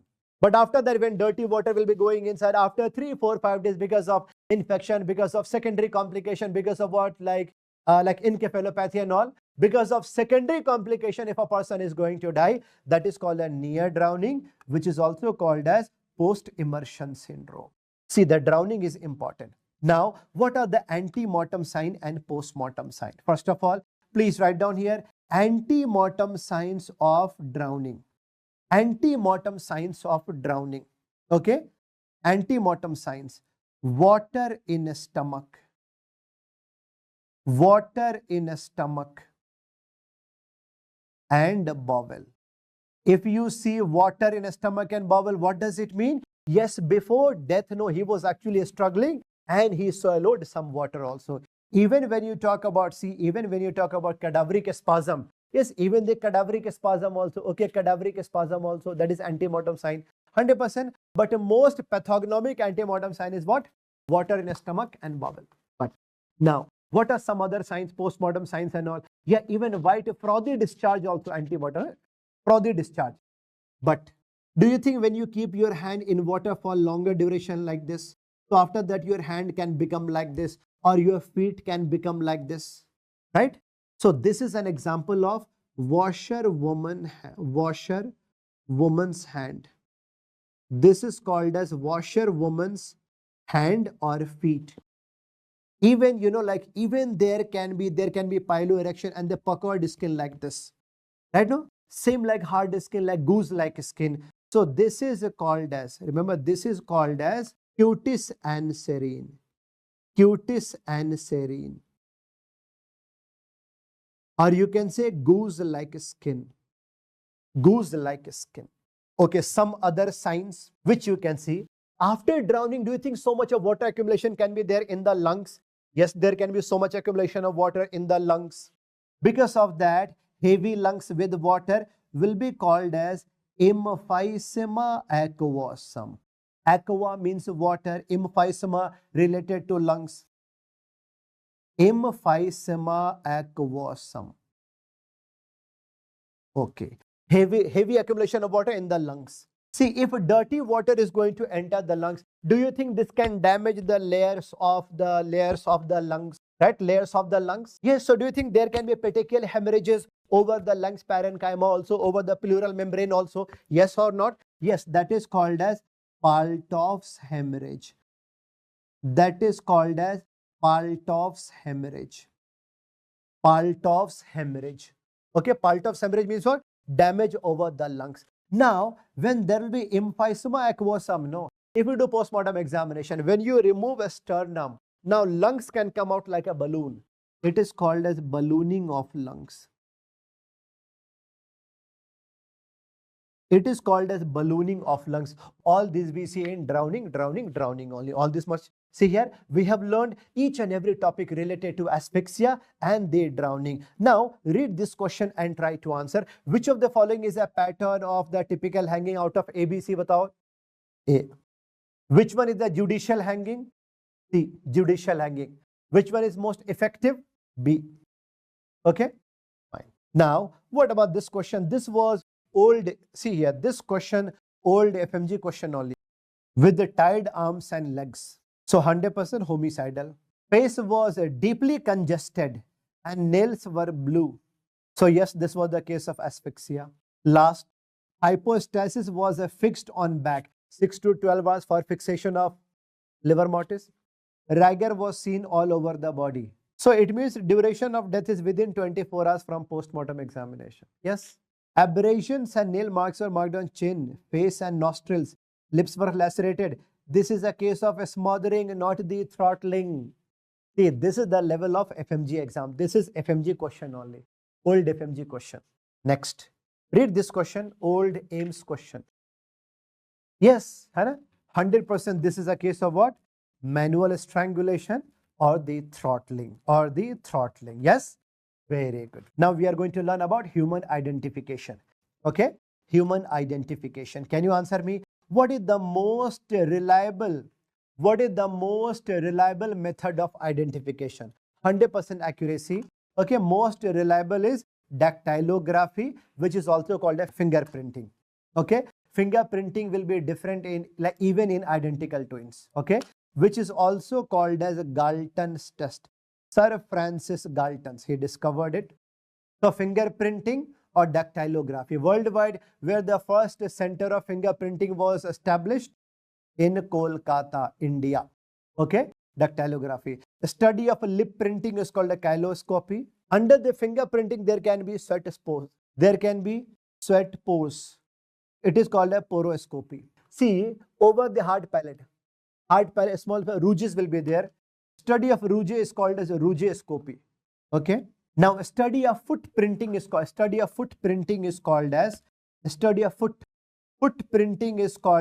podography. Can you answer me? Where do we use the word? Where do we use podography? Yes, okay, for like at the murder scene, at the crime scene, like if the criminal was not wearing shoes. But especially very commonly we are using in maternal hospital.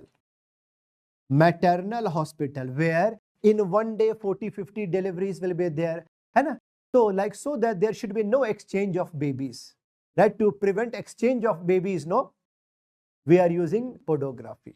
Now suppose like after murder, if face was fully disfigured, okay, face was completely destroyed. Now see, you are going to take the photo of the skull, photo of a skull like this. And if you are asking the family members to bring old photo, right, to bring old photo also, photo of a skull and old photo will be superimposed. If all the angles will be matched, no, 100%, yes, he was the same person. So this is a case of what? Superimposition technique. I think there was a case, I think there was a movie also, they have made a Bollywood movies. Like there was a couple, first of all, like father and mother, they filed a complaint in the police station that our daughter is missing from the home for last 7 days. So they filed a case. After a few days, suddenly they are coming back and they are saying, what? No, we got our daughter. So police said, no, first of all, you bring her here. Well, sir, she left to USA. USA? Are aise kaise? Well, no. So we have to close the case. I no, first of all, bring the daughter. Where is she? After that only we can close the case. After that, they started making excuses. Sir, she left to USA. Ye wo. So this case becomes suspicious. So police started doing inquiry for many days. Many days inquiry was going on.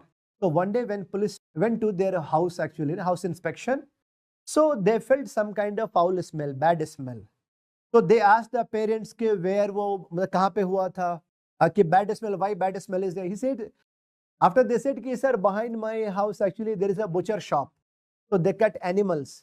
So police went there was no any butcher shop. Again, more suspicious. So now they brought some sniffing dogs. So now over the floor, everywhere, so dog started sniffing. See, from the center, no, there was a wooden plank. So when their dog stopped there only.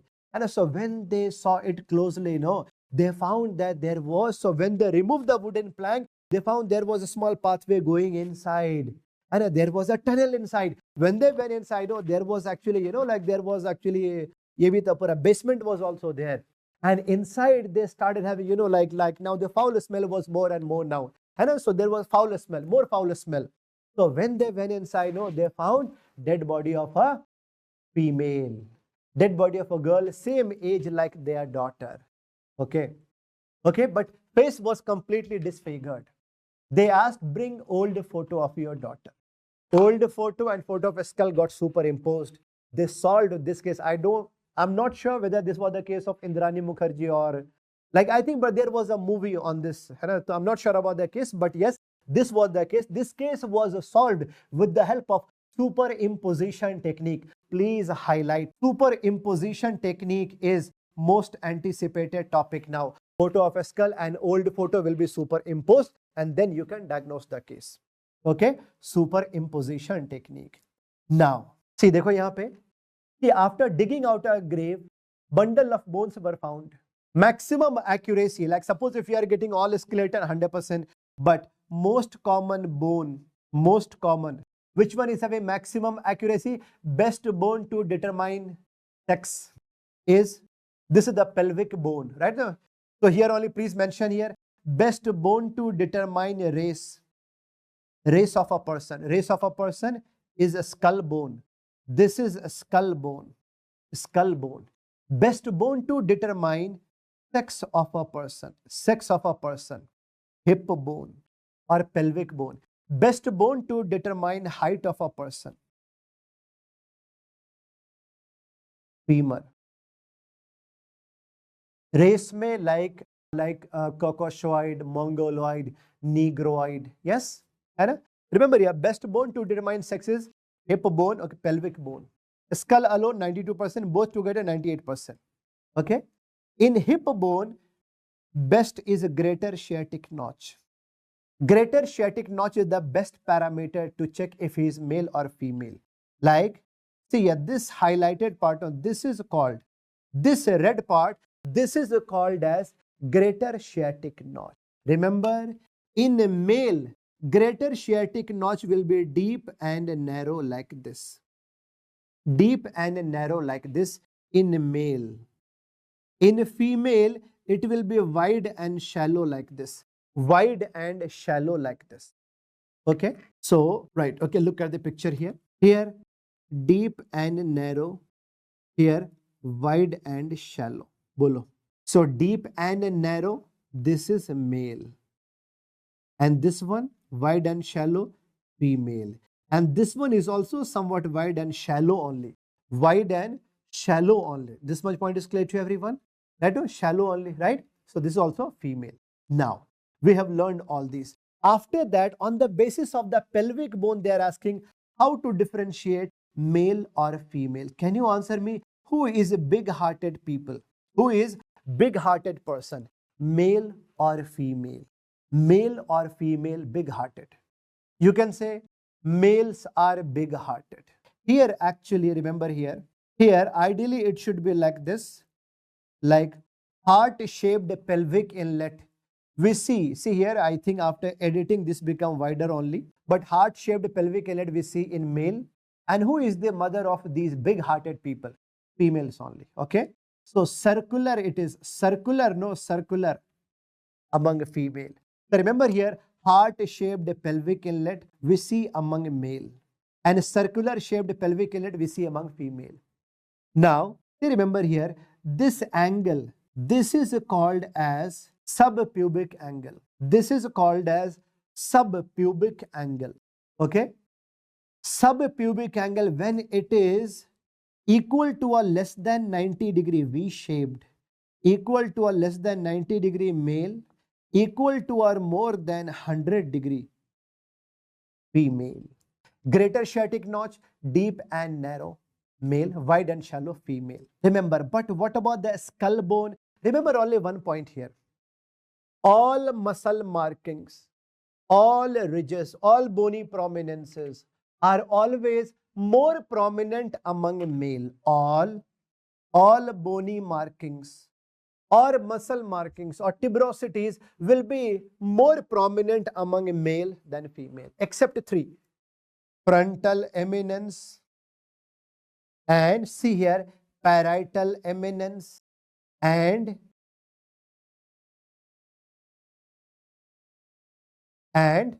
see the preauricular sulcus. Frontal eminence, and see the parietal eminence. And in hip bone, there will be, see here, like in hip bone, there will be what? Preauricular sulcus. Like this one, right? Or this one. This is called a preauricular sulcus. These three are more prominent in females. Only these three are more prominent among females. Remaining all markings, all prominences, all bony prominences will always be more prominent among males only.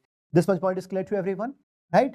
Now, on the basis of a skull bone, remember here, if you see a skull bone, well organized, smooth, beautifully architectured, female, rough and tough, pakka male. That's it. Okay, fine. Now, suppose if you have found a fetus in a forest, a dead fetus in a forest, how to calculate a gestational age of fetus? Gestational age of a fetus. First 5 months we are using rule of Hasse, where we can take a square root of CHL. CHL full form is what? CHL is the crown to heel length, head to toe. Okay? And suppose, see here, after next 5 months here, rule of Morrison, CHL will be divided by 5. Suppose if a dead fetus was found in a forest, length of fetus was only 25 centimeter. So can you answer me how much will be the age now? A square root also 5. If you divide by 5 also, then age of that fetus will be 5 months only. Length of fetus was 25 centimeter. Okay, but age will be 5 months. Rule of Hasse and rule of Morrison. Rule of Hasse and rule of Morrison you have to memorize. Okay, rule of Hasse and rule of Morrison to calculate gestational age of fetus. Now, this time also they have asked in INICT on 9th November. A young criminal is there in the court, but his advocate is saying that he is a juvenile. Remember here, age less than 18 year will be called as juvenile. So suppose, see what kind of question they have asked.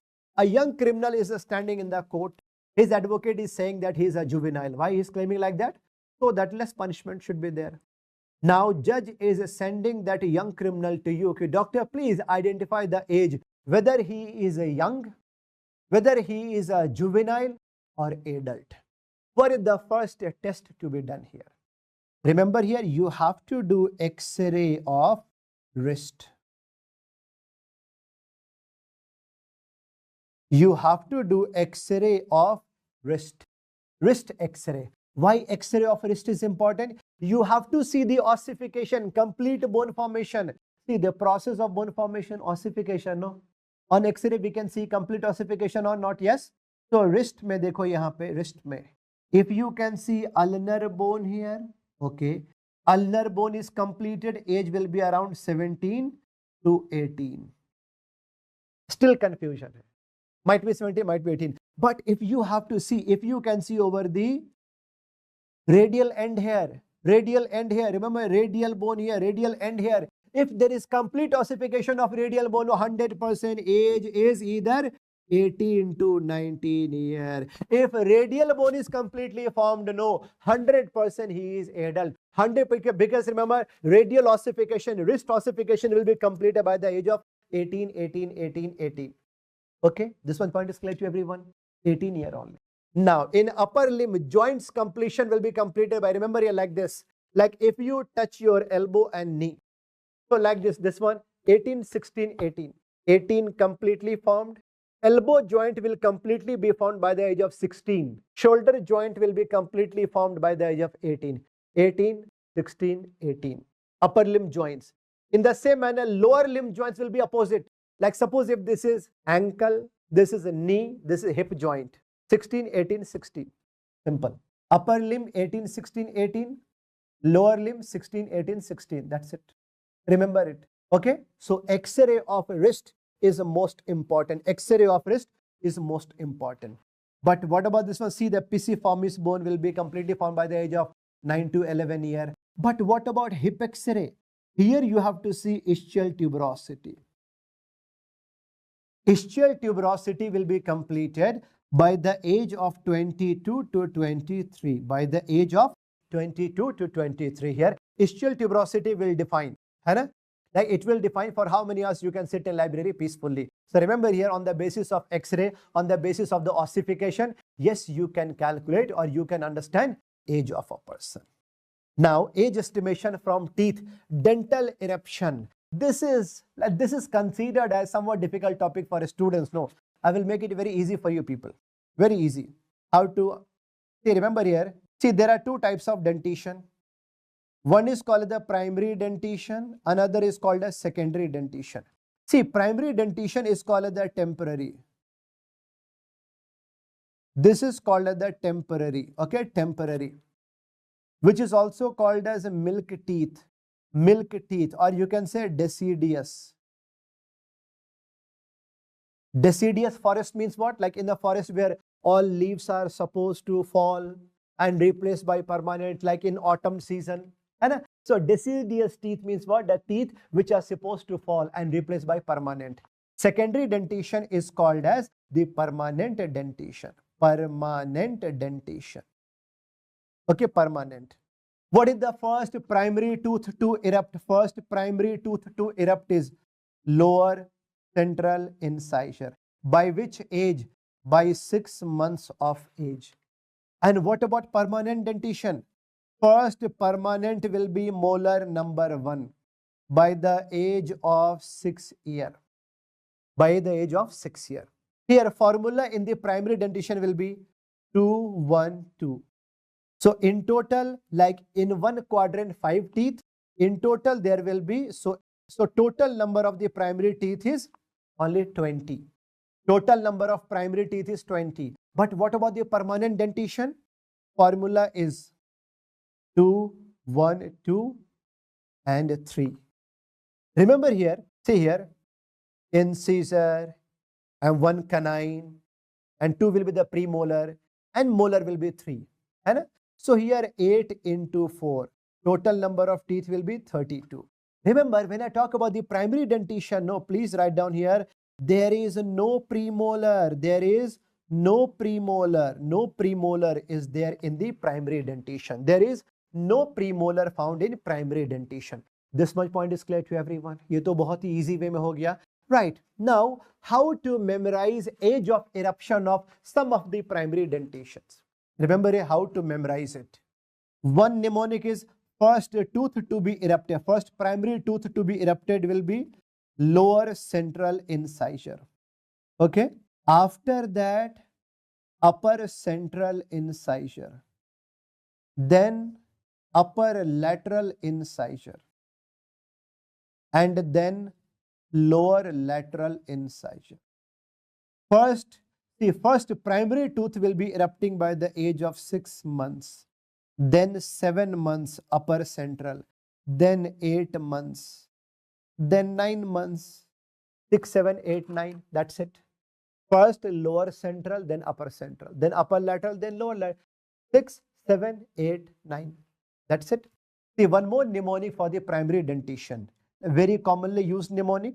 See, these are months. Months hai beta. Months hai. Months. 6 months, 7 months, 8 months, 9 months. I'm talking about the primary dentition, no? Right now? See, the primary dentition will be starting at 6 month. 6 month. But see here, first permanent tooth will be completed by the age of 6 year. Now, one more mnemonic for the primary dentition. Very commonly used. I am Chief Minister. This is a central incisor, molar number 1, C for canine, M for molar number 2, molar number 2. By which age they will be erupting? 6 months, see rule of 6 year. Molar number 1 will be erupting by the age of 12 months. But molar number 1 will be converted into, like this will be converted into permanent by the age of 6. This will become permanent by the age of 6 years. But what about canine? 18 months. Molar number 2, 24 months. 6, 12, 18, 24. This much point is clear. We have learned almost each and every topic related to the primary dentition. But how to memorize age for all permanent dentition? Very commonly used mnemonic. Mom is in pain. Mom is in pain. And Papa can make medicine. Papa can make medicine. This is molar number 1. This is molar number 1. Central incisor, lateral incisor. This is P for, this is first premolar. And this is the second premolar. C for canine. Okay, C for canine.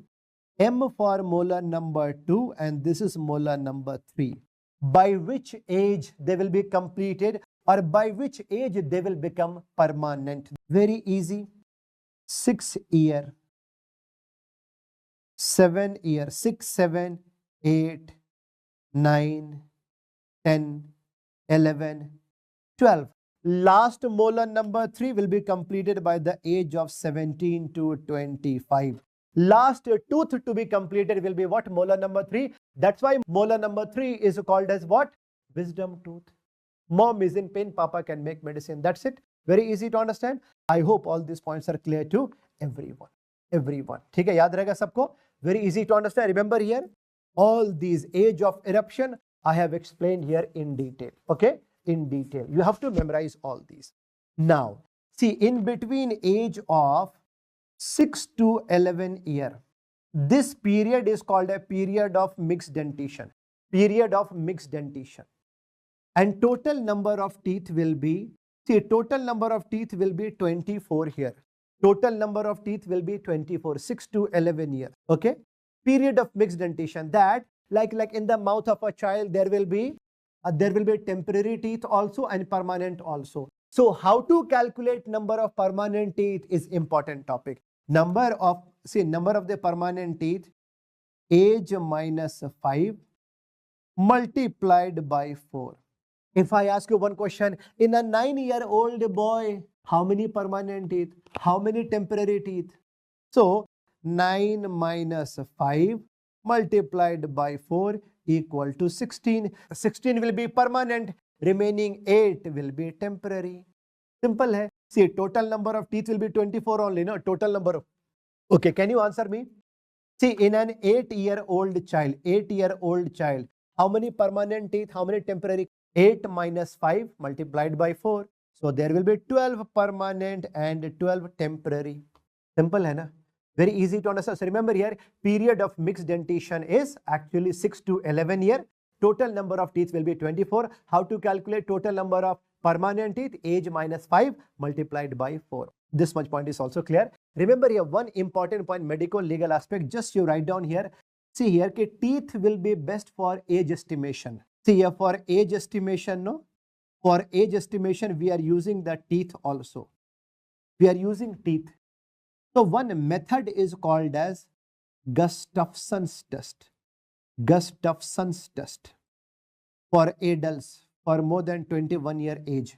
Like on the basis of, remember here, as per the age, no, there will be resorption of teeth. There can be breakdown of teeth. And so remember here, like what is the most reliable criteria here? Most reliable criteria here, root transparency. Remember only one point. Root transparency is root transparency. Remember only one point. Root transparency is the most reliable criteria, right, to understand age of a person. This is as per Gustafson's test.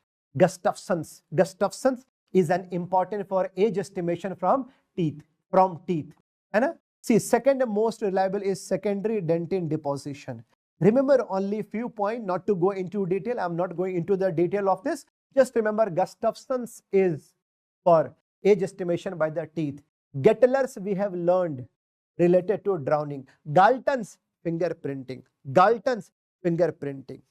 Okay, fine. All these points are clear to everyone. Now, fingerprinting here. Remember by which age fingerprinting will start? By 12th week.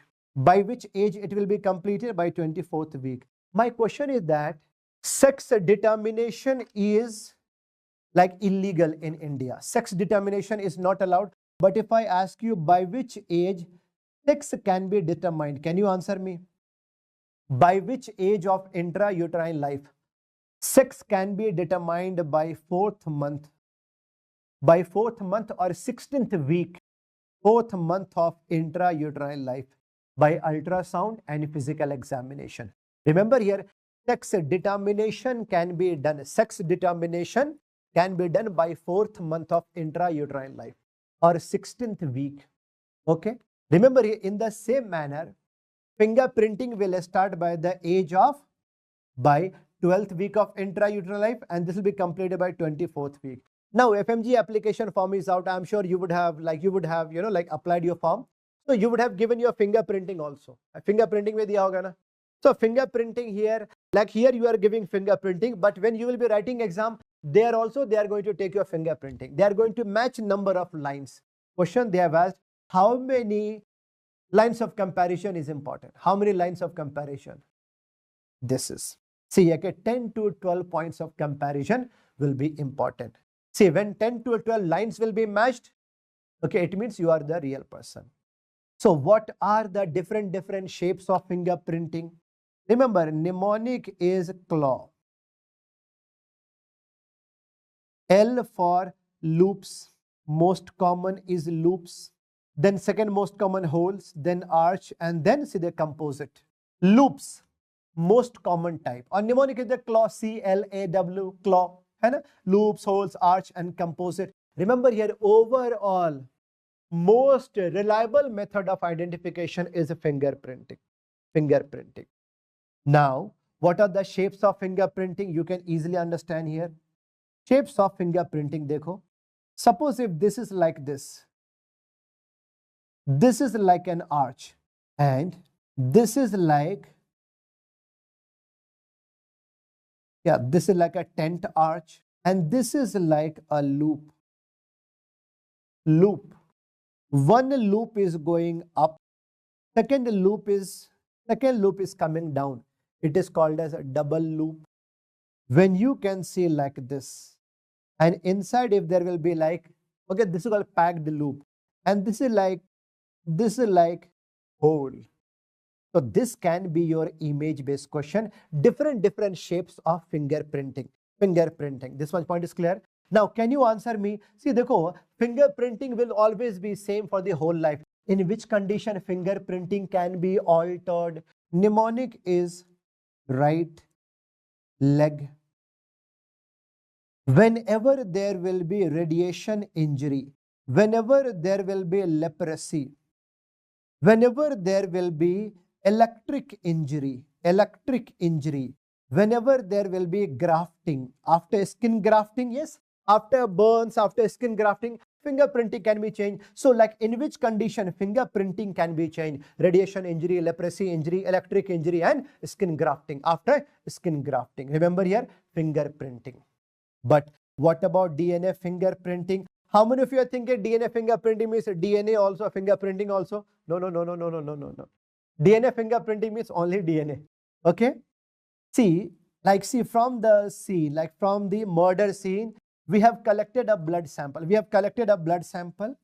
And we found, like with the help of, like we found one DNA like this. With the help of PCR machine, polymerase chain reaction machine, we have made multiple copies of DNA. We have made multiple fingerprintings of DNA. That is called a DNA fingerprinting. DNA fingerprinting means only DNA. After that, 2 people got arrested. And with these 2 people, when DNA got matched, so this got matched with suspect number 2. So it is DNA fingerprinting. Remember here, DNA fingerprinting will be same in identical twins. It will be same in identical twins. Okay, monozygotic twins. Now, see, what about that tattoo marks? If a person had a tattoo, how to make that tattoo marks visible? Remember here, decomposed bodies we can use like up to 3% hydrogen peroxide. We can also use, infrared rays, ultraviolet lamp, magnifying glass, high contrast photography. But these are okay. Most important topic is, suppose after murder, even the tattoo was removed, even the tattoo was destroyed. What is the last investigation to be done now to check if there was a tattoo or not? See, the tattoo is made up of, black ink, which is also called as Indian ink. So when see here, now like see the black ink will be, like this will be after the penetration, this will be getting deposited under the epidermis inside actually, no? So regional lymph nodes are going to take up Indian ink or black ink, even if a person has removed the tattoo. Last option I am left with, I can do lymph node biopsy, regional lymph node. In the inside the lymph node, if there will be, like the tattoo color, 100% there was tattoo, 100% there was a tattoo. So remember here, last option to check if there was a tattoo or not is lymph node biopsy. Okay, now blood stain. Suppose from the murder scene, if we have collected some blood stains. See, the question is that, first of all, how to collect blood sample? Being a forensic specialist, if you will be going to a place, if you will be going to crime scene, if you have to collect blood samples, whatever you are getting there, you have to collect blood stain, fingerprinting, hair hai, ya yahan pe cloth fiber hai to, right? So remember here, how to collect blood sample. Suppose if there will be dried stain, then you have to use fine razor से उठाया, है ना, fine razor. After that, you are going to keep inside a dry paper or envelope में. Right now, you are going to keep inside the envelope, and after that, you are going to keep in a plastic bag. यानी fine razor से scalpel blade वाला होता है, and after that, you are going to keep in the envelope. I think 1 year back they have asked this question. At the murder scene, one handkerchief was found with blood stain. How to collect? So first of all, fold. See, first of all, please remember here, don't touch the blood stain. You don't have to touch the blood stain with the bare hands. No, you don't touch it. And so first of all, fold handkerchief from the corner. After that, you are going to keep in a paper envelope. लिफाफे में, paper envelope. Okay, fine. Suppose if you are getting fingerprinting or hair, how to so how to take it up? With the help of a tape, वो जो होता है पूरा ये कि transparent tape will be there. At the murder scene, there can be signs of a struggle, right? Or there can be fiber of the cloth or even hair also, fingerprinting also. We have to collect it with the help of tape. समझ में आ रही बात ना? Very easy to understand. Blood के लिए paper envelope में रखना है. Very easy to understand. Right. Now, first of all, if you have collected blood sample, first of all check whether this blood belongs to human or animal. See here, for that remember a serological test. Like no serological test. देखो, for everything, no, there will be a small plastic bags will be there. Like a small container will be there, right? A smaller plastic bags will be there. Okay, fine. First of all, you collect safely. After that, you keep in a plastic bag. Okay. Next. So remember only one test here, precipitant test. Remember only ki human or animal precipitant. Remember the name only enough. But if you have collected only like old stain, brown color old stain, that can be blood also, semen also, saliva also, pus collection also. How to understand whether this was the blood? This was the blood. For that, most reliable to differentiate recent and old stain is a spectroscopy. But microchemical may remember, one is a Takayama and Teichmann. Very important. In Takayama, you can see the pink feathery crystal. And that is only because of the hemochromogen. Remember, hemochromogen is seen only in blood. And if you see the brown crystals of hemine chloride, no, hemine chloride is seen only in blood. So what are the shapes? Remember here, this is actually, see, if you can see the pink feathery color, no, like if you can see the pink feathery color, okay, pink feathery, Takayama. If you can see brown, like hemine crystals like this, Teichmann. Takayama and Teichmann, these are for blood stain only. Remember here, Takayama and Teichmann. Okay, remember here, Takayama and Teichmann, especially we are using for blood. Macro may you can use, like you can memorize the name of test only, like see here, Castle-Meyer test, old question only. Okay, but remember here, Takayama and Teichmann, very important. Okay, like animal or human, precipitant test. Now, next most important, how to detect semen. Semen analysis, Florence and Barberio. Florence may you can see remember here, Florence may FB, Facebook, brown crystals. Barberio may remember by yellow crystals. Florence test may remember here, if you are going to mix with the picric acid solution, no. Remember here, there can be formation of dark brown rhomboid crystal, brown color rhomboid, and this is due to presence of choline. But Barberio may know, needle shaped crystal, yellow crystal, this is because of asparmine. You have to memorize, brown is because of choline, yellow is because of what? Asparmine. Remember here, if you can see yellow needle shaped crystal, Barberio test. Brown rhomboid crystal, Florence. FB, remember here, Florence may brown color, Barberio may yellow color. I am telling you, semen analysis. If you say a 10 question paper, no, minimum 8 times they have asked either Barberio or Florence. Barberio or Florence test. Okay, Barberio or Florence test for semen analysis. But how to differentiate whether this belongs to human or animals? Semen belongs to human or animals? Y bodies. Remember, Y bodies are seen only in human sperm. Y bodies are seen only in human sperm, not in animal. So related to semen analysis, remember Florence test and Barberio. Like one more test is there, like acid phosphatase. But remember, most commonly asked, Florence, Barberio. Remember it. Florence may brown color, Barberio may yellow color. Okay, yellow color. Next, we are going to start here toxicology. See here toxicology part. Okay, toxicology part we are going to learn now. The forensic, okay, toxicology. Next most important chapter. Okay, toxicology. Right? Okay, toxicology. Very important chapter. Now we are going to learn. See the toxicology from this chapter only you can expect minimum 2 to 3 questions.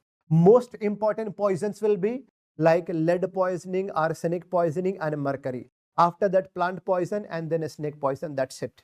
Okay. Remember here, very, very important. Lead, arsenic, mercury, these three, one question pakka. Either a scorpion or a snake bite, one question. And one question will be related to plant like dhatura. Okay. Fine. See here. Now, whenever there will be poisoning case, yes, very commonly asked question, कि gastric lavage can be done. Gastric lavage. Remember here, कि first of all, I'm sure you know about gastric lavage, washing their stomach. That's it. In most of the poisons, you don't know what was the poison here. Henna. So you have to wash the stomach.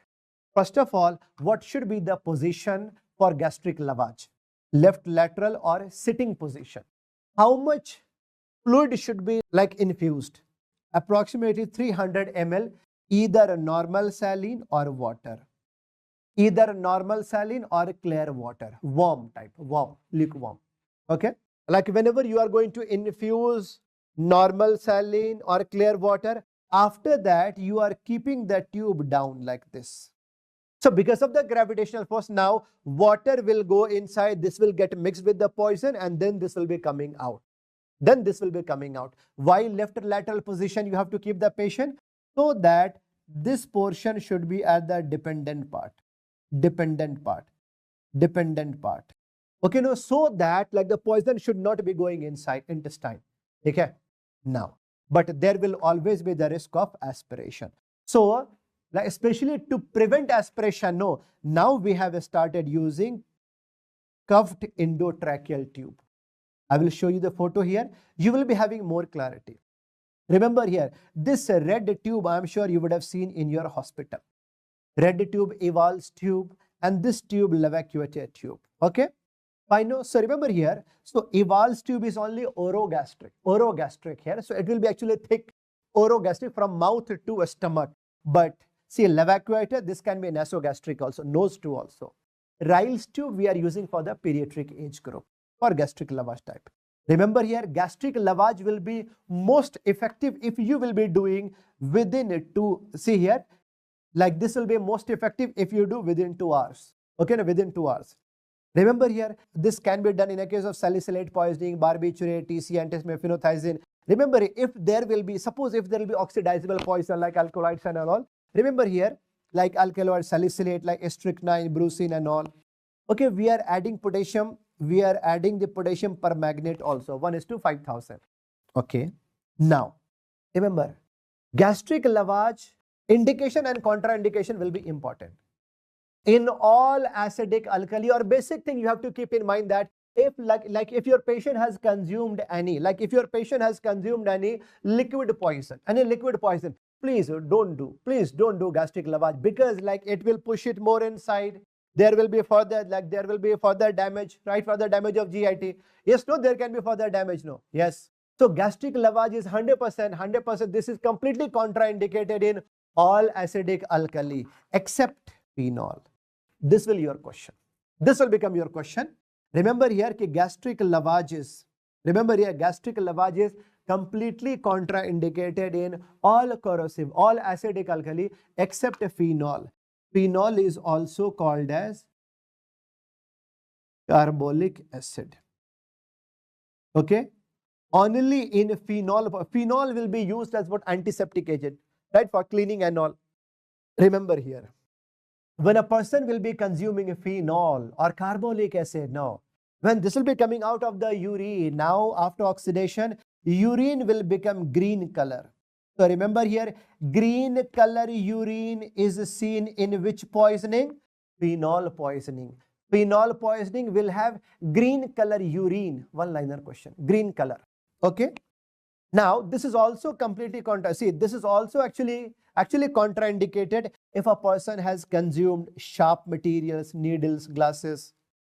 Even if patient is in coma, please don't do this. Varices formation, don't do this, you can rupture it more. Like if patient has consumed any volatile poison, patient is having hypothermia, please don't do this. If there will be electrolyte imbalance, please don't do this. If there will be a case of advanced pregnancy or heart disease, please don't do this. Even if you are not able to recall all these, no, remember only one point here, कि gastric lavage is completely contraindicated in all acidic alkali except phenol. Phenol में we can use because now see stomach will become actually thick leather type. So no problem, not so much damage will be there. This much point is clear. Okay. We can also use, remember here, we can also use chelating agents. So the question is that whenever you get any poisoning case, what are the steps in management? Always start with A, B, C, D, E. Airway, breathing, circulation, disability and exposure. Remove the cloth, and if there will be anything, now you have to wash the body also. After that, you have to take history. History taking, while history taking, you have to keep on checking vitals. You have to keep on checking vitals. And vitals, how will you understand that which poison your patient has consumed? Remember here, you touch the body. If the temperature is high, it means your patient has consumed any CNS stimulant drug like overuse of modafinil, methylphenidate, like even overdose of like cocaine, intoxication, and cocaine, amphetamine. These are CNS stimulant drugs. If body temperature is low,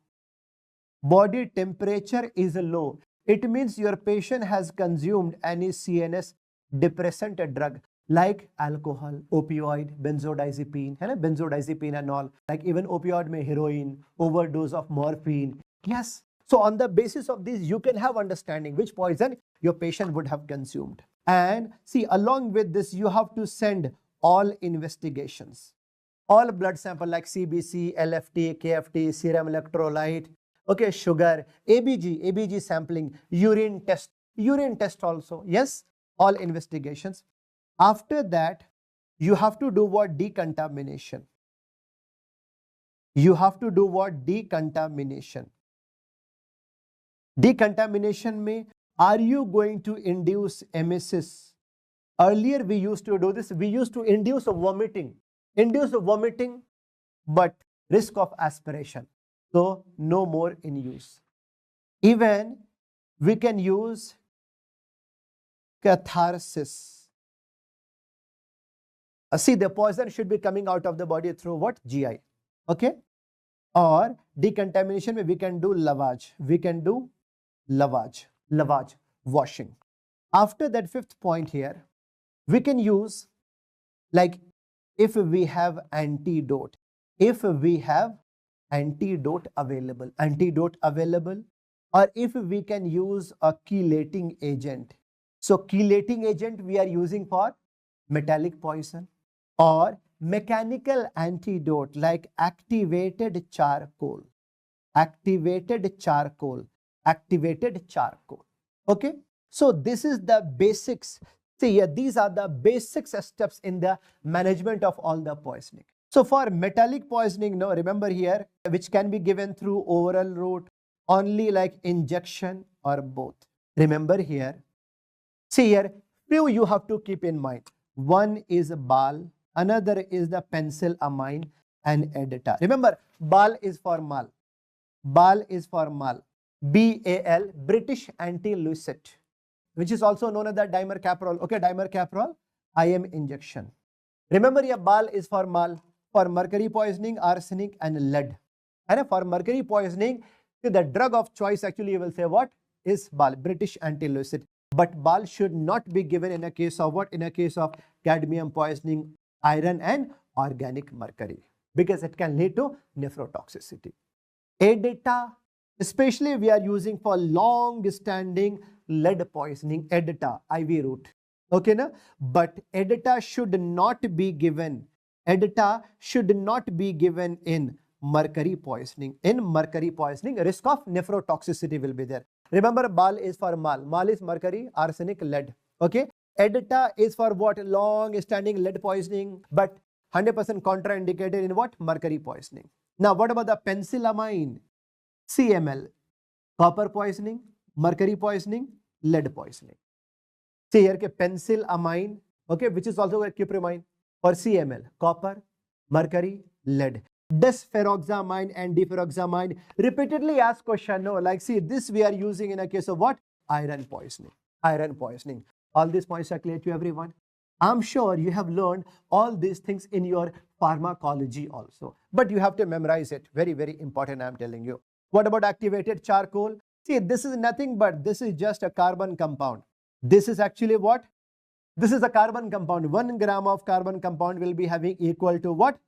See here, this is used as adsorbent. So surface area of approximately 3000 meters square. Remember here, this is used as adsorbent, right? So this can adsorb the poison and come out. But remember here, this is what? Activated charcoal. Okay? Remember, this should not be used. This will become your question. In which condition it is completely contraindicated? Like first of all, OP poisoning. OP poisoning like pesticides, heavy metal or hydrocarbons, acid alkali mein, iron, lithium, alcohol. In all these, remember here, mechanical antidote, carbon compound, this is contraindicated. Now, vitriolage. Vitriolage means what? Acid attack. Acid attack on the face. Acid attack on the face is a vitriolage. Okay, vitriolage. Which BNS, please write down here. BNS number 124.1 or BNS number 124.2. This is what? Voluntarily causing acid attack. There can be how many years in jail? Up to 10 years or lifetime also. But here 120, any poison,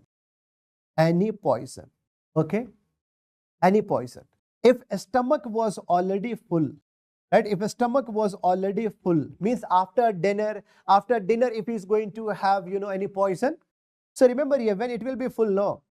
Now see, the poison will be following shortest pathway along lesser curvature, which is called as megantros. Megantros. The street of a stomach is shortest pathway. But if a stomach will be empty, suppose if a stomach will be empty. Remember here, if a stomach will be full with food, most common location to get damage will be lesser curvature. But if a stomach will be empty, now the poison will be coming and get settled in the lower part here. Fundus will be spared. Fundus will not be getting damaged, but body will have a maximum damage. Body will have maximum damage. All these points are clear to everyone? Now, some poisons we are going to learn one by one. Mercury poison, lead, arsenic, only these three I will be teaching you. Remember here, because so many poisons are there, but we should be focusing only mainly on the basis of examination topics. Mercury, symbol is Hg. So that's why like injury due to mercury or mercury poisoning will be causing what? Hydra. Remember you see the poisoning because of mercury is called as hydragyrism. Hydragyrism. And mercury will be causing what? Neurotoxicity. So this will be damaging nerves. So mercury will be used in what? Hat industry also, glass blower industry also.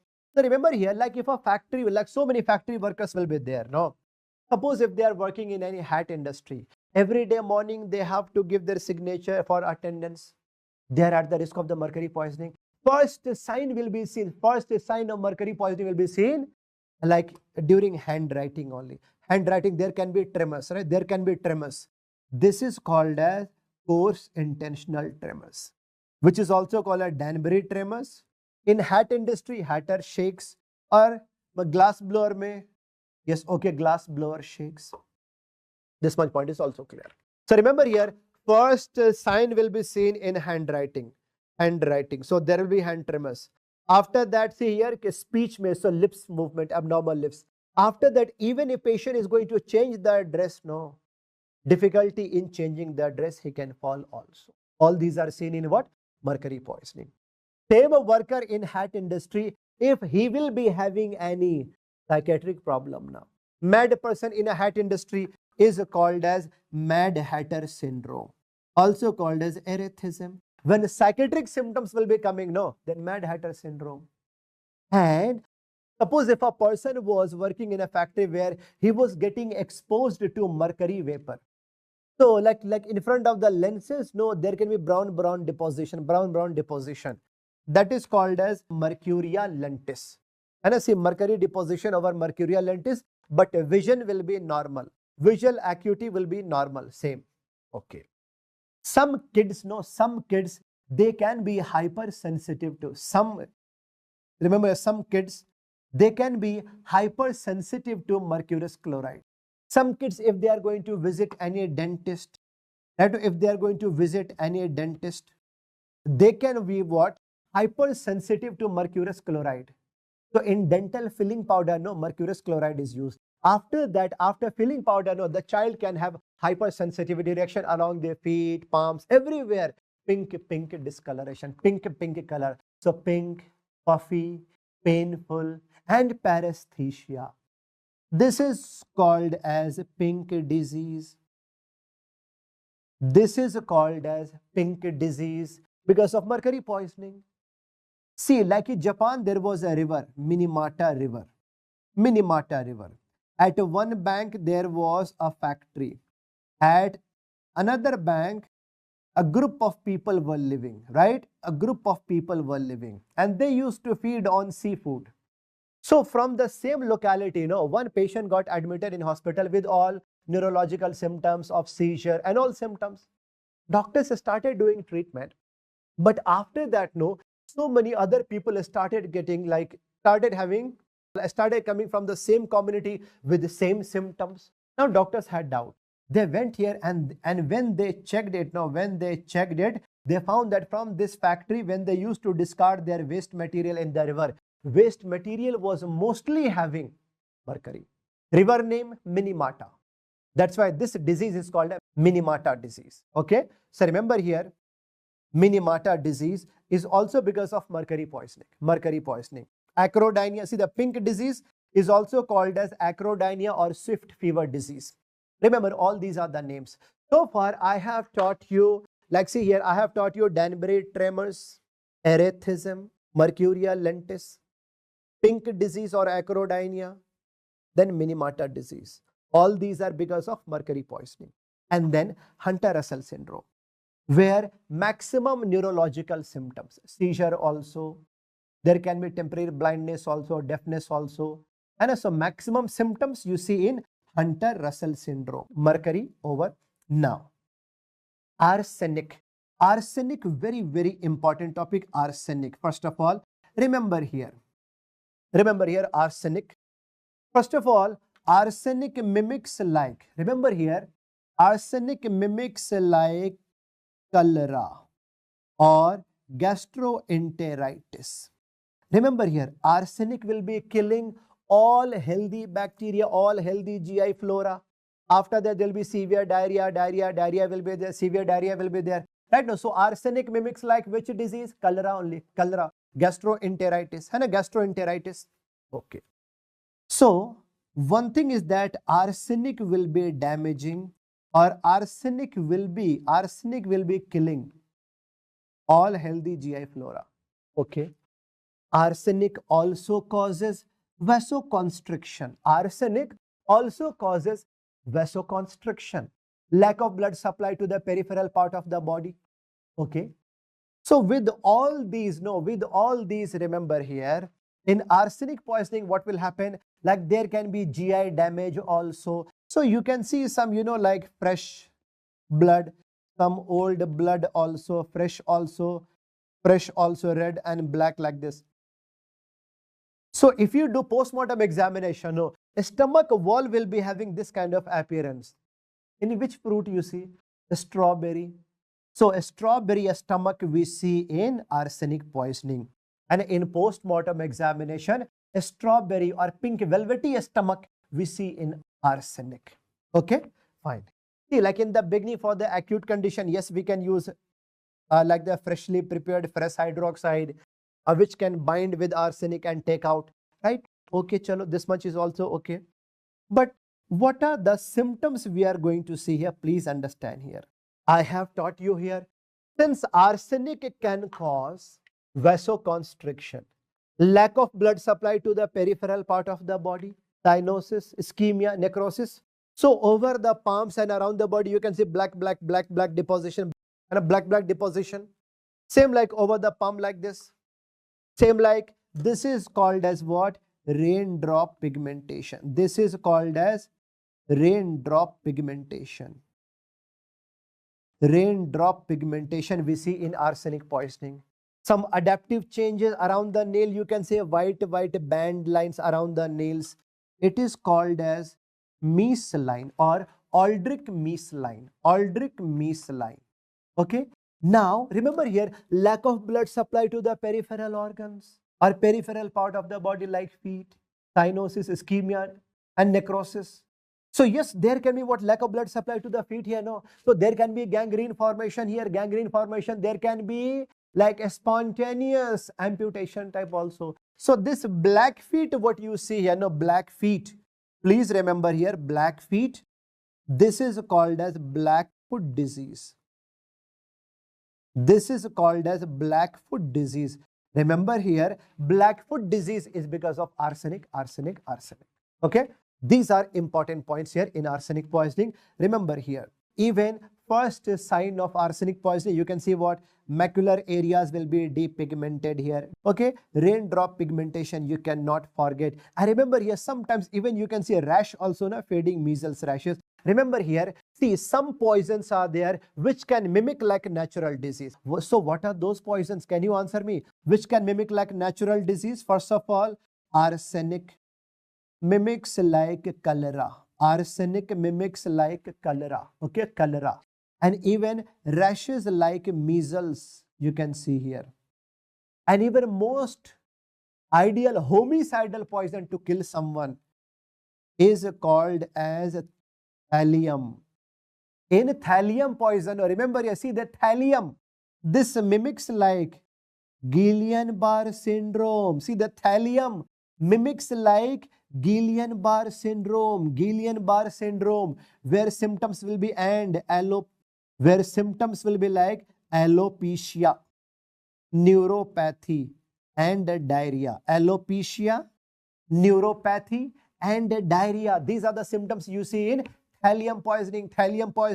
Remember here, Guillain-Barré syndrome. Thallium mimics like Guillain-Barré syndrome. Okay. Why arsenic is not considered as ideal homicidal poison? Why it is not considered as ideal homicidal? Why? Because remember here, very important disadvantages. This delays putrefaction. It can be detected in even completely decomposed bodies. Arsenic can get deposited in bones also, hair also, nails also. Even if you burn the dead body, even in ashes also, arsenic can get deposited. So remember here, old question, which poison can be found from nails? Which poison can be found from hairs? Remember arsenic. Very important topic, arsenic. All these points are clear to everyone? Right. Now we are going to learn about lead poisoning. Remember here, lead, very important. Lead, how?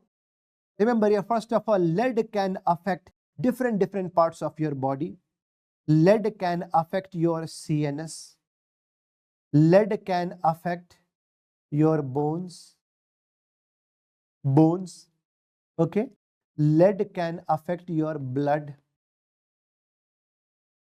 And then like hepatobiliary, like you can say what, GIT or hepatobiliary. And lead can damage your kidney also. Nephro also. Lead is used in like sindoor also. Even see the pencil also, battery also. Lead is used as anti-knock in petrol also, even in lipsticks also. And lead in wall paint also. Wall paint where lead is used, so that lead can give, shining, luster, durability. Okay. How lead is going to damage your CNS? Please write down here. Lead. See, lead is going to destroy myelin sheath.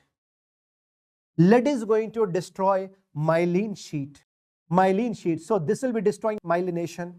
So like in adults, it can cause wrist drop or foot drop. wrist drop or foot drop. Wrist drop or foot drop. In the pediatric age group, this can cause encephalopathy. Okay, fine. How about blood? Please remember here, lead blocks heme metabolism. Lead blocks heme metabolism. And see, the two enzymes are being blocked here. Heme metabolism mein, one enzyme is ALA dehydratase. Very, very important. Lead poisoning mein ALA dehydratase and ferrochelatase. ALA dehydratase and ferrochelatase. So basically, lead poisoning can cause anemia. It can cause anemia. Okay. Now, when heme metabolism will be disturbed, no, we should know here that from heme metabolism after hemoglobin, there will be formation of, after that only there will be a formation of hemosiderin, and then there will be a formation of biliverdin, and then bilirubin. है ना? So if hemoglobin will be affected, bilirubin, biliverdin will also be affected. So here, like patient can have some symptoms in, like in the case of the lead poisoning, like spasmodic pain also. See the constipation also. Okay, no, see the constipation also, and like there can be a spasmodic pain also. Now bone, remember here, lead can get deposited at, lead can get deposited around the bone lines among the pediatric age group. So it can cause lead osteopathy. It can cause lead osteopathy, right? Deposition of lead, bone lines. Lead will decrease uric acid excretion. Lead will decrease uric acid excretion. So there will be more and more, there will be more accumulation of uric acid, right? So basically this can cause symptoms like gout also. If you do blood test, no, of after lead poisoning, blood test, no, you can see the level of basophils. See, one basophils will get stick to some other like this. It is called as basophilic stippling, stacking of coins. If a person had a dental, like any dental caries, and if there was lead poisoning, so from dental caries, bacteria will be releasing hydrogen sulfide. Around the gums, you can see bluish discoloration. This is called as Burtonian line. Remember here, Burtonian line, very, very important. Burtonian line, I am telling you. Burtonian lines, very, very important, will be seen in lead poisoning. Burtonian line. So what are the symptoms you see here? A, B, C, D, F, G, H. Anemia, Burtonian line, basophilic stippling, bone line. C for constipation or colicky pain. D for the drop, like wrist drop, foot drop. See here, E for encephalopathy. See, if there will be anemia and also facial pallor, F for facial pallor, first sign. G for gout, hypertension, impotency. And so remember how to treat here. I have taught you. All these points are easy to understand. Remember, arsenic, mercury, and lead poisoning. Out of these three, one question pakka. Okay? Chalo, fine. Now, see here, what about phosphorus? Can you answer me phosphorus? Where phosphorus is being used? Can you answer me where phosphorus is used?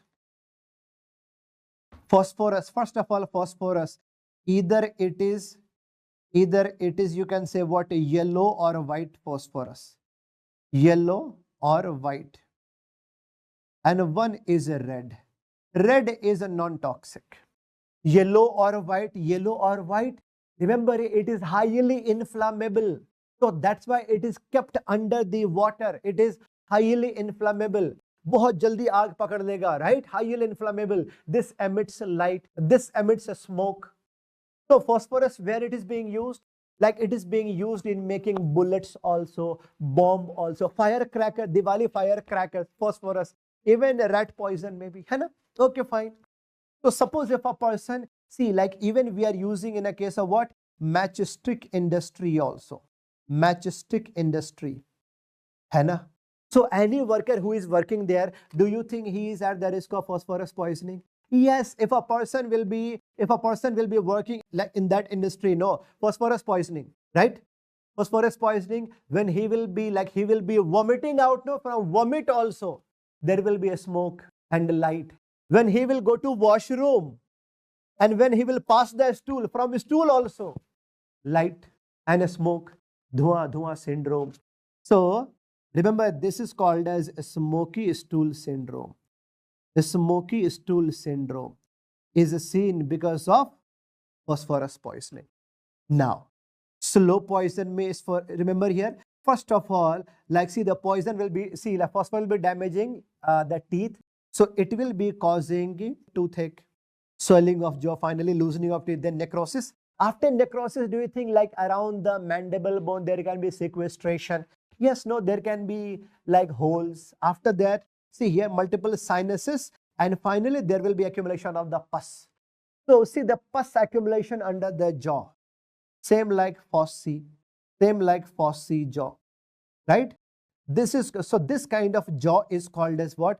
Fosse jaw, glass jaw, or Lucifer's jaw. Remember here, this can be your image-based question and very, very important. In which poisoning you say Fosse jaw or Lucifer's jaw? Lucifer's jaw. This much point is clear to everyone. One more poison you can mention here. One more poison, cadmium poison. Cadmium poison. This will be causing nephrotoxicity also, and golden yellow teeth. It will be causing golden yellow teeth. Golden yellow teeth. But what about the cadmium? Mostly we see this poisoning in Japan, where most of the people are, like they are relying on seafood. So they are at the risk of the cadmium poisoning. See, remember here, cadmium poisoning will be destroying bone minerals, phosphorus, calcium and all. So yes, very, very high risk of like same symptoms like osteomalacia. Okay, remember here, there can be what? See, there can be the brittle bones, very high risk of bone fracture. Remember here, so they will be having severe body pain, no? Even if you are going to touch their body, they will be having severe pain. Even if you touch their body, they will be saying what? Ouch. It is called as ouch disease. It is called as ouch disease. It is called as ouch disease. Japanese name, it is called as ita disease. Ita disease. It hurts. This will be seen in cadmium poisoning. Now, see some of the organic poison or the plant poison. You have to see here image-based question, very, very important. Yes, this is called as Ricinus. This plant is called a Ricinus communis plant. Here, active ingredient is a ricin. Active ingredient is a ricin. And this is used as biological warfare. This can be used as biological warfare. Out of these seeds, you can make oil, but like entire plant is poisonous. Entire plant is poisonous. This is Ricinus communis. Okay, ricin is active ingredient. You can say a castor plant, but Abrus precatorius here, active ingredient is abrin, and this is used as sui needle. Sui needle. This can be used as a cattle poison. How cattle poison? See, I'm sure you would have seen this. So remember here, like these seeds will be taken up. We are going to crush it. So we are going to make the powder out of these seeds with spirit and dhatura. With spirit and dhatura. We are making paste, and we are making small needles. We are going to dry it up under sunlight. Now, so many small needles will be there. So many small needles. Okay. Like suppose if a person who is having like 50 cattle, you want to kill his cattle. So you can take a long stick and like at the tip of the stick, you can fix needles. And like in the night time, if you can enter into his goshala, you are going to poke all the cattle. Okay, by the morning, all cattle will be dead. And remember here, this mimics like a viperine bite. By the morning, when everyone is going to see that, so this will be appearing like a snake bite only. Viper, a snake bite. This will be appearing like viper, a snake bite. So remember here, Abrus precatorius is used as a cattle poison, and this mimics like viper snake bite. Now, marking nut. Here, semicarpus anacardium, two active ingredients. One is a semicarpol, and second is bilavanol. Please remember here, these marking nuts in ancient time, no, washerwomen, they, like, see, at that time they were using these nuts to write on your cloth or somewhere. Okay, fine. So remember here, this is used to make artificial bruises and blisters, artificial. And this one, see here, Calotropis giganta, the two active ingredients. One is called as calotropis. Another is called a calotoxin. Remember, this can be used as a cattle poison, and this can be used as infanticide, like infanticide poison also. Remember, you see the Calotropis giganta, no, this is this much poisonous, no, that like even a cobra snake can die because of this. Okay, how it is used as a cattle poison here? This poison, juice of this plant can be mixed in the fodder of the cattle, or in a cloth, juice will be mixed. Same cloth can be inserted into the rectum of the cattle. Or a milkshake to any infant, you can kill an infant. Okay, I have taught you 4 plants just now, 4 plants.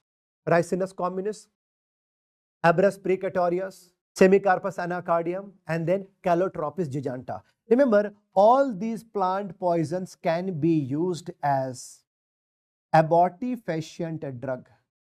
Abortifacient means, like in villages or at so many places, no, they are using juices of these plants for illegal abortion. So they are using a small stick. At the tip of the stick, no, they are going to keep the juice of the plant and they are going to insert into the vagina. So they are going to touch cervix. There will be severe irritation of the cervix. Because of that, hypercontraction of the uterus, and there can be expulsion of placenta. Illegal and obviously dangerous. What if there will be postpartum hemorrhage, uterine inversion? In ancient age, all these were used as arrow poison. Okay, arrow poison also. Remember all these. Now a snake bite. First of all, let's learn family of a snake: Elapidae, neurotoxic; Viperidae, hemotoxic, blood toxic; Hydrophidae, myotoxic. In Elapidae, we are having 2 snakes. One is called a cobra, another is the krat. See, a Viperidae like a viper only, no, viper like a blood vessel. Viperidae, blood vessel, CVS related symptoms here. CVS related. Hydrophidae, water में swimming, no, swimming में like there will be muscular pain. Myotoxic, sea snake. So remember, king cobra or common cobra or the krat, they belong to Elapidae. Neurotoxic here. So like if there will be neurotoxic, no, remember here, there can be the paralysis of respiratory muscles. So what is the cause of death after cobra and krat bite? Respiratory failure. Hydrophidae, myotoxic, no. So they can paralyze, like respiratory muscles. Here also, what is the cause of death? Respiratory failure only. Okay. Now Viperidae means what? Blood toxic, hemotoxic, and also like symptoms will be related to CVS only, like low BP and all. Patient can go into shock. So here in Viperidae, see here, like here you can see DIC also, disseminated intravascular coagulation also. Yes. So remember here, cause of death will be cardiotoxic. Remember, I have taught you that there are 3 families of snake: Elapidae, Viperidae, Hydrophidae. Elapidae, neurotoxic; Viperidae, like hemotoxic, blood toxic; Hydrophidae, myotoxic. Okay. Neurotoxic, cobra and krat. What is the cause of death? Respiratory failure. Hydrophidacy, a snake, respiratory failure. Viper ready, no? What is the cause of death? यहाँ पे क्या है? Cardiotoxic. Okay. Now, let's learn here different snakes. If you can see bands in between, bands, है ना? So this is actually a crath. This is actually a crath. Bands, white band, or whatever band is there. Like this is also a crath also. Band. If you see diamond shaped like this, separated diamond shaped like this. Yeah, this is a Russell viper. But remember here, either there can be, see here, king cobra and common cobra. How to differentiate these two? Remember here, are you able to appreciate here? Like here, same like bispects. Are you able to appreciate like bispects over the head of a snake, over the head? It is called as bispectacled head. See, remember here, a king does not need specs. A king does not need specs. No chashma. A king does not need specs. Only common people need specs every time. So remember here, in common cobra, you will be seeing what? Spectacled, bispectacled head. Bispectacled head you can see in common cobra, but in king cobra, no bispecs. No bispecs. Remember it. Okay? Or if they'll be longer, actually more tall will be king cobra than common cobra. Right? Now you see here, can you answer me which snakes are these now? Which snakes are these? Bolo. Here you can see band like no. Bolo kaun sa hai ye? Band. This is also crath also. This is also crath, right? Now, if you see separate band like structure, separate Russell viper. But if you see all boxes are interconnected like this, like saw scale, like this, interconnected like saw. This is an example of saw-scaled viper. Saw-scaled viper. So now we also have learned how to recognize snakes. All these points are clear to everyone. Now, snake bite management. This will be important question. Snake bite management. What to be done, what not to be done. We are going to learn now. First of all, remember here, can you answer me here? What to be done and what not to be done. See, remember, suppose if you were lucky enough, you were walking and you were lucky enough.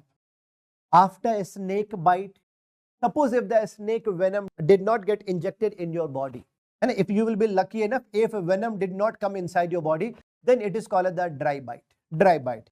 And if you were walking on the road, suddenly one cobra came in front of you. When cobra is going to bite you like this, you are jumping here. Like after that, if the cobra is going to bite you here, you are jumping here. Again, cobra is going to bite you here, you are jumping here. If you were playing with the cobra like this, now after the cobra will be irritated. Cobra will say what? And see, a cobra will get irritated. Cobra will say what? Hut, I'm not going to bite you. I spit on your face. Tere muh pe thukta hu main. Right? Snake venom ophthalmia.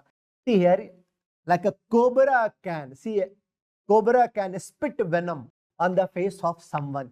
This is called as a snake venom ophthalmia. Like if venom will enter in your eyes, no, there can be severe irritation, burning sensation, lacrimation. There can be temporary blindness also. Now, see here, suppose if you take blood sample from any patient, you keep like this in the straight position for 20 minutes. After 20 minutes, even if you are going to tilt it, no, there will be separate plasma and see, there will be separate, normal clotting will be there, separate plasma and serum. But after a snake bite, no, if you take blood sample, even after 20 minutes, no, if you are going to tilt, there will be no normal clotting. Okay? This is called as 20-minute whole blood clotting test. 20-minute whole blood clotting test. So this is indicating what? Venom-induced defibrinogenation. Now, what to be done, what not to be done? Can you answer me? Okay, chalo, can you answer me? After a snake bite, are you going to apply a tight tourniquet? Bolo, answer karo. Are you going to apply a tight tourniquet? Yes or no? Okay, chalo, I'll see. Are you going to do incision and drainage? Incision and drainage like this. And like incision, you are going to push it. Are you going to behave like Bollywood heroes? After a snake bite, you can come, you can suck the venom out, and after that you can save heroine? Are you going to do suction? Suction? No? क्या hero बनेगा, क्या गुंडा बनेगा फिर? अच्छा चलो, okay ठीक है. Are you going to wash snake bite with surf excel? Okay. Are you going to run behind the snake to take the revenge? No. Are you going to use a cautery to clot their blood? Suppose a patient is asking, give me a last glass. So, are you going to give alcohol or coffee? Remember here, first of all, remember here, no tight tourniquet, no tight tourniquet, है ना? See, remember here, no tight tourniquet, because if you are going to apply tight tourniquet, after reaching hospital, when you are going to remove the tourniquet, no, so now there will be a fast backflow of venom, the fast spread. Are you going to incision and drainage? No. See, if you are going to give incision, if you are going to apply a pressure, no, backflow will be there, negative pressure. So fast, like fast spread of venom. Suction, no. Washing, no, please don't touch it. Please don't touch the wound. Keep the wound dry. Don't run behind the snake. No cautery, no alcohol, no coffee. Why? Because they can increase heart rate. They can increase blood pressure. Fast spread. Remember a tight tourniquet? No. But soft tourniquet, no. Soft tourniquet, yes. Like same like orange color bandage which we are using in India, orange color bandage, the crib bandage. Because see here, now the venom will be taken up by regional lymph nodes. We are going to apply small pressure there so that there should be no fast flow of venom. So Sutherland wrap, light, small pressure, you can. But tight tourniquet, no. All these you should not be doing. All these you should not be doing. Now, remember here, how to treat it. You have to treat like bone fracture. How to treat here? First of all, immobilization. First of all, immobilization. Immobilization. You have to treat like bone, same like bone fracture. After that, anti-snake venom with adrenaline injection. Why? Because see here, anti-snake venom in India, remember here, same anti-snake venom is effective against all snakes, cobra, Russell viper, all. Okay, even the crack. So here, why do we add adrenaline? Remember here, this horse, no, remember this anti-snake venom we have made from horse serum. Okay, from horse serum, actually horse serum, anti-snake venom, and there is high risk of what? Anaphylactic shock. That's why we are using adrenaline. Okay, fine. We can also add neostigmine. But remember here, neostigmine is effective only against cobra. Only against cobra, not against rat. What is the use of neostigmine? Please remember here. What is the use of neostigmine? What is the use of neostigmine? Right, to reverse neuroparalysis. Use of neostigmine is to reverse neuroparalysis, right? So remember here, it is effective only against cobra, but not against rat. Not against rat. Please keep in mind. But my question to you is that, do you think in all cases of a snake bite, we have to give anti-snake venom? No. Remember, first of all, look at vitals. First of all, look at vitals. Look at vitals and then local symptoms. If swelling is getting increased, more necrosis around the wound, more swelling, more necrosis, more blisters, more pain, more bleeding, local symptoms are getting aggravated, and BP is fluctuating. Okay, when symptoms are getting worse, when vitals are getting imbalanced, in these conditions, anti-snake venom should be given. But if vitals are stable, local symptoms are normal, getting decreased, no need of anti-snake venom, only observation. Okay, no? Fine, this much point is clear to everyone. Very, very important. Remember here, IV neostigmine will be effective only against cobra, not against the rat. A scorpion bite. Remember here, how to understand. Because most of the snakes, no, most of the snakes are non-poisonous. Non-poisonous. But the poisonous snakes, please write down here, there will be 2 punctured marks. In the poisonous snakes, there will be 2 punctured marks. 2 punctured marks will be there. Non-poisonous, multiple small teeth bite marks. Okay. So 2 punctured marks you see in the poisonous snake: scorpion bite, scorpion venom, and anti-snake venom. Like a snake venom, almost similar. But how to differentiate it? If you see minimum 2 or more than 2 punctured wounds, a snake, only 1 puncture mark, scorpion bite. A scorpion venom will be very, very small, no amount, small only. So it is not lethal for adults, but it can be lethal for pediatric age group. Okay, scorpion. Remember here, this stimulates sympathetic, parasympathetic, okay, uncontrolled release of the catecholamine. Because of that, autonomic storm will be there. Patient can have a severe sweating, vomiting, lacrimation. See, remember, so there can be what? There pain in chest, salivation. There can be arrhythmia. There can be arrhythmia. There can be the pulmonary edema. Very, very important. Okay, immobilize, and we are using the prazosin. Very, very important drug. Alpha blocker. Smooth muscle relaxant here. Prazosin we are using as the first drug in the treatment of a scorpion bite, and after that anti-venom if it is available. Railway side poison, roadside poison is dhatura poison. Okay, dhatura poison. Roadside, because maximum, remember here, because maximum plants you see in roadside. Railway side, to loot the passengers, like here people can mix, like a dhatura powder, mix dhatura powder in like in the food of the passengers to loot the passengers there.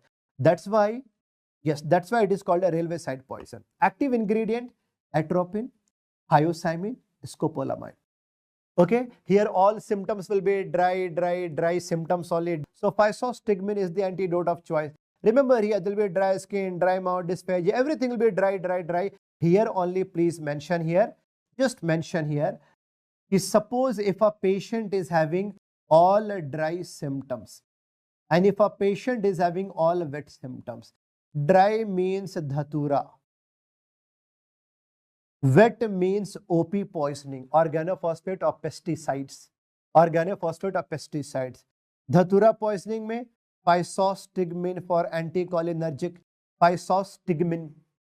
But for OP poisoning, can you answer me? Antidote of choice क्या है? OP poisoning, pesticides poisoning, atropine. Here all wet symptoms. Suppose if examiner is giving you one scenario, one patient is getting back from the agriculture field. Okay, he consumes something there, after that lacrimation, nausea, vomiting, urination, diarrhea, sweating, all wet symptoms. OP poisoning, atropine. Okay, suppose if it is not working, then oxymes.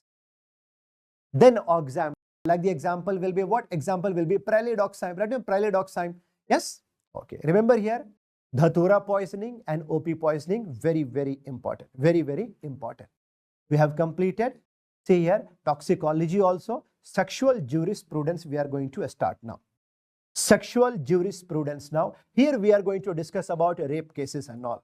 So, सबसे पहले, first of all, 63 definition of rape, 64 punishment for rape, 70 gang rape. These 3 you cannot forget. After that, BNS 75, this defines, right? Okay, this defines sexual harassment, like showing porn videos or photos against the will, requesting for sexual favor, unwanted physical touch. By using power, if a person is going to disrobe a female, means removing the cloth, BNS number 76. Voyeurism, by watching the act of sexual intercourse secretly, BNS number 77. Or if a female is undressing, if a person is watching secretly, 77. Stalking, BNS number 78. Voyeurism and stalking, remember here, voyeurism and stalking, these 2 are cognizable offense. What is the meaning of the word cognizable offense? Police can arrest a person without a warrant. like after murder case, rape case and all, police can arrest a person without a warrant. Okay, this is known as the cognizable offense.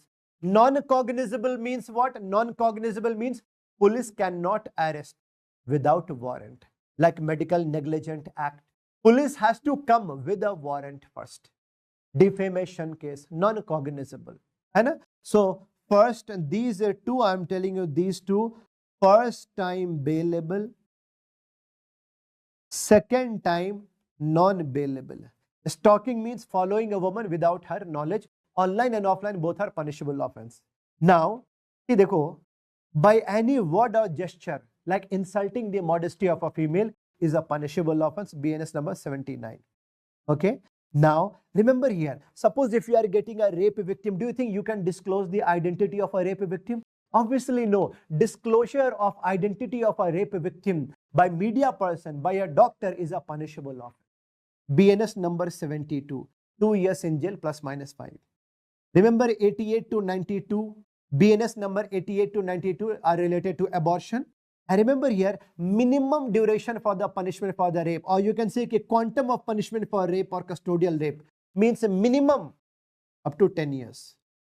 This depends upon severity. This can go up to death sentence also, lifetime jail also. Okay. See the POCSO Act.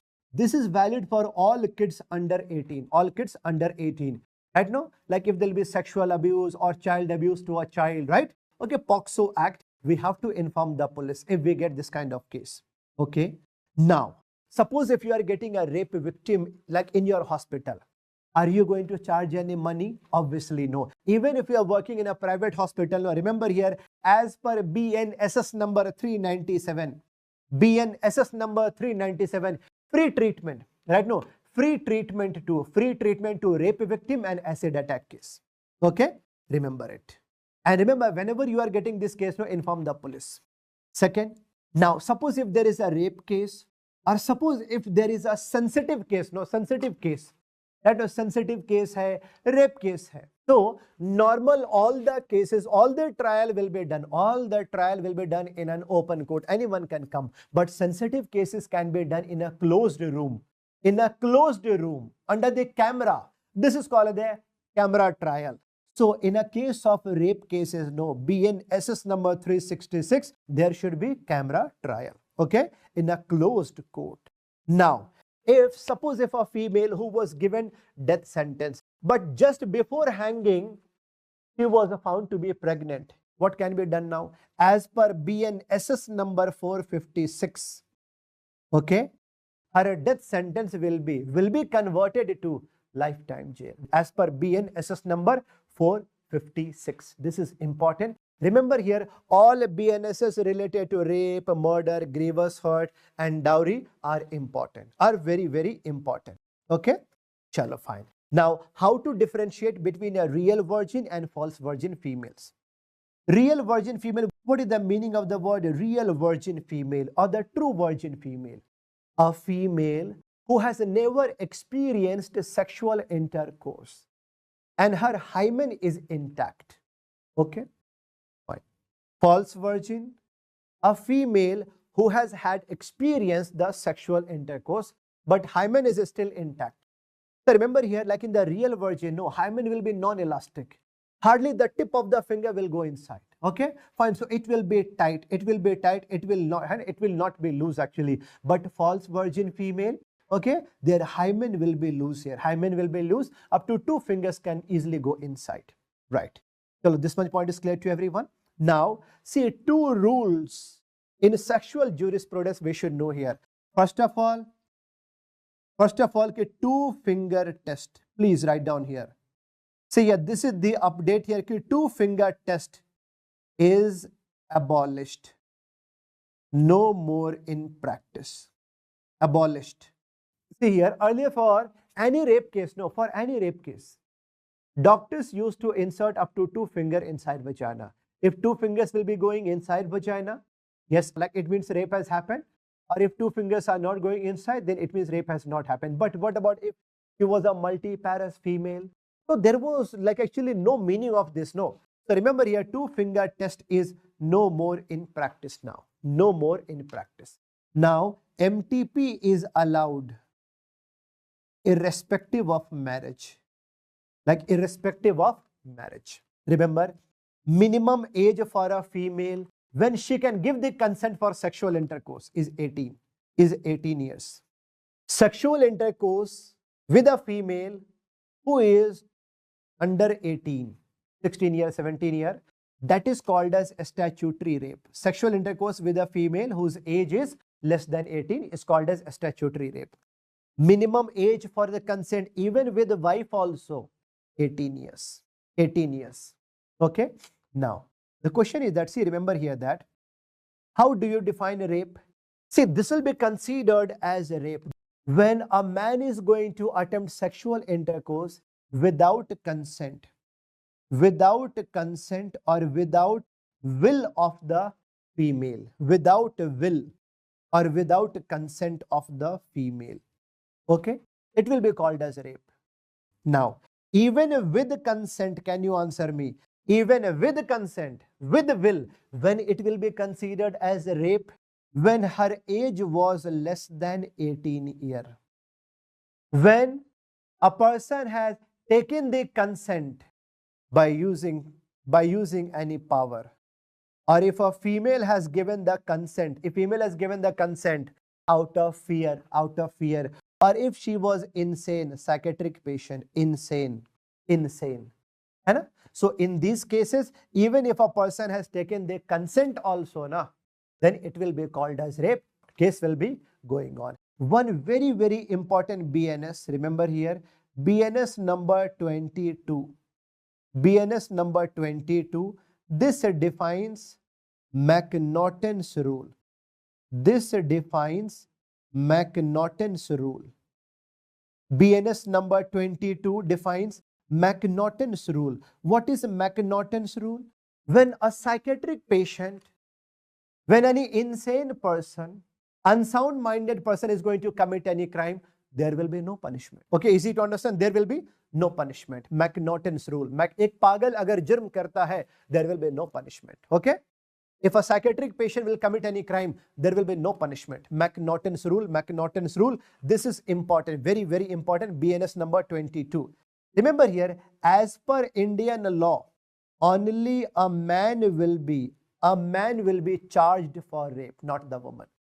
Remember, within 4 days of assault, if a female is presented to your hospital, you have to do all tests.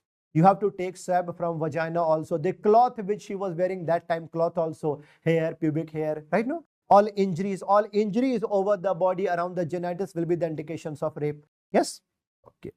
Now, suppose if there is a rape victim, rape accused. When you have to do physical examination, you have to take consent. If rape victim is there, yes, you have to take the consent.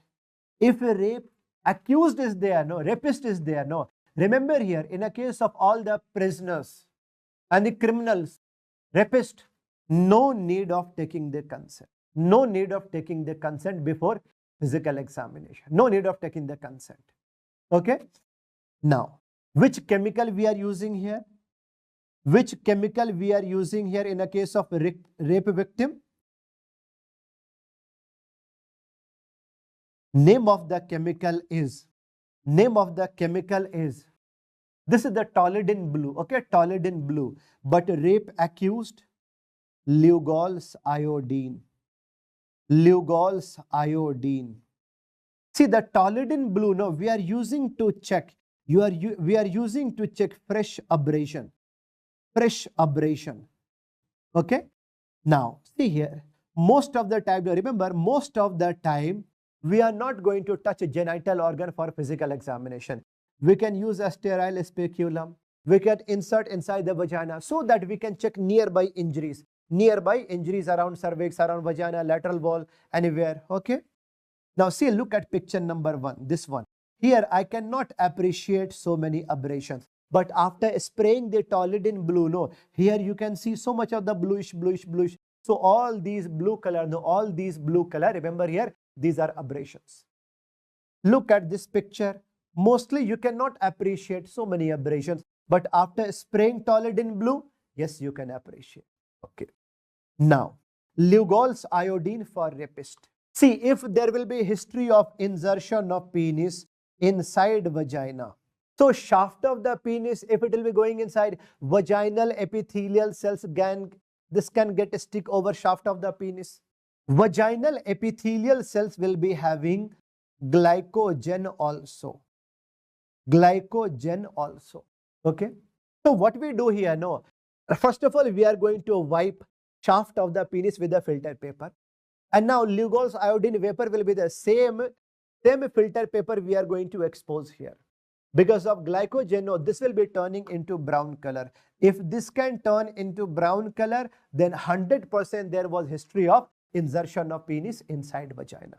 This much point is clear to everyone. Yeah. Lugol's iodine. Even there is something called as smegma. There is something called as smegma. Like a smegma is what, like a type of the lubricant jelly around, like lubricant that will be produced by foreskin of the penis. Okay. So like a smegma can get deposited inside, if there will be history of insertion of penis inside vagina, a smegma can get deposited inside vagina. Okay, so that is also showing what? Yes, there was history of insertion of penis inside the vagina. This one point is clear to everyone. But remember here, a smegma can get replaced only after 24 hours. Means once there will be insertion of penis inside vagina, smegma will be washed away, wiped away. New smegma will come only after 24 hours. This much point is clear to everyone, right? Okay, chalo, fine. These we have learned. Yes. Now MTP Act, very, very important, no? Medical termination of pregnancy. Remember, opinion of one doctor is required up to 20 weeks. Opinion of 2 doctors will be required up to 20 to 24 weeks. So now maximum stretch is up to 24 weeks. Okay, up to 24 weeks. In which condition MTP is legally allowed? Remember here, legally allowed. If there will be risk of mother's life.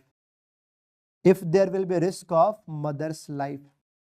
If like there will be pregnancy due to rape. Third, if there will be eugenic anomaly. Eugenic anomaly, or like the chromosomal anomaly, and a chromosomal anomaly, or you can say congenital defect, or if there will be history of, like a failure of contraception, failure of the contraception. Remember, like in a case of the failure of the contraception, no, maximum limit is up to 20 weeks only. After 20 weeks, MTP cannot be performed. In a case of rape, see, a maximum extension is there for rape case. For rape case, no, maximum, see here, up to 24. Up to 24 only. Up to 24 weeks of pregnancy. But if there will be risk of mother's life or congenital, right, or if there will be congenital anomaly, any time MTP can be performed. You have to memorize all these. Who can give the consent for MTP? Only mothers. Remember here, only mother has to give the consent. Only female partner, not the male partner. Only female partner has to give the consent. Only mother has to give the consent. Her age should be 18 or 18 plus. Her age should be 18 or 18 plus. But remember here, one more important point here.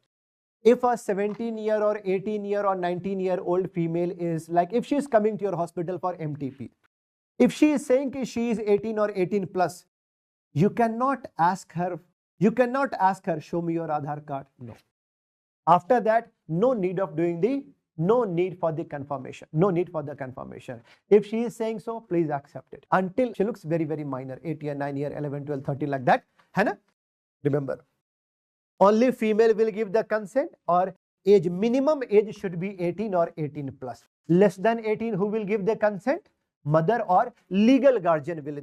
Okay, 18 or 18 plus, and she should be mentally fit.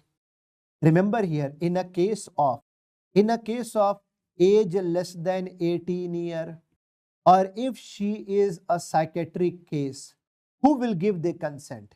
The consent will be taken by legal guardian. Legal guardian like father or mother. After marriage, husband is called as a legal guardian. There was a question in FMGE exam. A 23-year-old female came to hospital for MTP. Okay, for MTP. But on examination, she was found to be a case of, psychiatric illness. In her case, who will give the consent? Option number 1, herself. Option number 2, doctor. Option number 3, her partner. Option number 4 was legal guardian. Okay, herself, doctor, her partner, legal guardian. Even a boyfriend can also be the partner.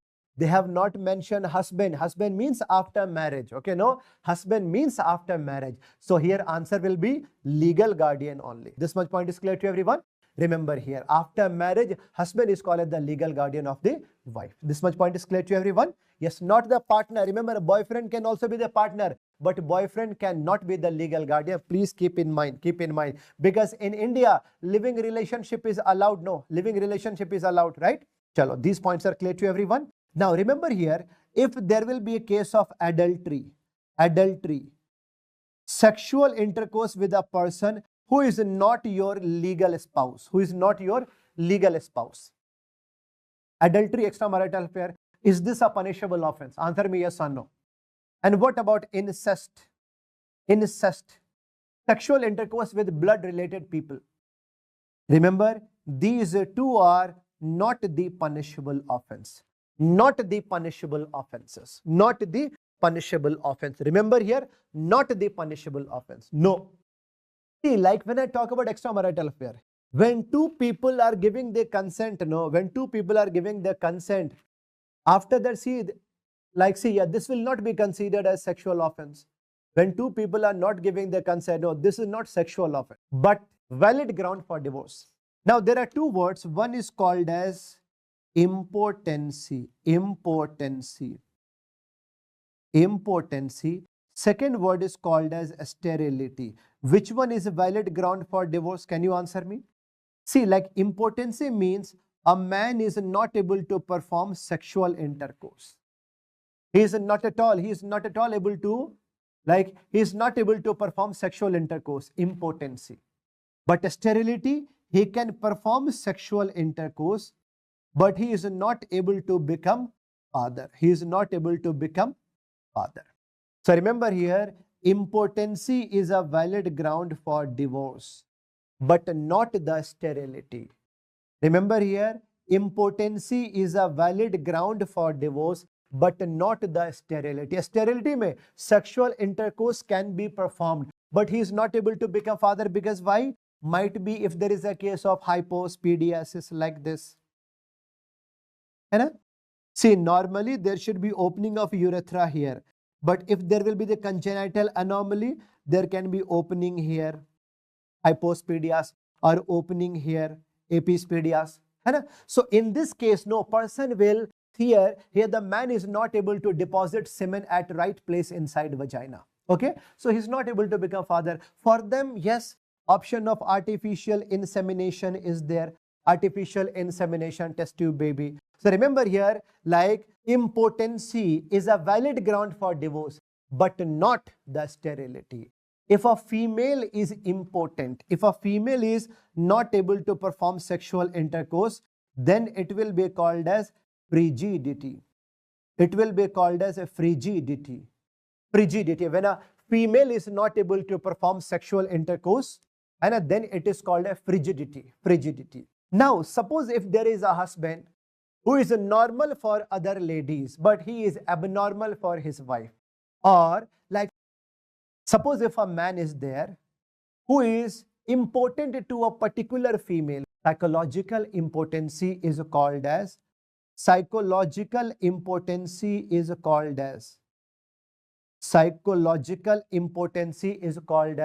code hang. Might be there was marriage out of pressure or whatever, right? No. So like a man can be impotent to a particular female, but for other females, he can be normal. Psychological impotency, it is called a code hang. Some words related to legitimacy. Legitimacy means what? A child who was born in the legal wedlock between his parents, mother and father. Okay. Now see, there can be some terms related to legitimacy also. See, the child who can inherit the property. There can be two fathers also. Suppose if there will be fertilization of 2 ova by 2 sperms in the same menstrual cycle, superfecundation. Like suppose if there was a female, her name was Anna, her husband name was Mark,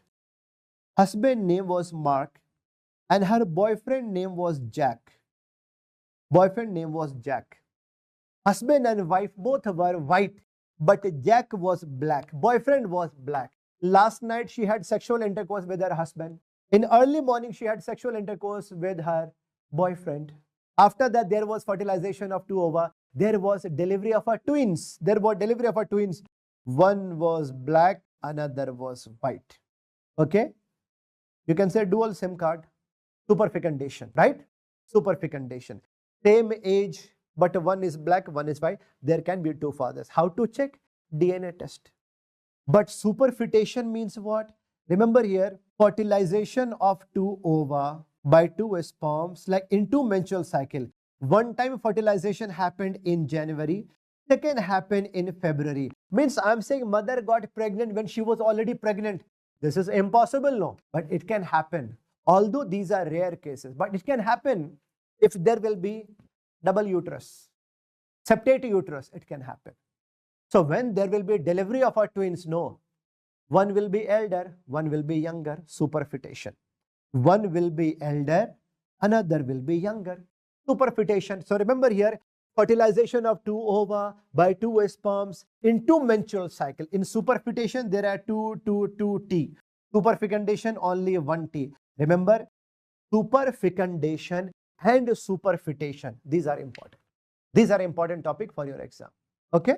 Now, illegitimate child means what? A child who was born outside the legal wedlock. See, supposititious child means what? Suppose there is a child, fictitious child. A woman can try to pretend her pregnancy. She was hiding herself for 9 months. But now suddenly she is presenting with a newborn baby and she is claiming that rich man is my husband or he is the father of this boy. Why she is claiming?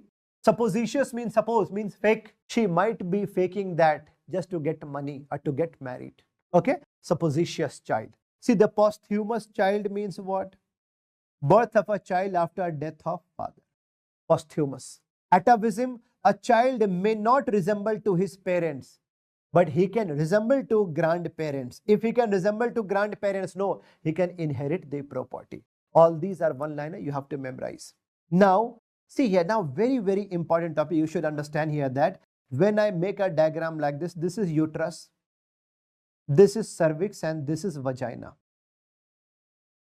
This is uterus, cervix, vagina. If there will be a death of a baby, a death of a fetus here, this will be called as intrauterine death. If death of a baby happens here, so he was the case of live birth. He was the case of live birth. In intrauterine death and live birth, there is no confusion. But if there will be a death here, no. During the process of delivery, this is called as stillbirth. This is called as stillbirth. In a case of the stillbirth, no, we have to check whether baby has respired or not. So here there will be confusion in stillbirth. Okay, after respiration, level of diaphragm will go down to 6th to 7th rib. Without respiration, this will be around 4th to 5th rib. Simple logic is that, right? Okay, so we have to do some test for, live birth and stillbirth. Okay, remember here, what are the signs of intrauterine death? Maceration. Okay, if you can find gas in great vessels and heart chambers, it is called as Robert sign. Yes, Robert sign. You can see here, Robert sign, gas in great vessels and heart chamber. See, skull bones can overlap like this. Spalding sign, this is the most pathognomic sign, like this. This is a Spalding sign. I think 1 year back, INICT question, Spalding sign. Okay. Overlapping of skull bones. Even hyperflexion of a spine, ball sign. Remember here, Robert sign, Spalding sign, and ball sign. These are the signs of intrauterine death. Intrauterine. Okay. Now, artificial insemination. We can harvest a sperm from husband and egg from wife. Outside the body, we are going to transfuse it And after certain, after 4-cell stage or 8-cell, means after some progress, now we can implant in the uterus, artificial insemination. Harvesting sperm from husband, okay, 100% legitimate child. But sometimes there can be wiki donor also, who is not the legal husband, donor. Question is that artificial insemination by the husband, 100% legitimate child. But if a child is born after artificial insemination by the donor, he will be called as illegitimate child. Remember here, illegitimate child. Why? Because as per law, only biological father is called as legitimate child. Here is some other person, donor hai wo. So the child will be called as illegitimate child. That's why we mix, we mix what husband and donor together. Okay, fine. Remember here, if female has not taken the consent before artificial insemination is done without the consent of husband, no, husband can file for divorce. Okay, all these points are clear to everyone? Remember here. Now surrogacy, altruistic surrogacy means altruistic or the commercial. Remember here, first of all, for business, it is not allowed in India. For business, it is not allowed. Suppose if a female is found to be practicing the commercial surrogacy, no, she will be in jail for 10 years and a fine of 10 lakhs. So remember here, altruistic surrogacy, no monetary compensation will be given to the mother, except medical expenses. Question is, who can become a surrogate mother? Who can become a surrogate mother? Remember, ideally, she should be a close relative. Ideally, she should be a close relative. Okay? Ideally, she should be a close relative. Ideally. Okay? For how many times a female can become surrogate mother in her lifetime? Remember, first of all, she should be a close relative and she should have her own completed family. Means she should have at least one of her own babies, at least one. So that whenever she is going to deliver the baby, no, she should not feel that kind of pain in handing over the baby to other couple, right? So one own completed family. For how many times she can become a surrogate mother in her lifetime? Only one time. Only one time. But like in one time, she may not conceive. So for how many times she can try? She can try maximum for 3 times. But a female can become surrogate mother in her lifetime only for one time. Only for one time. Remember here, as per Indian law, only altruistic surrogacy is allowed. Because if the commercial surrogacy will be legalized, no, now there can be so many negative things, like so many crimes can be seen in the market for the prostitution, for the child labor, for organ, like organ smuggling, for organ transplantation, for human trafficking. So many negative things can erupt in the market, right? So that's why it is illegal. Now, viability means what? Remember, after 7 days, remember here, a stage of maturity at which fetus is able to lead a separate life on his own. So after 7 months or by 7 months, a fetus will be this much able, no, fetus can survive on its own, even if fetus will be separated from the body. So remember, vagitus uterinus, vagitus uginalis. What are the signs of 100% viability? When you were actually delivering a baby, just after rupture of membrane, if you can hear baby cry, it means baby was alive. Vagitus uterinus. Like if fetal head is there in the vagina, after that, if you can hear baby cry, no, then fetus was viable. It is called a vagitus vaginalis. Remember, vagitus uterinus and vaginalis. These are the signs of viability. Now, see, there are 5 tests we should be knowing here, okay, to check for live birth. Remember, like in last 4 years, I have not seen a question in FMGE exam from this topic. On 17 January, I anticipate this topic. One is called the Ploquet test. I'm going to take out the lungs and body weight. Ratio I'm going to check. Without respiration, lungs will be small only. Ratio will be 1:70. After respiration, it will be 1:35. Ploquet test. Hydrostatic or Regards test. First life test. Respired lungs, unrespired lungs. You take out the respired lungs, you keep in a bucket of water, it will float. Air will be there, it will float. No air, it will sink. Regards test. Lungs will be the first to receive. After that, air will be going inside bowel also, na? Bowel, stomach also, na? Breslow test, also called as second life test or a stomach bowel test. You take out a stomach out of the body now, out of the baby. Okay. You keep in the bucket of water. If you give incision over greater curvature, if you can see air bubbles are coming out, baby has respired. Breslow test. Redin. See, redin is a embryogenic tissue found in the middle ear, right? Middle ear embryogenic tissue. After respiration, this will go down. Without respiration, this will be there only, like in the middle ear only. Okay. Redin's test. Fodder's test. Weight of the lung will be checked. Respired lungs will be around 66 gram. Unrespired lungs will be only 30 gram. It is called a Fodder's test. I have taught you 5 tests for live birth: Clockwork, hydrostatic, Breslow, Redin's and Fodder's. Next we are starting, see, last two a small chapter we can finish. Okay, Aram se we can finish. One is forensic ballistics, and second, last May, medical law and ethics we are going to learn. Ballistics means what? Like a study of firearm. Study of firearm. There are 2 types of gun. One is called as a shotgun, another is called as a rifled.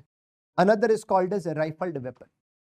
Like this is shotgun, this is called as smooth bore gun.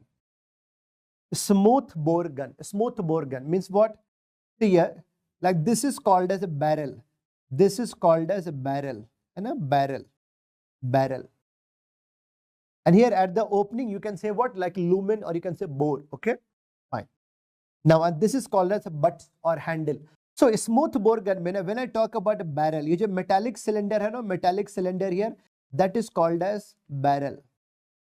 So here barrel, this will be smooth only. This will be smooth only. So because of that, there can be a dispersion of lead shots. Dispersion. That's why when we started making new rifled, no, this is barrel. This is barrel now. This is barrel. Inside the barrel, we have started making groovings. Groovings like this. Groovings. Same like if you see a bottle cap. If you see a bottle cap, no, over the cap you can see that kind of, that kind of rings. So these rings are called as what? See here. These rings are called as groovings. Groovings. Also called as a rifling. Also called as rifling. So because of the rifling, what will happen now? If you are going to pull the trigger, now bullet will be coming out. No? Now because of the rifling, there will be what? After that, there will be what? More and more spinning motion will be there. Now, more and more spinning motion will be there. And after that, because of that, there will be increase in velocity, increase in destructive activities. This one point is clear. More destructive power, more velocity, more accuracy. Riflings. So like if there will be rifled, if there will be rifling, rifled gun, no rifling is smooth, it is called as a smooth bore gun. Remember here, like in a rifled gun, we are using bullet. This is called as bullet. What is the name of the ammunition? It is bullet. In a rifled gun, we are using bullet. But remember here, this is the complete anatomy of a bullet. This is a base where there will be primary mixture. And here, see here where there will be the, and here, see like in between here, there will be gunpowder. Okay, so whenever you are going to pull the trigger, like this is, a fire pin is going to strike at the base of the primer mixture. After that, there will be ignition, and there will be ignition. Because of that, there will be burning of, gunpowder here, burning of gunpowder. And because of the flame, now bullet will be coming out of the barrel. So only this much portion will be coming out of the barrel. Only this much portion will be, see here, only this much is going to enter the body. Only this much is going to enter the body. This is called as bullet. Only this is called as bullet. This is going to penetrate the body. So in a rifled gun, one shot, one entry wound will be there. But what about this one? Here you can see multiple small lead shots. Multiple small lead shots you can see here. Multiple small lead shots, right? And so see here, these are called as lead shots. These are called as lead shots, and this is what we are using in shotgun or a smooth bore gun. These are called as lead shots or lead pellets. Lead pellets. Remember here, lead shots or lead pellets. But we are using in a rifle gun, bullet. So when we are using lead shots, that's why smooth bore gun is called as shotgun. Okay. Now, shotgun. Now remember here, like in a case of the shotgun, no, what do we do here? When we have made a barrel like this, no, when we have made a barrel like this, no, barrel like this, okay, there used to be dispersion like this. There used to be dispersion of lead shots like this. We used to waste so many lead shots. So now we have started doing what? At the distal part, no, distal part, we made it narrow. We made it narrow. We constricted it. This is called as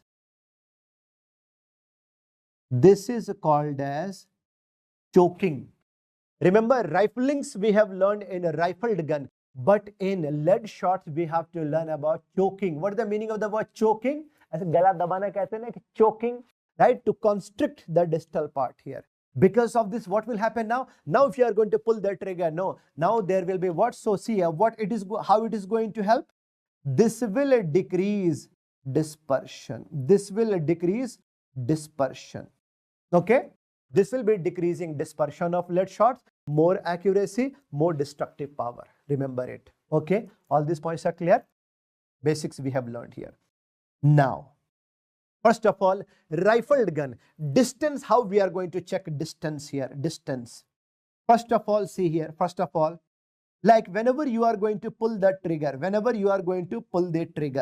right? Oh, suppose if you are going to pull the trigger, if there are 4 victims, victim number A, victim number B, and here victim number C, and here victim number D. Okay. So whenever you are going to pull the trigger, flame will come out. Flame, aag niklega na, flame. Okay.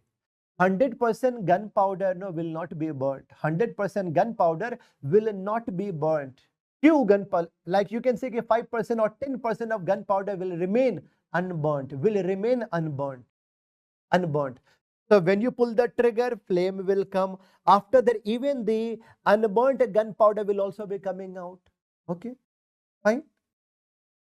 Now, victim number A, where see the gun was in direct contact. This range is called as, he was standing in which range? इसको बोलेंगे direct contact. This is called the direct. He is in the contact range. This is only known as the point blank range. Victim number B, who was standing in the range of flame, will be called as in which range? In close range.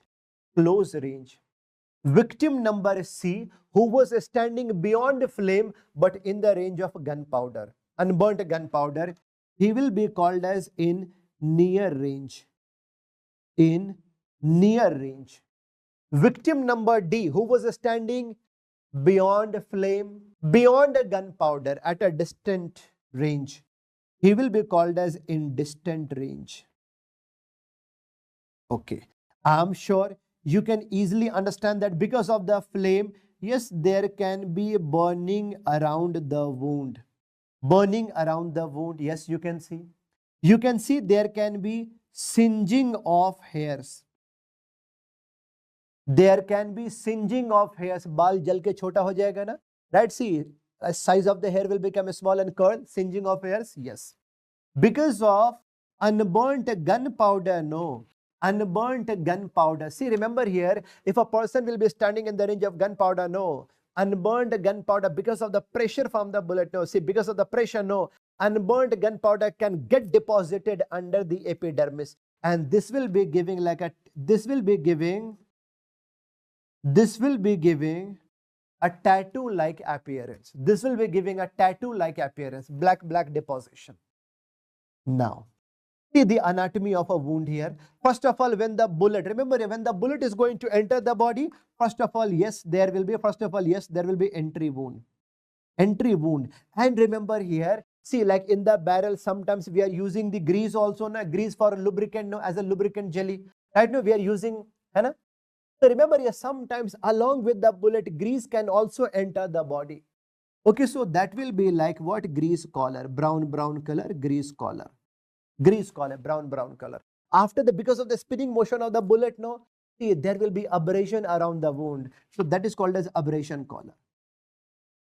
See now here, see, the blackening is because of a smoke. Blackening is because of a smoke, and the tattooing what you see here, this is because of unburnt gunpowder. This much point is clear to everyone. Now, how to differentiate blackening and tattooing over the gunshot wound? Remember here, gunshot wound. When you wash with a normal saline, blackening will go away.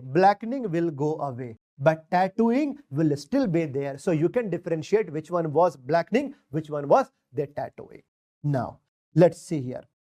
My question to you is that, now, see, remember here, suppose when I talk about a victim number B, suppose if I talk about victim number B, who was standing in the range of flame, if I see, suppose if I am getting a victim number B in my hospital, if I see a wound here, gunshot wound, if I can see, okay, if I can see gunshot wound, do you think around the wound I can see burning also? Answer me yes or no. Yes, I can see burning around the wound. I can see singeing of hairs also, blackening also, tattooing also, everything I can see. Yes. But what about victim number C, who was not standing in the range of flame, but in the range of gunpowder? So in that wound, are you going to see burning and singeing of hairs? No, no burning, no singeing, but only blackening and tattooing. Victim number D, who was standing beyond the range of flame and gunpowder, no burning, no singeing, no blackening, no tattooing. Okay, so this is an important topic. Please remember here, please write down here. When I talk about victim number B, means in which range? Contact. Now see here, like in the range of close. Right? Okay, close. Victim number C and victim number D. Burning, singeing, blackening, everything we can see here in close range. Right? In close range. Right? Not in the contact. But in near range, please write down, burning and singeing will not be seen. Blackening and tattooing you can see. But what about the distant range? All these are absent. Remember here, if shape of wound is like circular, it means bullet entered the body at 90 degree. If shape of the wound is like this, like oval, it means bullet has entered the body in as at acute angle. For all these, now you can ask, sir, what about direct contact? Then you did not say anything about the direct contact. Okay. In direct contact means when actually, see, when a muzzle is here actually, right? No, direct contact. Are you going to see flame outside or singeing? Are you going to see like any kind of unburned gunpowder outside? No. But when you do, so externally, you know, like externally, remember here, no burning, no singeing, no blackening, no type. But if you do post-mortem examination, no, inside you can see all. Remember, in all gunshot injury, no, shape of a wound will always be circular. But when the gun will be in their direct contact, no, there can be blasting effect, vacuum effect. Shape of the wound will become like star-shaped, stellate shaped like this. In all ranges, circular shaped. But in a direct contact or point blank, star-shaped wound will be there. Look at the photo. Can you answer me? After seeing this photo, can you answer me? What was the range of firing? Obviously, direct contact. See, like in the direct contact, no? See, inside, during post-mortem examination, inside you can see these signs. Now look at these two pictures. Picture number 1, picture number 2. Like, if you watch, see picture number 1 here, no? Around the wound, some kind of redness is also there. So I can say burning also, blackening also, and tattooing also. So I can say picture number 1 is a close range. Okay. But picture number 2, you can see only tattooing effect. Then it will be near. So these are 4 ranges I have taught you related to rifled gun injury: direct contact, close, near, and distant. समझ में आएगी बात? 4 ranges. I can see burning, tattooing, everything close range. Only blackening and tattooing near range. Nothing, only one entry wound, distant. Star shaped, direct contact. Ho gaya, finished. Very easy. Now, what about this one? What about shotgun? Isme bhi same, direct contact mein, okay, contact, muzzle is in direct contact. But here we follow like in the range of meter. Less than 1 meter is close range. 1 to 2 meter is near range. 2 to 4 meter is intermediate. More than 4 meter, no, distant range. On the basis of range here. Okay, like suppose if I'm making a diagram here.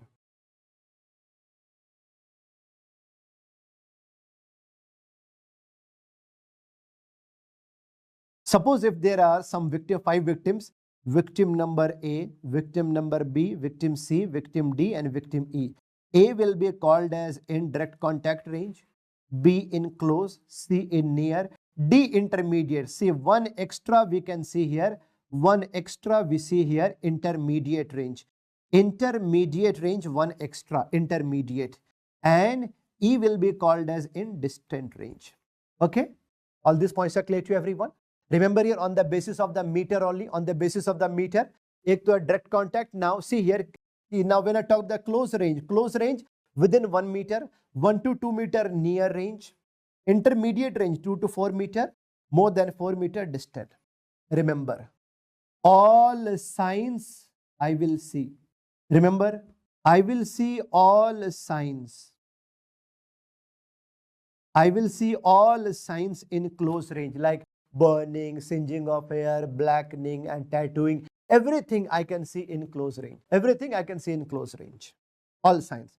Near range, no signs. Remember here, less than 1 meter, I can see all the signs. Burning, blackening, singeing, everything I can see. After 1 meter, no sign. And I see after 1 meter, no signs. But remember here, see in the lead shots, in the shotgun, you would have seen there can be dispersion of lead shots. No? Right? Like this. Dispersion of lead shots. Right? Remember, please write down here. Dispersion starts. Dispersion starts only after 2 meter. Dispersion starts only after 2 meter, and there will be a maximum dispersion after 4 meter. Now, what is happening in the intermediate range? Remember here how to see here when I talk about rifled gun. When I talk about the rifled gun, no, the rifled gun may you can see here because of the groovings, no. See in a rifled gun, one important point you should know here. When I talk about a rifled gun. So there will be one elevated part here, one elevated part. There can be one elevated part, one depressed part. Okay? Elevated part is called as land. Means when I see the barrel, no, here I can see in the groove, I can see one elevated, one depressed part. Elevated is land and depressed part is called as groove. Is groove. Remember here, distance between two lands is called as a caliber. तो कितने calibre के gun से मारा गया था? This is called a rifled gun के लिए. But if I have to buy shotgun or a smooth bore gun, and so I have to see bore or gauge.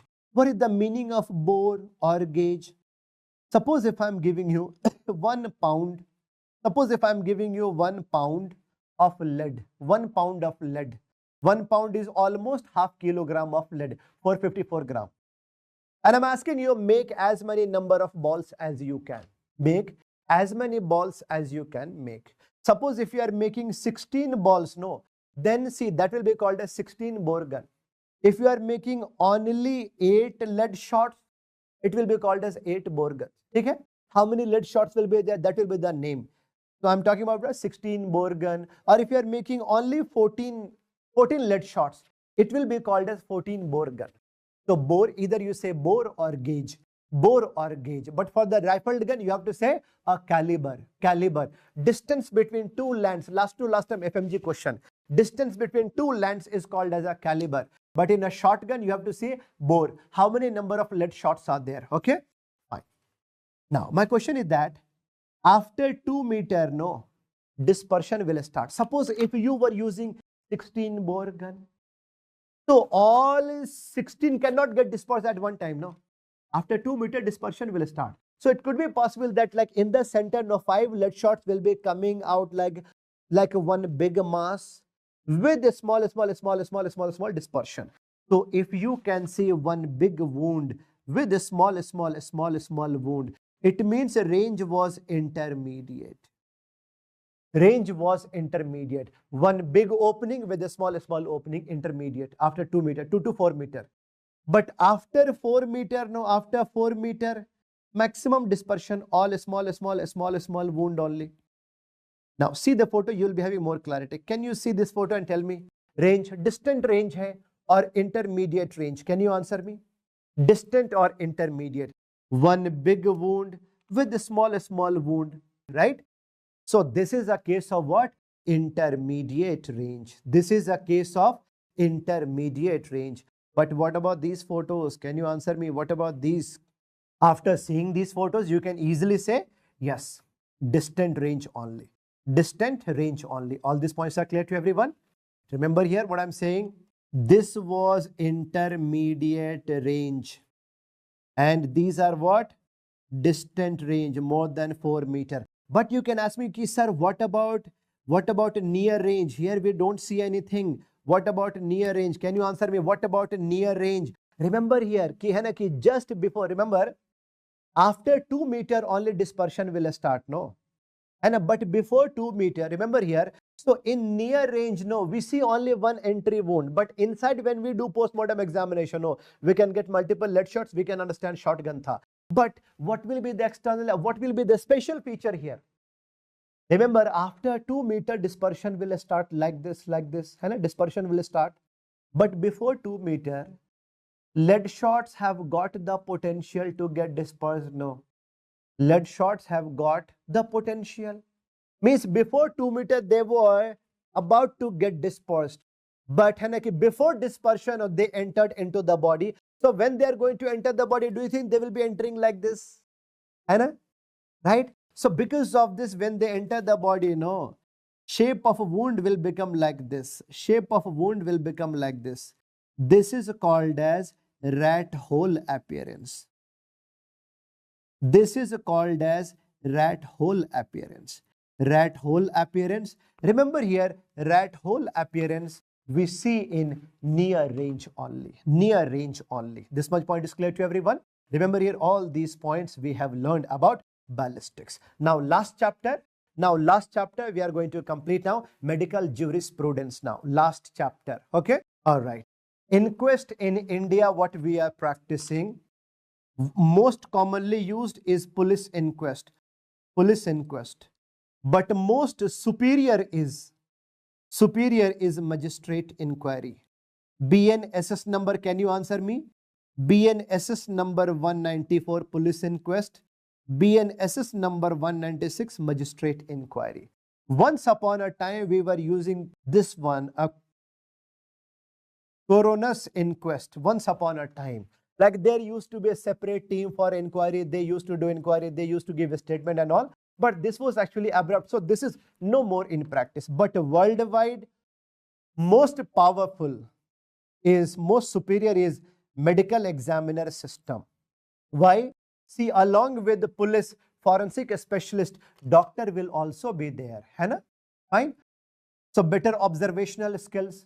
But it is not being practiced in India. In India, we are practicing police inquiry, magistrate inquiry. Police most common, magistrate inquiry most superior.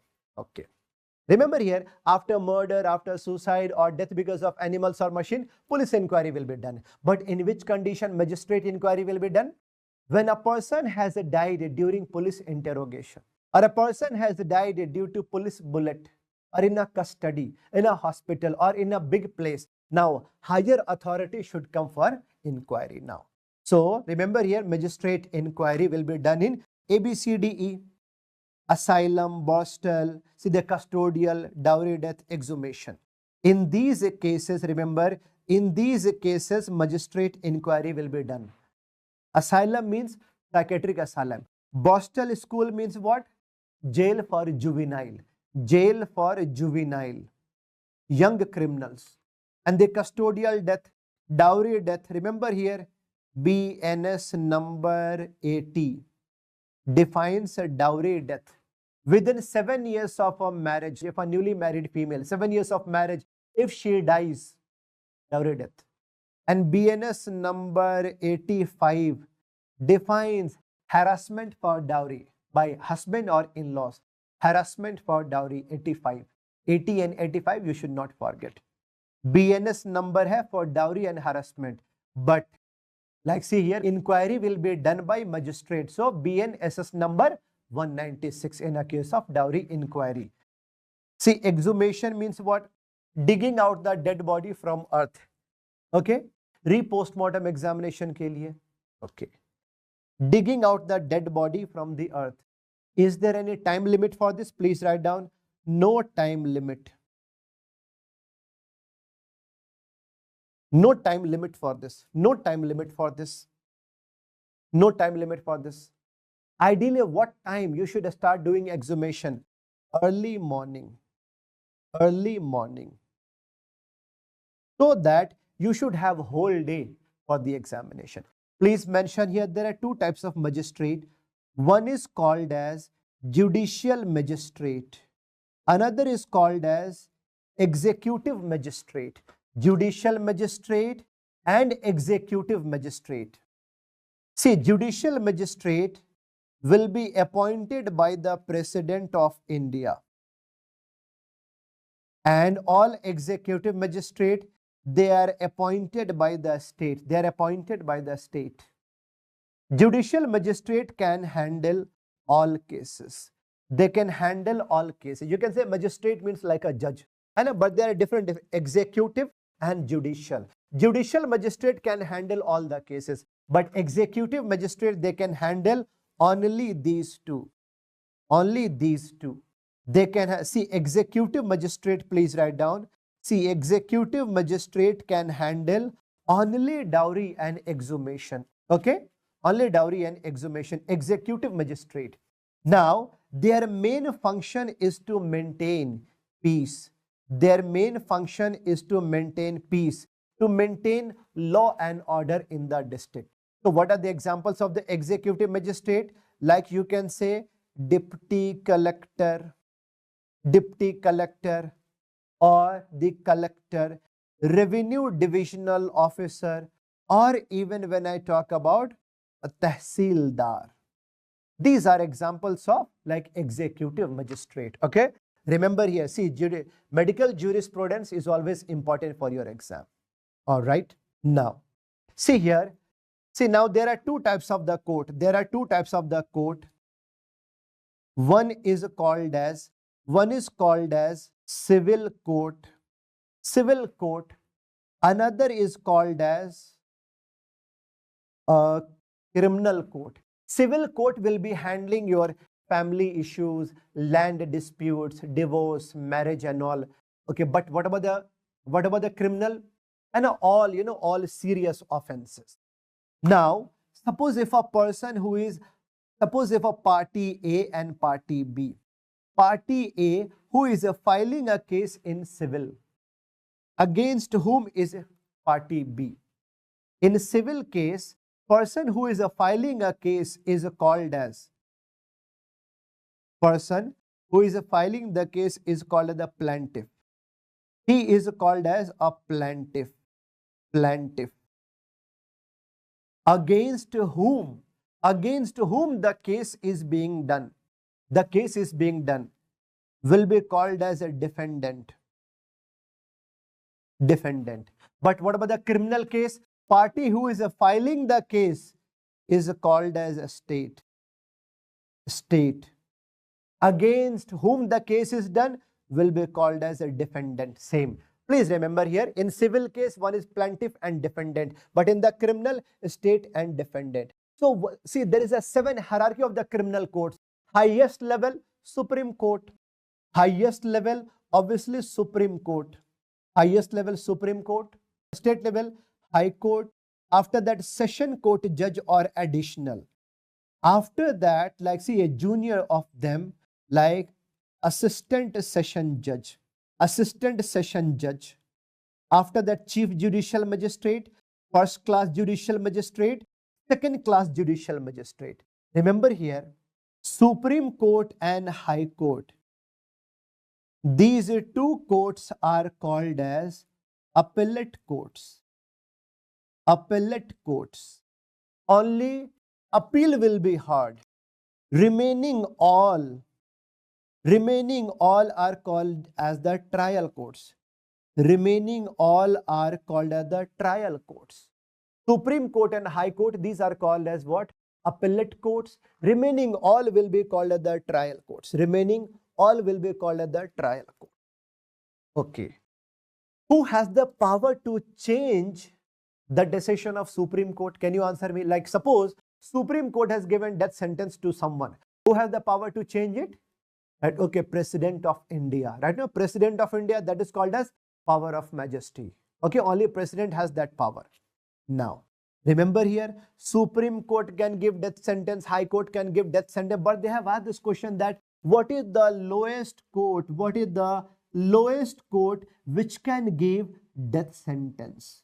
Lowest court which can give death sentence is Session Court, additional Session Court, but it should always be approved by High Court. After Session Court, no. See here, after Session Court, they can send a person to jail only. For how many years they can send a person to jail? 13710. 13710. Assistant Session Judge can send a person to jail, right, for 10 years. Chief Judicial Magistrate can send a person to jail for 7 years. First class for 3 years, second class for 1 year. How much a fine can be imposed by them? How much a fine? Remember, up to Chief Judicial Magistrate, no, they can impose unlimited fines.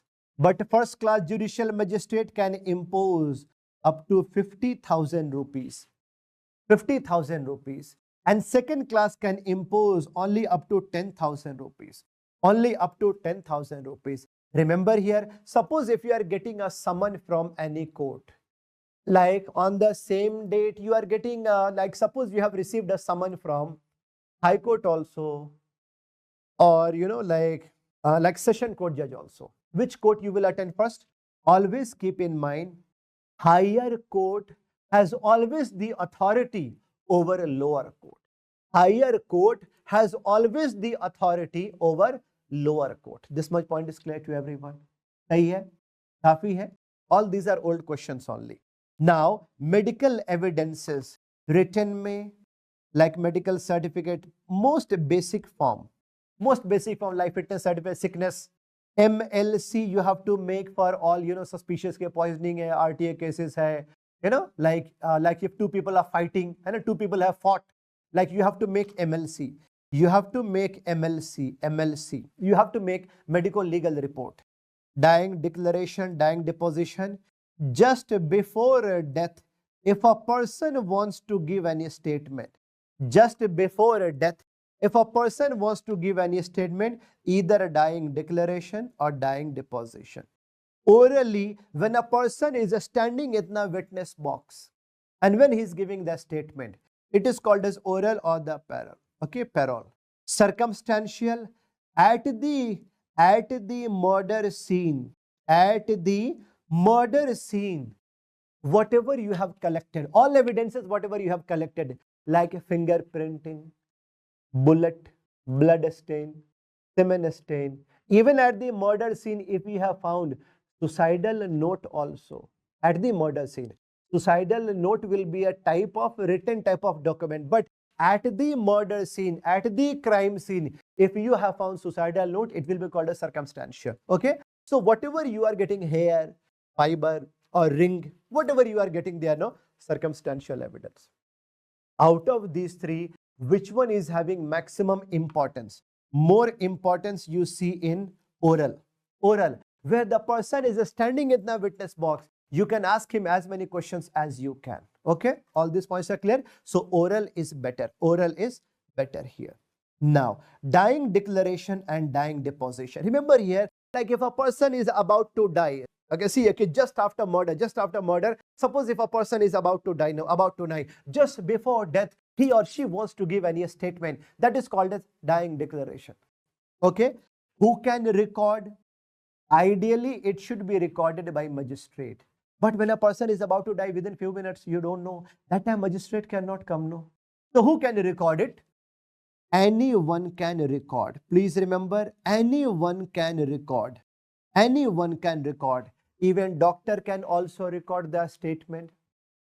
Police can also record. Village headman can also record. Okay? But a statement recording should be done in front of two witnesses. Like if a dying person is there, are you going to ask him to take oath? Obviously no. Because it is assumed that the dying person does not lie. And वो झूठ नहीं बोलते, right? Okay, fine. So no oath is taken. Are you going to do the cross-examination? Obviously no. Are you going to ask leading question? No. What is the meaning of the word leading questions? Where answer should be only in yes or no. Where answer should be only in yes or no. If you are standing in the witness box, the advocate is asking you, did you see the murder? Yes, sir. Length of sword was 40 centimeters. No, sir, actually I saw from the ladder. No, answer me. Yes or no. Arey, no, sir, मैंने side से देख. Arey, answer me. Yes or no. So where answer should be only in yes or no is called as leading question. So are you going to ask the leading question? No. Now, there is the duty of a doctor. There is duty of a doctor, right, to certify this. Ki before giving a statement, patient was mentally composed or not. है ना? Doctor has to certify. Yes, this is called a compos mentis. कि इसने पूरे होशो हवास में बयान दिया है. Before giving a statement, person was fully conscious, fully oriented. This is called as compos mentis, right? Compos mentis. Okay. Now, one more word is there. Separately, you write down here. Separately, you write down corpus delicti. Corpus delicti means essence of the crime or the body of offense. Body of offense or essence of crime is called as corpus delicti. Suppose if a police has got a phone call from the nearby building, sir, you please come here, there was a murder here. When police will be reaching there, he can see shattered windows or broken glasses there, like, like blood stain, so many things. No, like after seeing the situation, police can say, yes, a crime has happened here. मतलब मौकाए वारदात को देख के लगा है कि सच में जुर्म हुआ है ना? Body of offense or essence of crime. Yes, like you can understand here, yes, a crime has happened. That is called as what? Corpus delicti. So remember here, compos mentis means what? Doctor has to certify whether patient was mentally composed or not. In India, remember here like it was mentioned, last में लिखा हुआ था यहाँ पे India. Last में it was mentioned कि in India, are we practicing dying declaration? Yes. But dying deposition, remember here, suppose if a person is about to die, he has 1 day, 2 days or 3 days in his hand. He wants to divide his property among his sons and daughters and, like brothers. Now, he's going to invite a magistrate. Magistrate will come to hospital only. This is called as a bedside court, dying deposition, bedside court. It will be recorded only by magistrate. Okay. Oath will be taken. Yes. Are you going to do the cross-examination? Yes. Leading question? Yes. Doctor has to certify? Yes. In India, are we practicing? No. We work more on emotions. That is called a dying declaration. But remember, if I have to compare dying declaration and dying deposition has more significance, obviously. And so remember, just before death, if a person has given dying declaration, but after that he survived, so then see how much will be the value of this. It will be having very least, or you can say corroboratory value only. Okay, very less, negligent. Now, witnesses. Suppose if A and B were fighting, C was watching them, so C will be called as a common witness. Now, please mention here that common witness can be eyewitness or hearsay witness. hearsay witness. Suppose when A and B were fighting, suddenly A took his revolver, he killed B. Now when C saw the murder, no, now C is running towards the police station. When he was running towards the police station, no, now suddenly on the way, he met D. So D is asking, hey, why are you rushing? Why are you running? Where are you going? Now C is saying, oh, no, A killed B, A killed B. So C will be called as eyewitness. D will be called as hearsay witness. Who will have more importance? Eyewitness.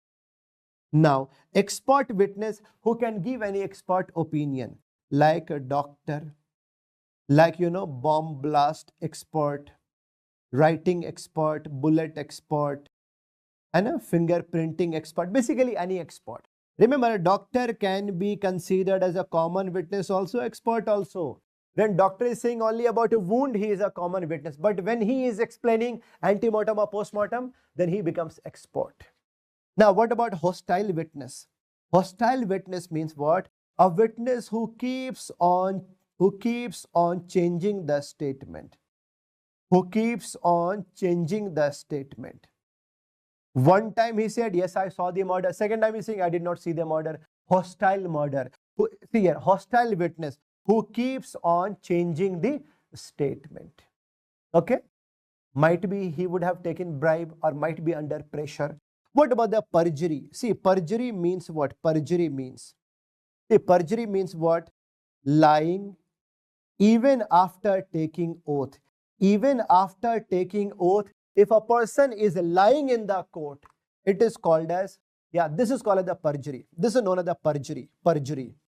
Remember here, BNS number 227 defines perjury. And 228 defines, see here, like see the fabricating false evidences. For that, remember here, if for the punishment of perjury or fabricating the evidences will be dealt by BNS number 229. Issuing false certificate is a punishable offense. Using false certificate is a punishable offense as per 234. 7 years in jail for both issuing also, using also. Now, see the procedure of recording, right? Oath will be taken first of all. Please write down here, oath ke liye age should be. Oath for oath, age should be 12 or 12 plus year. Less than 12 year, no need of taking oath. Because it is said that bachche man ke sache. After that, see here, like examination in chief is also called a direct examination. Remember, like in the court, there can be two advocates. There can be two advocates. One advocate who will be fighting for the victim will be called as a public prosecutor. Right now, public prosecutor who is fighting for the victim. And one advocate who will be defending the rapist, who will be defending the murderer, who will be defending the accused person will be called as a defense lawyer. Will be called as a defense lawyer. One is a public prosecutor, another is a defense lawyer. Two advocates. Out of these two, who has invited any witness to come to court and give evidences? Whoever has invited will start the case. Whoever has invited first, he will start the case first. So, see the advocate who is starting the case first. This is called as examination in chief, or you can say direct examination. After that, opposite lawyer will be doing the cross-examination. Now, same side lawyer who has started, no, he will be doing re-examination. Re-examination is also called as indirect examination. Okay, this much point is clear. Remember here, leading questions will be allowed only during the cross-examination. Leading questions will be allowed only during the cross-examination, not during direct or re-examination. Let's learn this. Remember here, students will have confusion. You would have seen this movie, Damini. She is Miss Damini. He is Mr. Shekhar. He was fighting for the victim, Mr. Shekhar. Fighting for the victim, so you can call him, he was the public prosecutor. And he was Mr. Chadda. He was Mr. Chadda. Mr. Chadda. He was fighting for a rapist, so he will be called as defense lawyer. Now, Damini was the main eyewitness in the rape case. Okay. So Mr. Shekhar has invited her to the court for giving a statement. So who will start the proceedings? Can you answer me? Mr. Shekhar. Mr. Shekhar will do chief examination. After that, who will do the cross-examination? Mr. Chadda. Who will do re-examination? Mr. Shekhar. Who can ask a leading question? Only Chadda. Only Chadda. This much point is clear to everyone now. Very easy to understand. Yes. Remember here, leading questions are allowed during the cross-examination, during dying deposition and hostile witness. Not allowed in direct and re-examination. Not allowed during dying declaration. This is an important topic. When you can do leading question, when you can ask leading question, when you cannot, right? See, remember, like in between, judge can ask question anytime. All these points are clear to everyone. Remember here. See here. Now, suppose, like, see here. See, when you are getting legal, legal invitation from the court, that is called as summon, or you can say subpoena. Okay? Subpoena. Subpoenas. See, summon or subpoena, this is a legal document which compels you to attend the court. Not attending the court is a punishable offense. Now, see here, suppose, like see here, suppose I was working in New Delhi, now I'm in Hyderabad. If there will be a case going on, I have to go there. Maybe like if a patient would have died under my duty, if my signature was there, okay, fine. If I have to travel from Hyderabad to Delhi, I will be getting money for the traveling. No, this money is called as a diet money. This money is called as a diet money, which is also known as diet money, which is also known as the conduct money or diet money. Diet money also called as diet money or conduct money. But it does not mean you can get the flight ticket of business class. No. And minimum amount you will be paid. Question is, who pays you money? Who pays you diet money? Please write down here, very, very important. In a case of civil case, and what about the criminal case? Who will pay you money? The party who has invited you. He will pay you money. The party who has invited you, he will pay you money. When will you get the money? During serving the summon only. During serving the summon, you will get money. Who will decide the money? Of course, judge will decide the money. The party who has invited you, he will pay you money. During serving the summon, you will get. But what about the criminal case? You will not get money. You will not get money during serving the summon. You will get after the case, afterwards. But during serving the summon, you do not get the money. Remember, this is the question. During serving the summon, because this is a serious case now. Serious case going on. Who will pay you money? Either court or government of India. Either government of India will pay you money, or you will be paid by court. You will be paid by court. Remember here, diet money or diet money, which is also called a conduct money. Conduct money. Now, BNS 80, dowry death. Okay, 7 years to lifetime. Okay, see, like inquiry will be done by magistrate. And remember here, ideally when we do autopsy, no, ideally it should be conducted by 2 doctors and at least 1 lady doctor should be there. 85, like for the dowry harassment, minimum, like there will be punishment minimum for 3 years. 85, remember it. Now, medical law and ethics, infamous conduct means what? Any conduct by a doctor which is not considered as modest. Any conduct of a doctor which is not considered as modest. Like suppose, like a doctor is writing unnecessary investigations. He is getting sharing, he is getting the commission. That is called as a dichotomy. Dichotomy. Dichotomy means a fee splitting, fee sharing. Sharing the fees, writing unnecessary drugs, writing unnecessary investigations. Patient had a small headache, minor headache, you wrote CT scan because you will get 1,000 rupees commission. That is a dichotomy, punishable offense, dichotomy. Or if a doctor is fully drugged, under alcohol he is practicing, and suppose if he has hired a quack. Suppose if you are opening your hospital, when you are hiring, nurses and paramedical staffs, you have to pay good amount of money, but you have hired one, unqualified quack. You can pay only 5,000, 10,000. So that is called as what? You are actually covering him. That is also a punishable offense. You are doing over marketing, infamous conduct.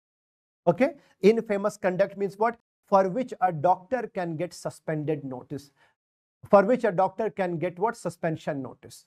First of all, there can be temporary, there can be temporary suspension, but sometimes, see here, this is QUACK, Jhola Chhap Doctor, usko bolte hai quack. See, sometimes there can be permanent suspension also, See, the permanent suspension is called as penal erasure. Permanent suspension is called as penal erasure, which is also called as professional death. Remember here, when you pass FMG exam, one license you will be getting from a state medical council, and second you will be getting from what? Central Medical Council. In our time, it was MCI or NMC. That now 2 licenses you will be having. Question they have asked, first warning notice to a doctor. First warning notice to a doctor will be coming from a state medical council. The state medical council. This one point is also clear to everyone. Okay, infamous conduct you have understood here. Okay, infamous conduct, right? See, after that, remember here, infamous conduct. Now, like suppose if there will be medical negligent act. Medical negligent act, BNS number 106. Medical negligent act or severe medical negligent act. Like, what are the examples? Like suppose if a female means like surgeries over wrong organ, wrong patient. Like instead of Ramu, you have operated Raju. Or if suppose if a female patient was having a small mass in her left breast, by mistake you have removed her right breast. Okay. See, without consent, if you are going to operate without consent, and like mismatched blood transfusion, without sensitivity testing, if you are going to give antibiotics, leaving surgical instruments inside the body. Yes, all these are severe medical negligent act. Now, some of the doctrines you should know here, for which you should understand a doctor will be punished or not. Res ipsa locutor, most important thing. Meaning is the things, please write down, the things which speak itself, means the negligent act of a doctor is this much obvious that there is no need to prove anything. Leaving any surgical instruments inside their body. Doctor, you don't need to prove anything. You are defaulter. You will be in jail for sure. Doctor will not be found to be innocent. Doctor will not be found to be innocent. That is res ipsa locutor. Res ipsa locutor. Novus actus inter. Novus means new. Actus means action. Intervenous means to come in between. New action came in between. Suppose if there was a severe case of liver laceration after a stab injury, you operated the case, patient died on operation table. Doctor, you are not defaulter, no problem at all. But during surgery, no. See here, no. Like in that case, main murderer will found to be guilty, main murderer. But during surgery, if you forgot instruments or sponge inside the body, after 2 days, patient is dying. Doctor, murderer will be in jail. That's a new action came in between. You will also be in jail. That is novus actus interveniens. Okay, fine. Now remember here, vicarious liability means what? Vicarious liability means what? Vicarious liability, where senior has to answer for the mistake of junior. Okay, yeah, but only in the civil cases. Okay, vicarious liability. All these points are clear to everyone, right? Now, see, there is one more thing, like inevitable accident,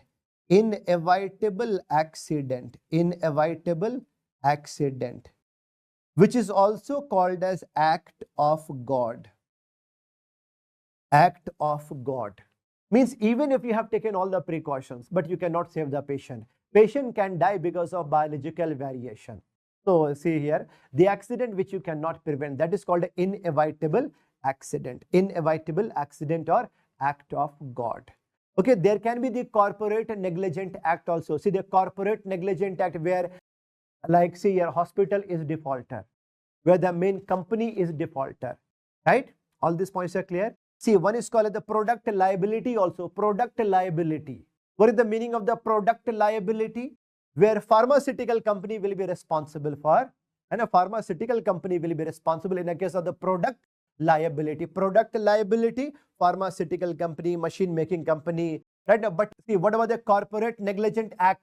Hospital, main company, right? Okay. Now, whenever you are going to see a patient, no, you have to maintain the professional secrecy. You have to maintain professional secrecy.